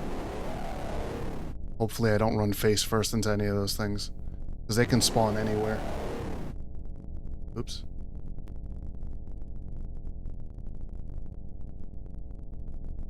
Alright, good. Okay, I'm safe in here. Alright, so this is a little Easter egg area. Yeah. This is basically Gary's private quarters. So here's a note. There's references to Dusk in here, so if you're familiar with the game Dusk, you'll get more appreciation out of it. I'm not, but I know it was here, so. My dearest colleague Jacob, thank you for the letter. I am delighted to hear of the success of your venture in Pennsylvania. However, it was not enough to persuade me to join your cause. I have no interest in crumbling ghost towns, nor government experiments, nor the gibbering behemoths that lurk shamefully in the darkness between worlds. Such matters are not worthy of my expertise. My methods may be more delicate than yours, but I assure you they were given to me straight from the source. The Antichrist will step forth very soon. The second death will consume this world. This pitiful, fleshy sphere still in its infancy, yet everlastingly too late to redeem. When the time comes, I hope we may reunite as cohorts, albeit not as equals. Love always. Gary. P.S. I almost forgot to thank you for the pet. I will keep it outside my private quarters as a guard against intruders. And here's a photo of Gary in the middle, Jacob on the left, and this is apparently going to be an antagonist in a game published by New Blood that has not been released yet. So it's kind of like a little preview. Now, when I exit this house, I'm going to be attacked by a horror enemy from Dusk. It's a unique encounter.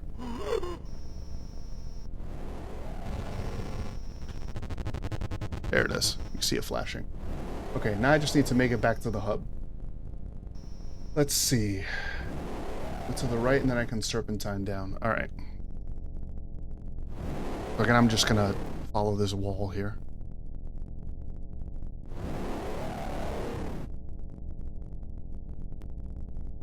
Fantastic.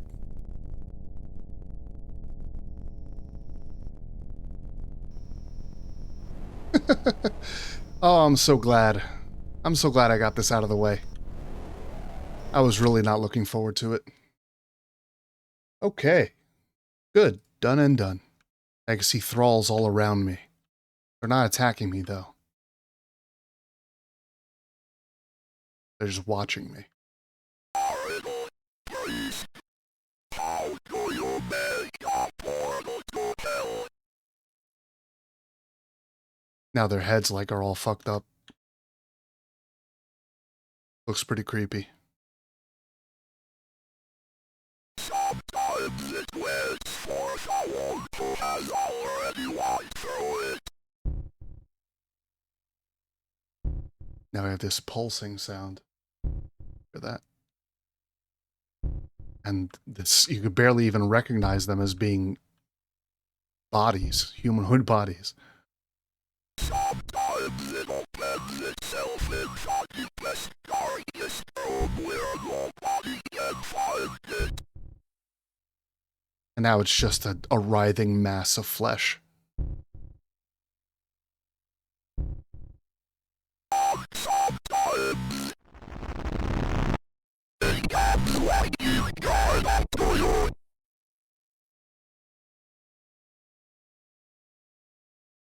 Walk up, we see the twins.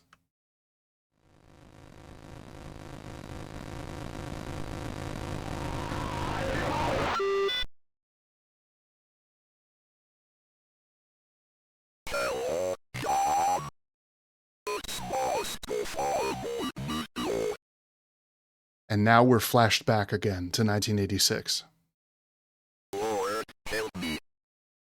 Somebody please help me.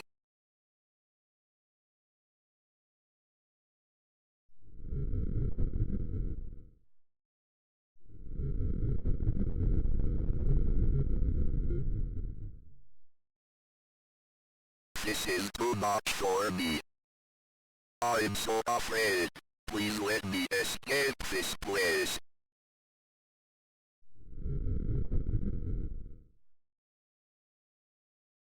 I just want to go home.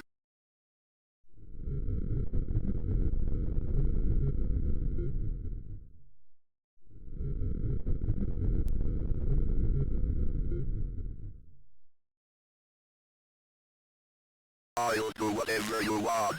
Just take me away from here.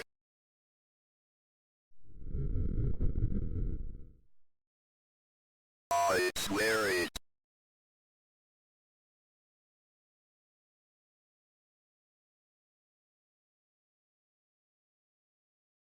And that's the only reason he survived the 1986 exorcism. He basically doomed Amy to save himself. October 31, 1987, the profane Sabbath.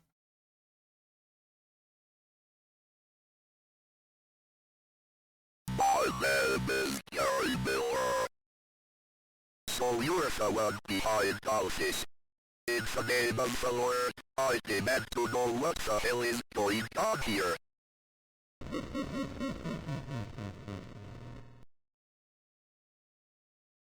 Well, you have come this far.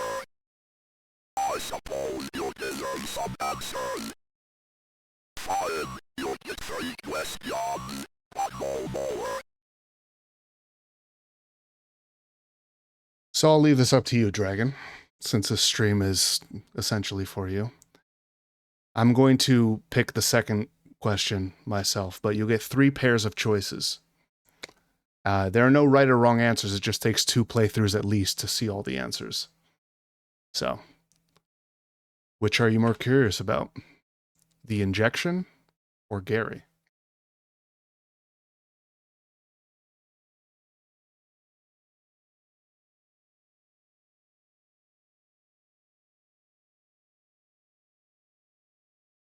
So curious about both? Well, after the stream, I can link you a video that shows all the answers, so you can see what they all will be. Injection, okay. A gift to prepare your mind and body for the unspeakable to enter. Enter/abuse. You cannot withstand its presence without it. Why the Lord says, priest, you should be thanking me. Sometimes he says words that are replaced with other words. They just kind of flicker in and out. So I'm going to mention what all those are as I see them in the chat. They're kind of easy to miss. The one I think that's more important to ask on a first playthrough is the boys, because that's like been like your main goal and stuff. And it's kind of a big reveal when you ask about the boys. So I'm going to pick the boys. And then you can choose the third question. This topic.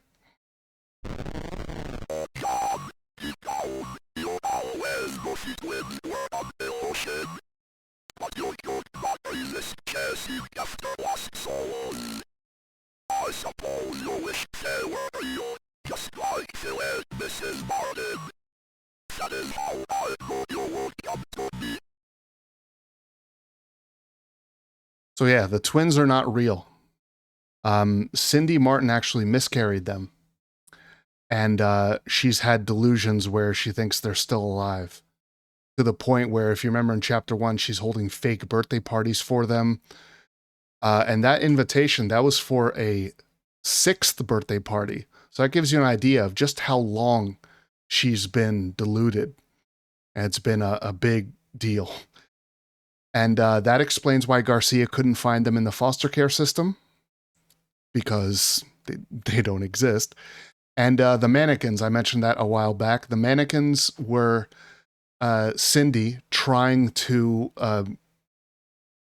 make a proper vessel for their spirits to go into so they could be alive again. She was deluded into thinking that. I think she was demonically influenced for that too, with regards to Amy and everything.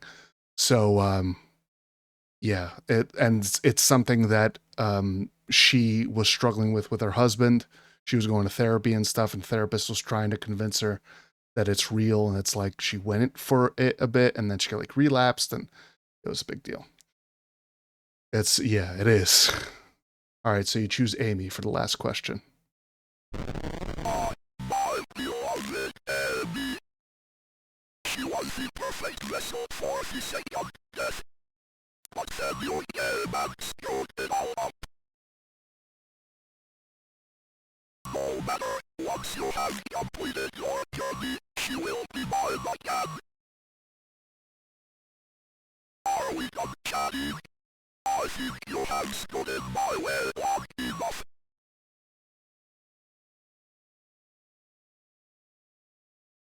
Time for you to finally kneel before the power of the unspeakable. You will make a fine sacrifice. God. This fight is actually, in my opinion, it seems like it's very easy. Because you have this kind of second chance. Every time you get hit, you just get knocked down. I saw a speedrunner getting hit by that trident attack on purpose, and you probably do damage faster that way. Because you can't really chase him to the other side. And he slows you down with his pitchfork thing, the same way you affect stuff with your cross. Yeah, you like the rain of spiders?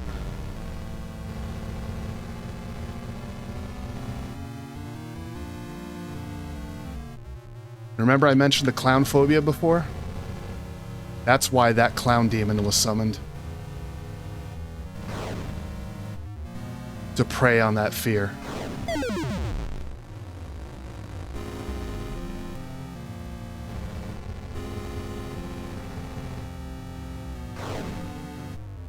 Yeah, I should just let myself get hit by that attack.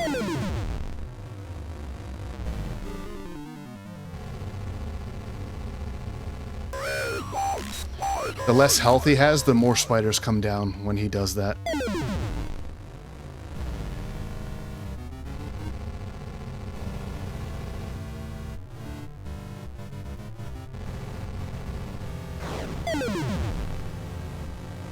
Yeah, you can just abuse this, basically.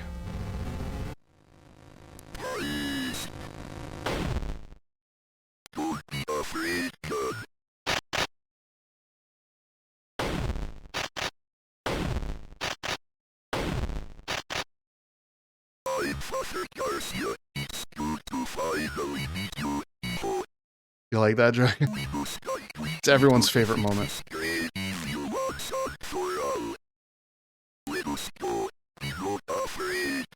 I shouldn't be talking over the cutscenes. My mistake.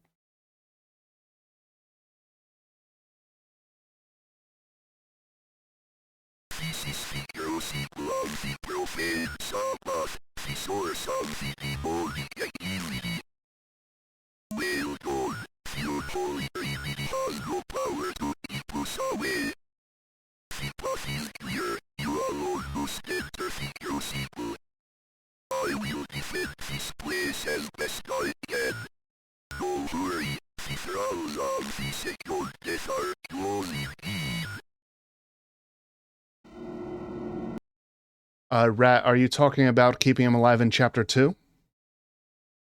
If so, then no. First of all, the canonical ending is where you do keep him alive. So, it wouldn't matter anyway, but Chapter 2 happens in a dream. Chapter 2 is a dream, so if he dies, if he were to die in the dream, he doesn't actually die, so it wouldn't matter. But here, you go into the crucible, and he stays behind to deal with the demons with his shotgun.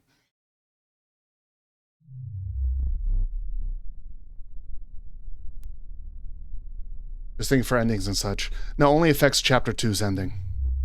Doesn't affect anything in Chapter 3. So this is a very important note. It gives you... I already mentioned some of this stuff so that you would get the context right away. Buy a shotgun. But this note is very important because it establishes what happened like near the beginning. So this is 1934. This is a long time ago. March 18th, 1934.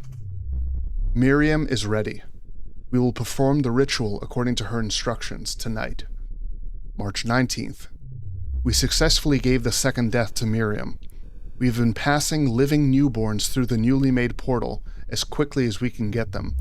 So far, there has been no response from the other side. March 23rd.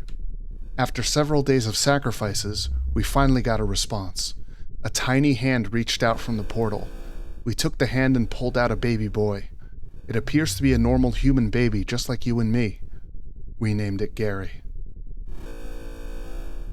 So Gary was born, quote-unquote, from Miriam Bell. Now, Gary's not a human being, as you can guess. Gary's true identity is he's the demon Astaroth. And the only clue in game, really, of this, within the game itself, is the fact that during the... nice track. During the background music of the final boss fight, there's chanting in the background. And if you listen, you can hear it chant Malphas and Astaroth.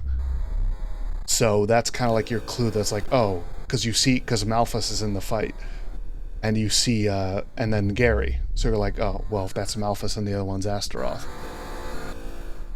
Astaroth is another, like, high-level demon, so I've heard. Now, this is the Martin household. And you can see it looks completely fucked up. Looks like it's in terrible shape. Let's explore a bit here.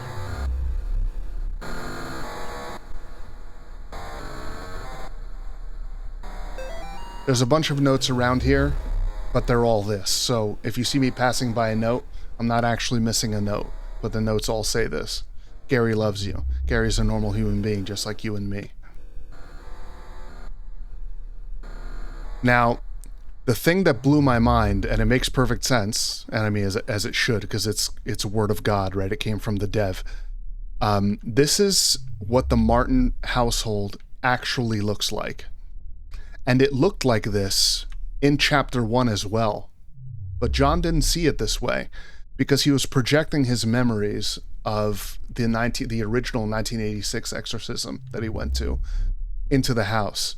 And your kind of first clue towards that is the fact that in Chapter 1, as we approach the house, it looks really decrepit and run down on the outside. But on the inside, it looks like nice and neat. It looks pretty orderly. But this is how it actually looked when he was there. You were wondering about that. Okay. Well, good. That was perceptive of you. Rubber ducky's gone. Sad.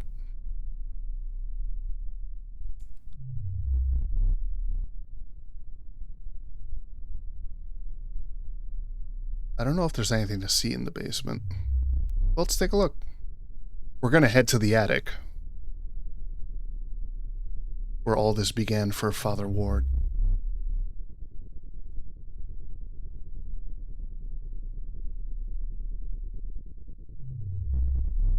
There are 3 times the gun, one the slow pulsing bass boost, incredible sound design. Yeah, it really is.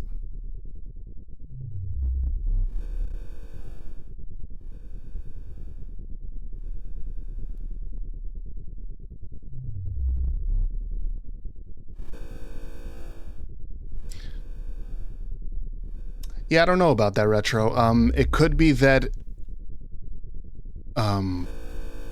because that part, like that secret boss stuff, that kind of like shows his delusion when he was kind of buying into the narrative that maybe he is crazy and he's not really a priest and all this. Because whenever you do that kind of secret stuff, that's when you get the notes that talk about his time at Yale, at the Yale Psychiatric Institute. So maybe it's not canonical that he did that, you know?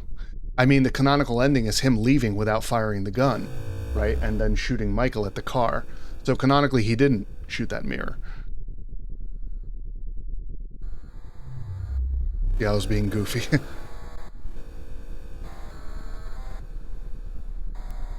Yeah, that bass. I can feel that in my headphones, man.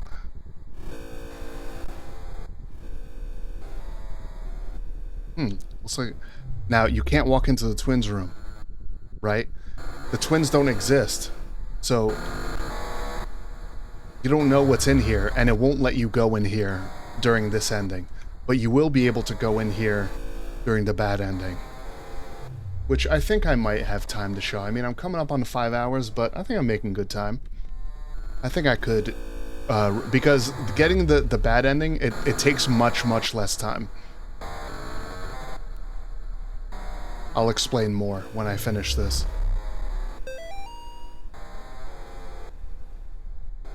Now, before I start this fight, let's take another look at note 39.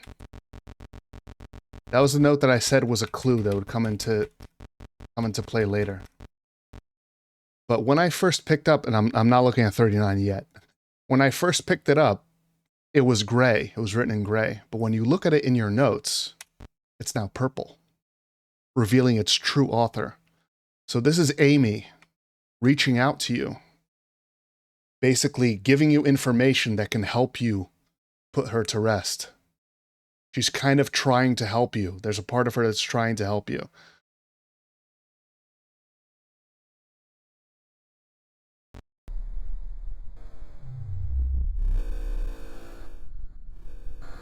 Behold my mother, priest. She tried to become the unholy Trinity, but her body was too old to withstand it. After all these years, I found the perfect vessel to take that honor upon herself. But we both know how that turned out. You have pursued me as far as I will go. Only one of us gets out alive. I will make you the first mortal to witness the profane Sabbath, and the first to be consumed by it. But before I do, I will let you in on the secret. Yay!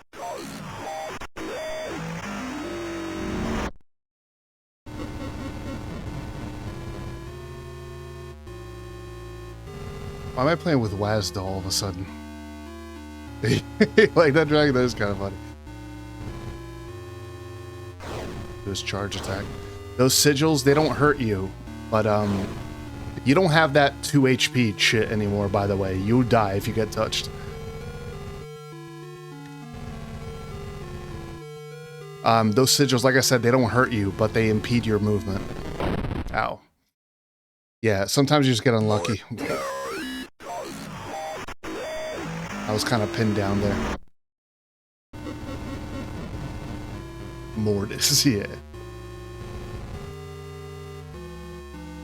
And up at the top is the... oh yeah, one thing I want to explain. So when he was talking about the Unholy Trinity ended up getting split up into 3. And so it was in 3 different things. It was the Mother of the Clinic, Tiffany, and then the Unholy Spirit was kind of on its own. It wasn't really possessing anyone or doing anything. But the idea was for a vessel to carry the entire Unholy Trinity within itself. And that's what Miriam tried to do. But once she did, she was too old and ended up killing her, destroying her body. So that's her corpse at the top of the room.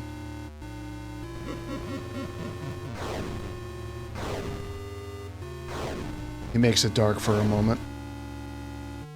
Not for very long, though.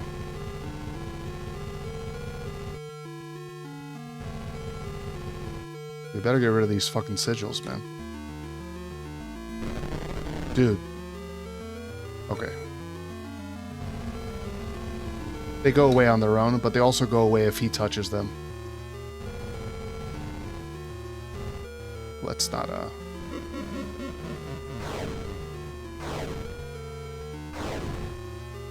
Got a little drive-by damage there.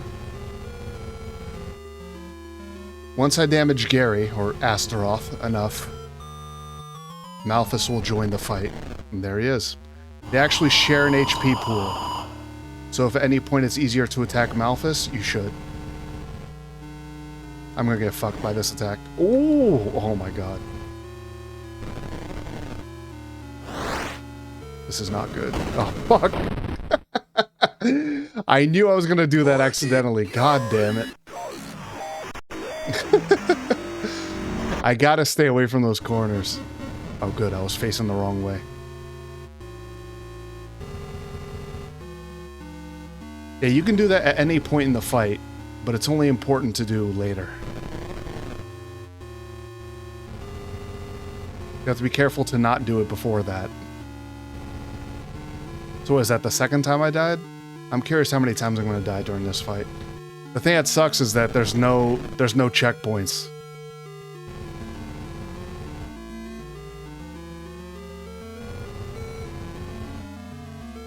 Like there are in just about every other boss fight.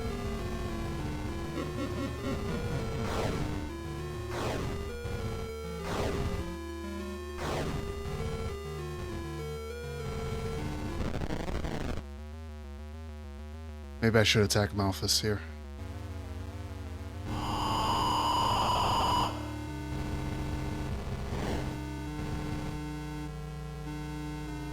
Fuck, I'm gonna get pinned down. Please. Oh my god. Hello. Can I hit them both? No. You can, but I couldn't just then. I don't know if you actually do double damage, though. Please. Okay, good.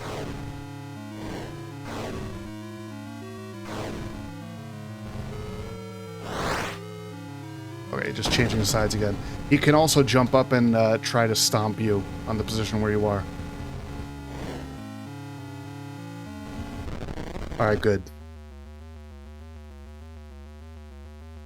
I think you're gonna enjoy this too, Dragon, this moment. And also this music.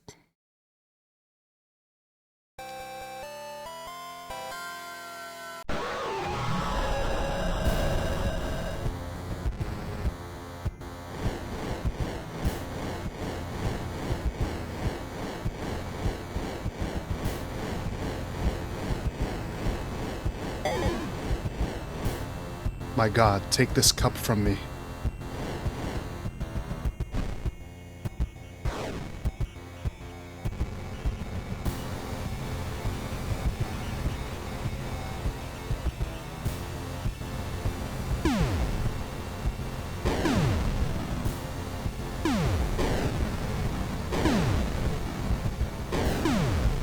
It's gamer time.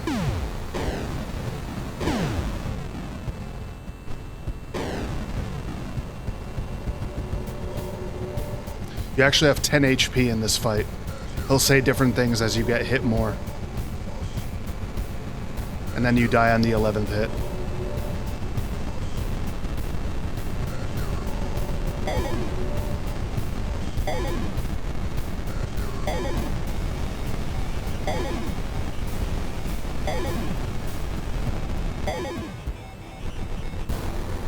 I know the trick to this attack.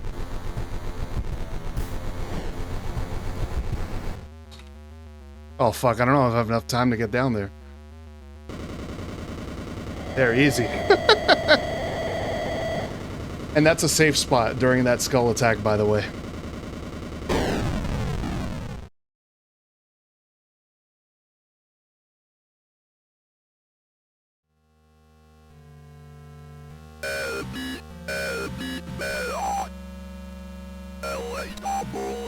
in front of people. Malphas Acolytes and Malphas. Simul Mater et Filia et Spiritus Immortus. Mea Trinitas Profana.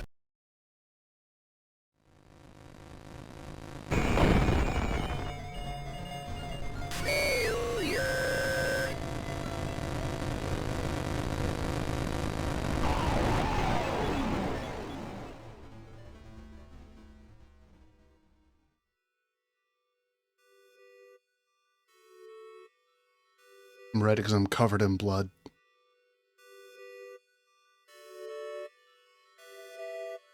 Amy, I'm so sorry. I couldn't save you.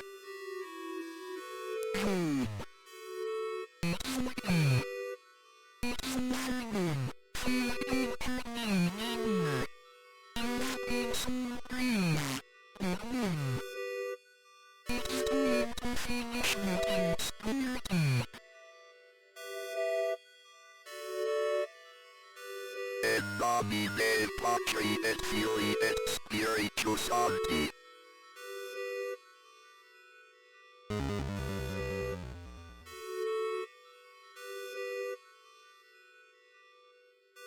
Amen. And his cross is back to gold.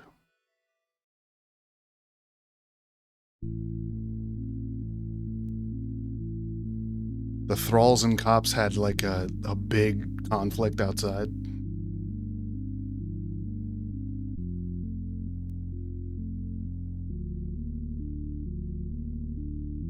Shotgun priest. So easy going. Yes. What I encountered out there was truly unspeakable, but I destroyed it with the help of the Lord. Lord evil. You destroyed a mighty people and disrupted the profane Sabbath. But the unspeakable is still out there. It must be hunted down and destroyed. You've grown stronger, John, I can see it. I need spiritual warriors like you. John! Lisa, what are you doing here? John, please don't go. You don't have to keep fighting. We can leave this place together. Live the rest of our lives in peace. Lisa, I still have so many questions. I need to figure all this out or I'll never be able to rest. Then let's figure it out together. So I gave a little more backstory to Lisa because most first-time players, she just seems like a random person who reaches out to John. Like they don't know who she is. They don't know that they grew up together. They're childhood friends. They both went through some deep shit with all this demonic stuff. So I wanted to make this choice a little more fair.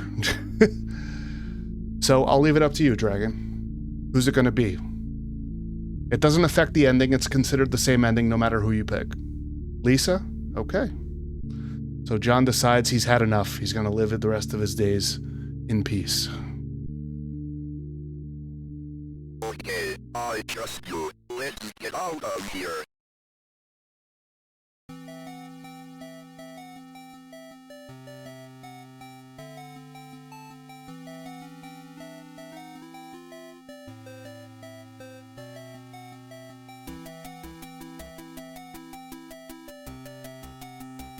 Finish the Unholy Trinity. I got an achievement. Almost everybody chooses Garcia. I'm a little surprised. I'm fine with it, though. I'm expecting her to die. No, they just drive away together. She might be a character. Chapter 4 is in the works. She might be a character. I don't know. I have no idea. What happens if you pick Garcia? Then he gives him like the hand clasp like that, and he says, "Let's go fight some demons." And then he drives away with Garcia instead.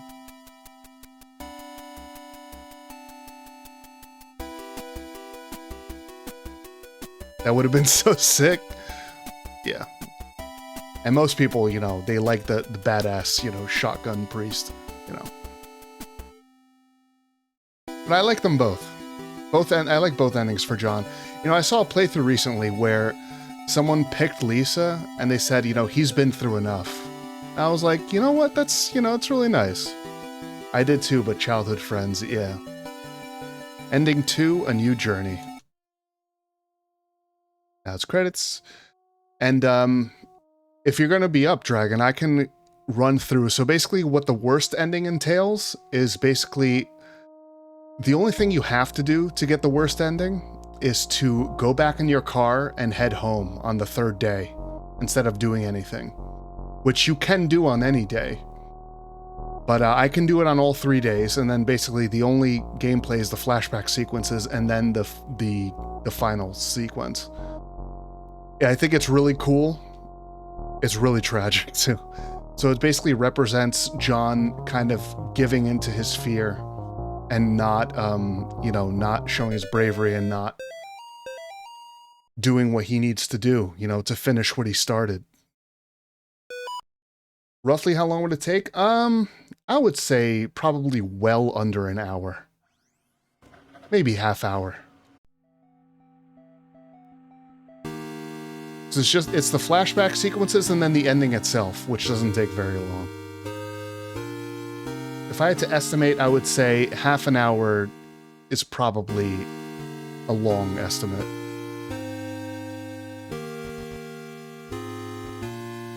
Okay, I'm in.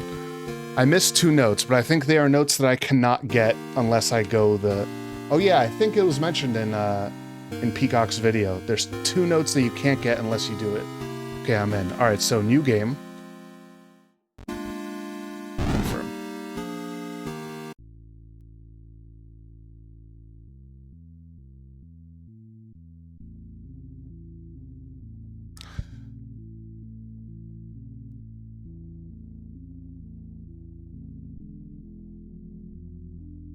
Unfortunately, cutscenes can't be skipped in this game.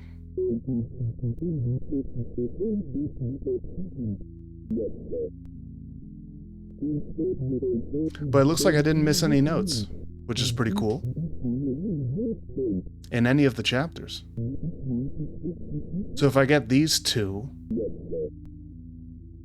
and I believe I know which 2 they are, then I think I'll get the Lore Master achievement for getting all the notes. That'd be pretty cool.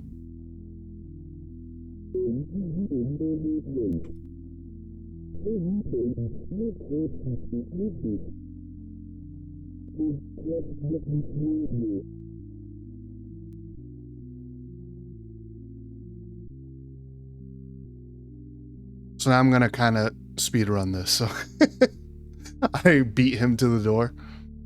It's gonna be funny now, because I'm just be like, yeah, I'm not interested. Let's go. Who cares?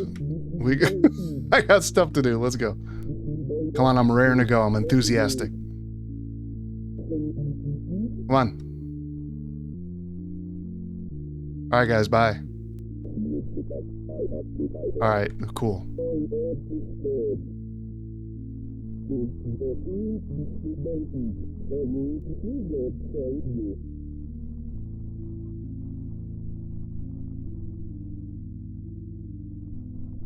Crepusculaire.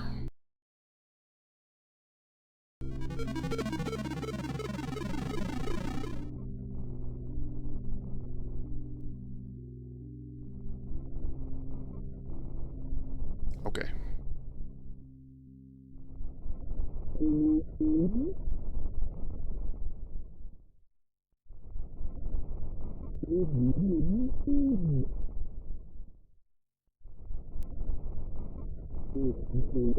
Now, when I go home each day, instead of seeing the seal coming off, you're going to see a little clue that the game gives you about where the secret boss is. So the game kind of gives you a little hint, you know.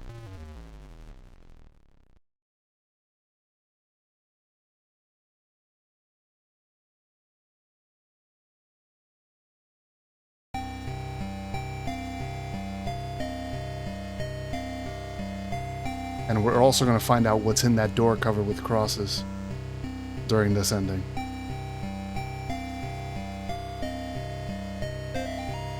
Hey, stranger, come join me.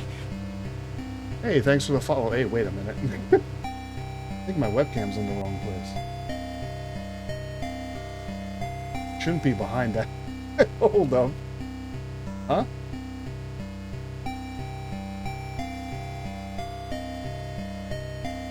Gotta bail and get to bed for work in the AM. Alright, have a good night, Retro. Thanks for coming by.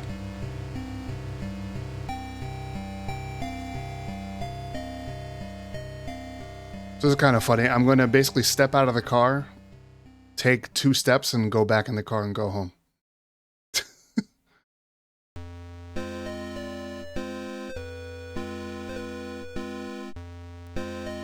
Psych, I'm scared. Go home.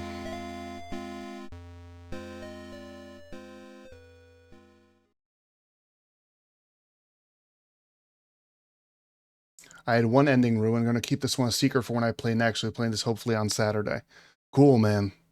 Yeah, this ending is something else. But it's very easy to get, so...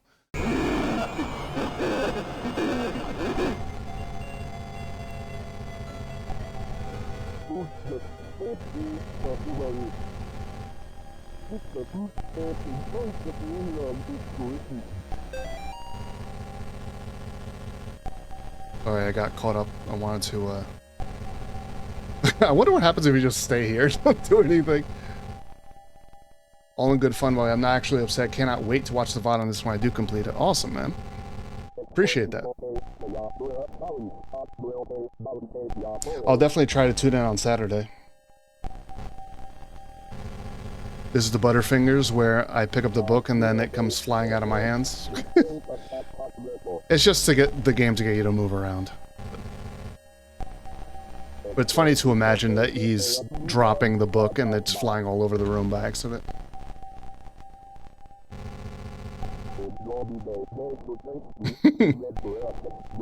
He's just very clumsy.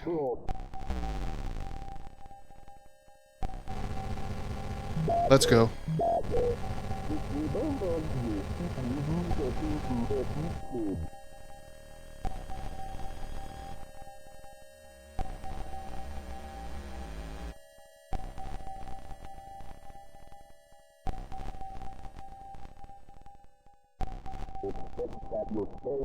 Yeah, fuck off. Alright, bye. I go help Father Alder. You guys are not in danger. Who gives a shit? No, I was so fast, but I'm still too late.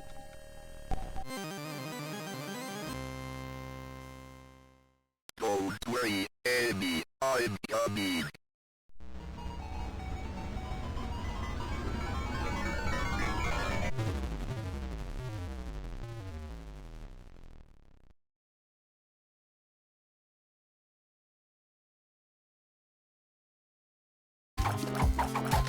I need you.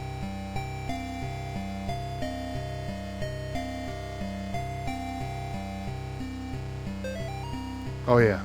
It's the letter I ignored before. Okay.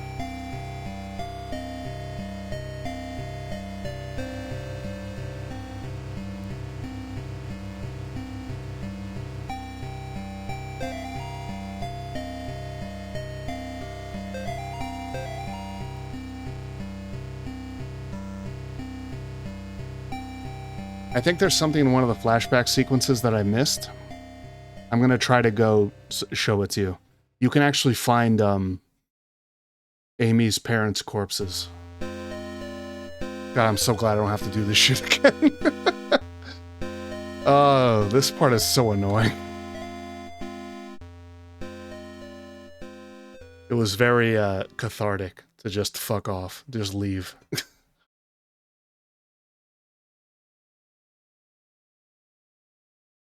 There's a little hint about the elevator. Yeah, the thing is, I don't remember which flashback sequence it is. It might be this one. So I'm gonna check.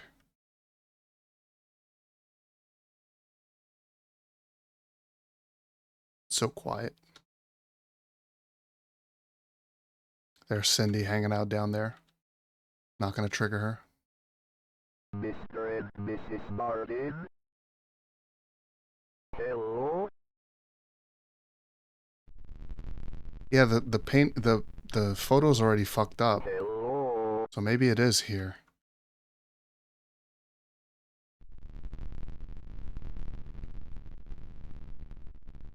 Amy, are you in here?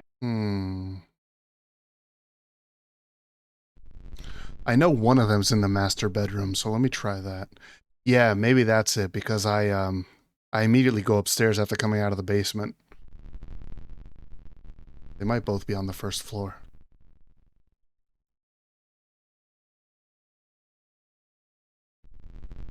Oh no, Bob's glasses. It must not be this flashback, because I think one of the bodies is here.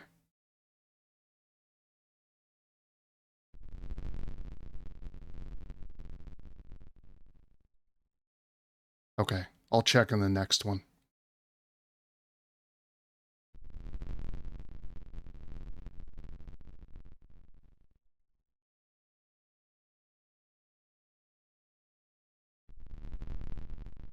The thunder outside, great sound design, man.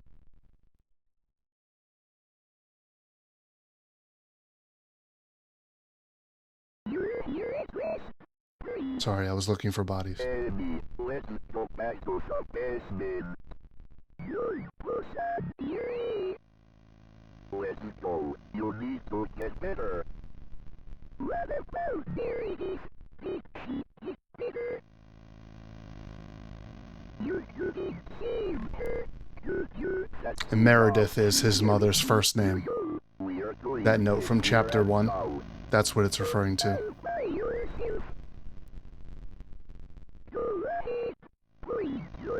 It's never determined what Meredith died of. It was some illness. Mr. Martin?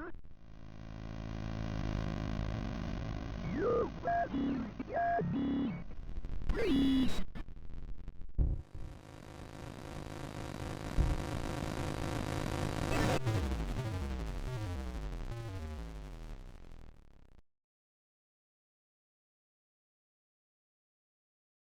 This is the one that really matters if you skip out on. Makes sense, right? John was too afraid to take action.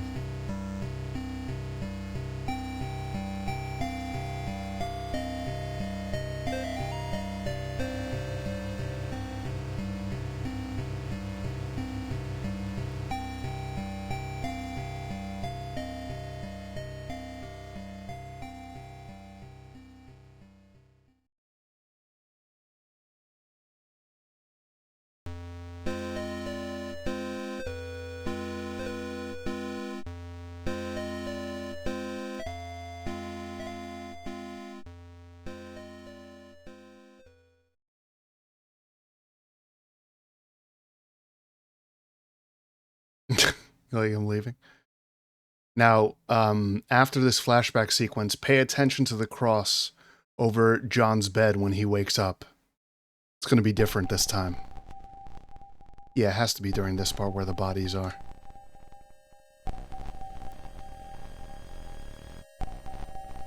And then I'll show you the other cutscene when you go out the front door instead of going downstairs. Even though it's the low pixel thing, it's still censored. Which I thought was kind of a cool effect, but yeah. That's intestine hanging out of her mouth.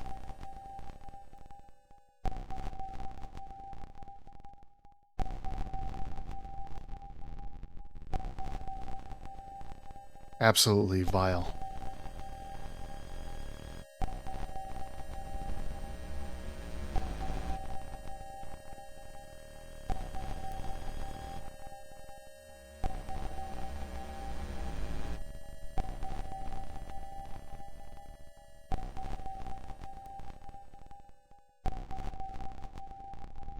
The lightning, man. And that's Dad. This game is so visually impressive, it really is. He does a lot with very little. And another piece of trivia is that according to the dev, the cutscene that you're about to see here is the first idea that kind of like sparked his brainstorming about this game. I'm always surprised by the detail, yeah.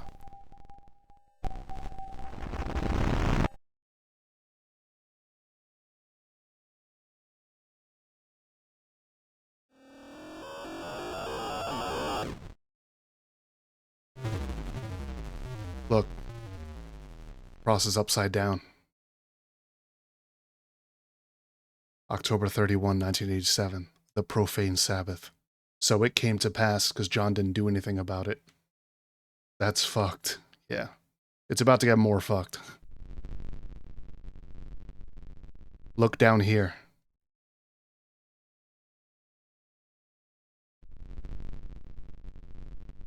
Did you see that figure walking past? I need to check inside one last time. The key is in the basement. There's a knock at the door.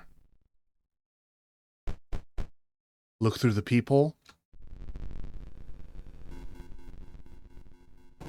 There's thralls at the door.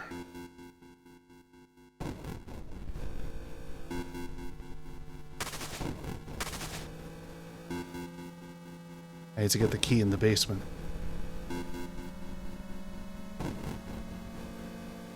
There it is.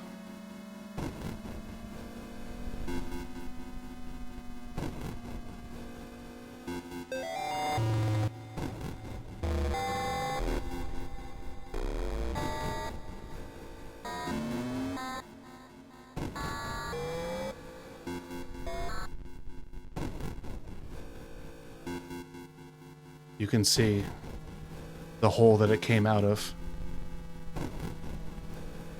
Can't approach them though, they'll kill you.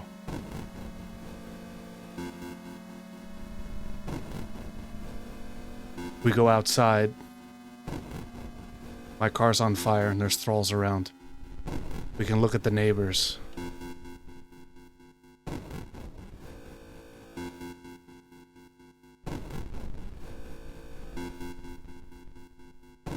The kid looks like he's been possessed. He's got the white eyes and mouth. It looks like the rest of the family's been killed. Let's go look at the other family.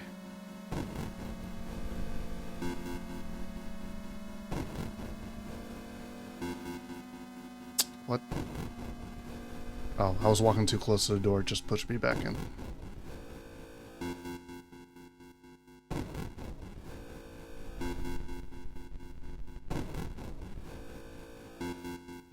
Hung themselves.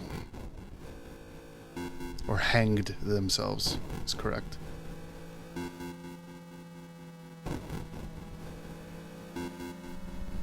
Yeah. I actually forgot about that one. Okay, let's take our key to that door.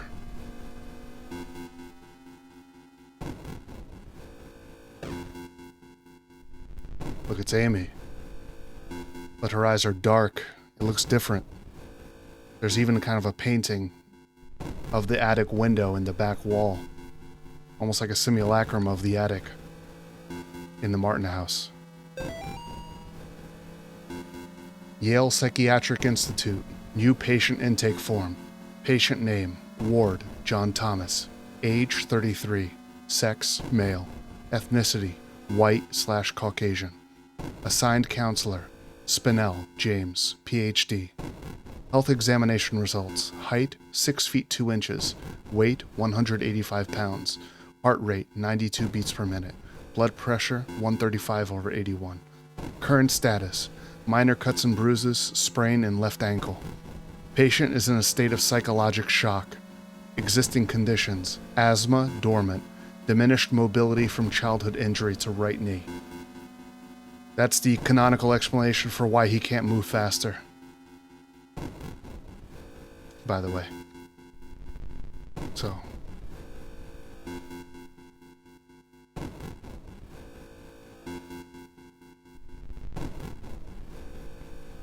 What do they want from me? Why are you tormenting me like this? I don't know how you ended up here. I forgive them.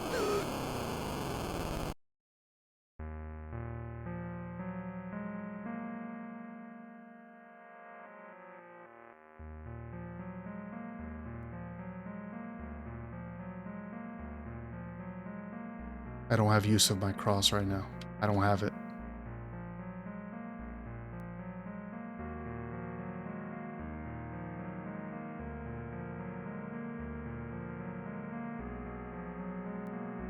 Is that Michael in the distance? How could it be?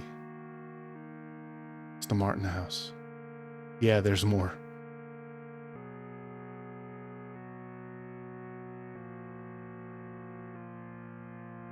Everything changed the moment I stepped inside this house.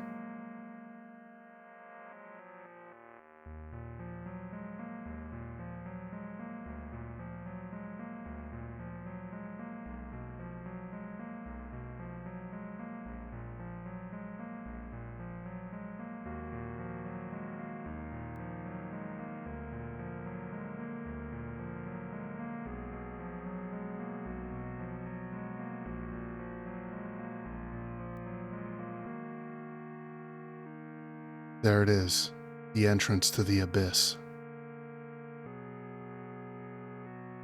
There's something I didn't mention, I'll mention it now. It's relevant now, but something I could have mentioned before. Something that could have been guessed at. All the mannequins gone. I met the devil in this very room. That white figure that appeared to John when he was afraid, it was Satan in disguise, not God or an angel. He traded his safety for Amy's fate. And then here in this ending, he didn't have the courage to take action to save her. He just let her be doomed.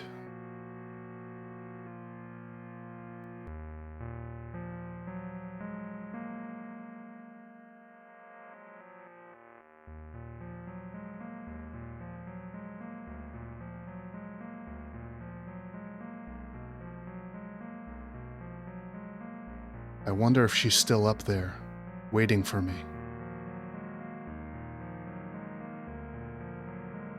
Why did I come up here? Why couldn't I just leave and never come back?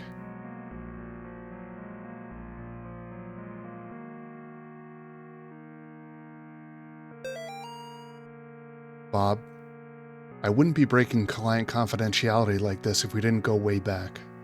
The situation is really starting to worry me. Cindy's delusions are much worse than she initially let on. I was careful to gradually introduce the reality of the situation to her. You were very patient with how she still spoke about them, the fake birthday parties, etc. I thought we were making progress when I got her to accept that she miscarried and that the twins are gone. But she now seems convinced that they are trying to make contact with her and that she can find replacements for their spirits to inhabit. Does that sound familiar? Remember the house we found in that village in Nicaragua? Did you tell her about it? I don't know why you would, but I can't think of any other reason for why she would be talking about things like that. Come by my office as soon as you can. We need to talk about what to do next.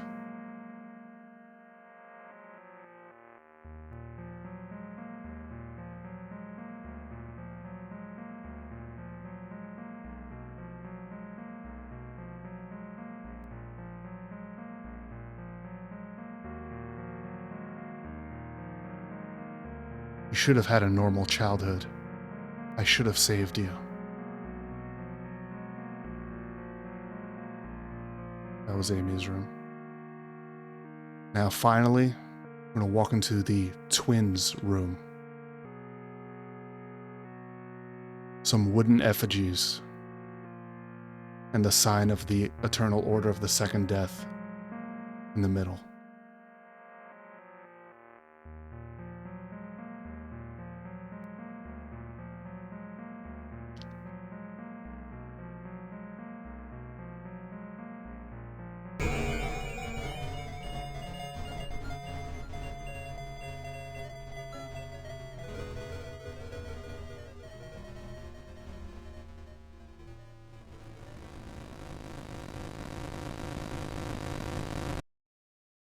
The house is gone. Damnatio Memoria.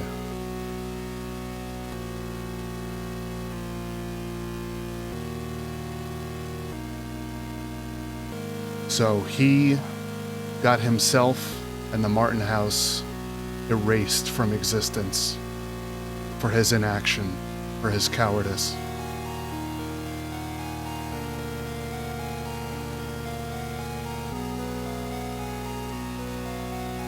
Yeah.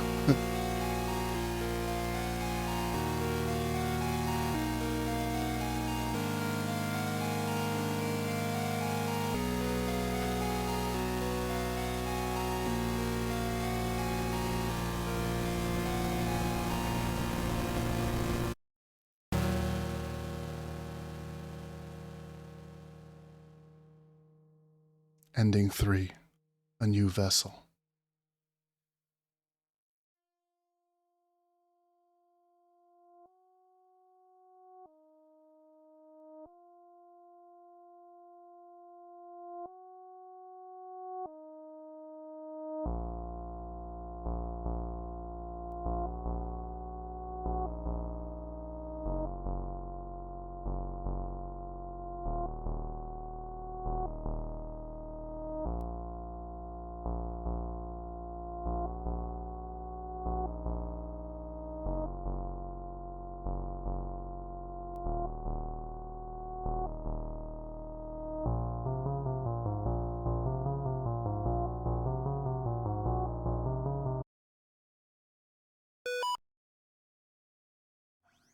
Thought it would have been interesting to get rid of my webcam when I got Dimnatio Memoriaed.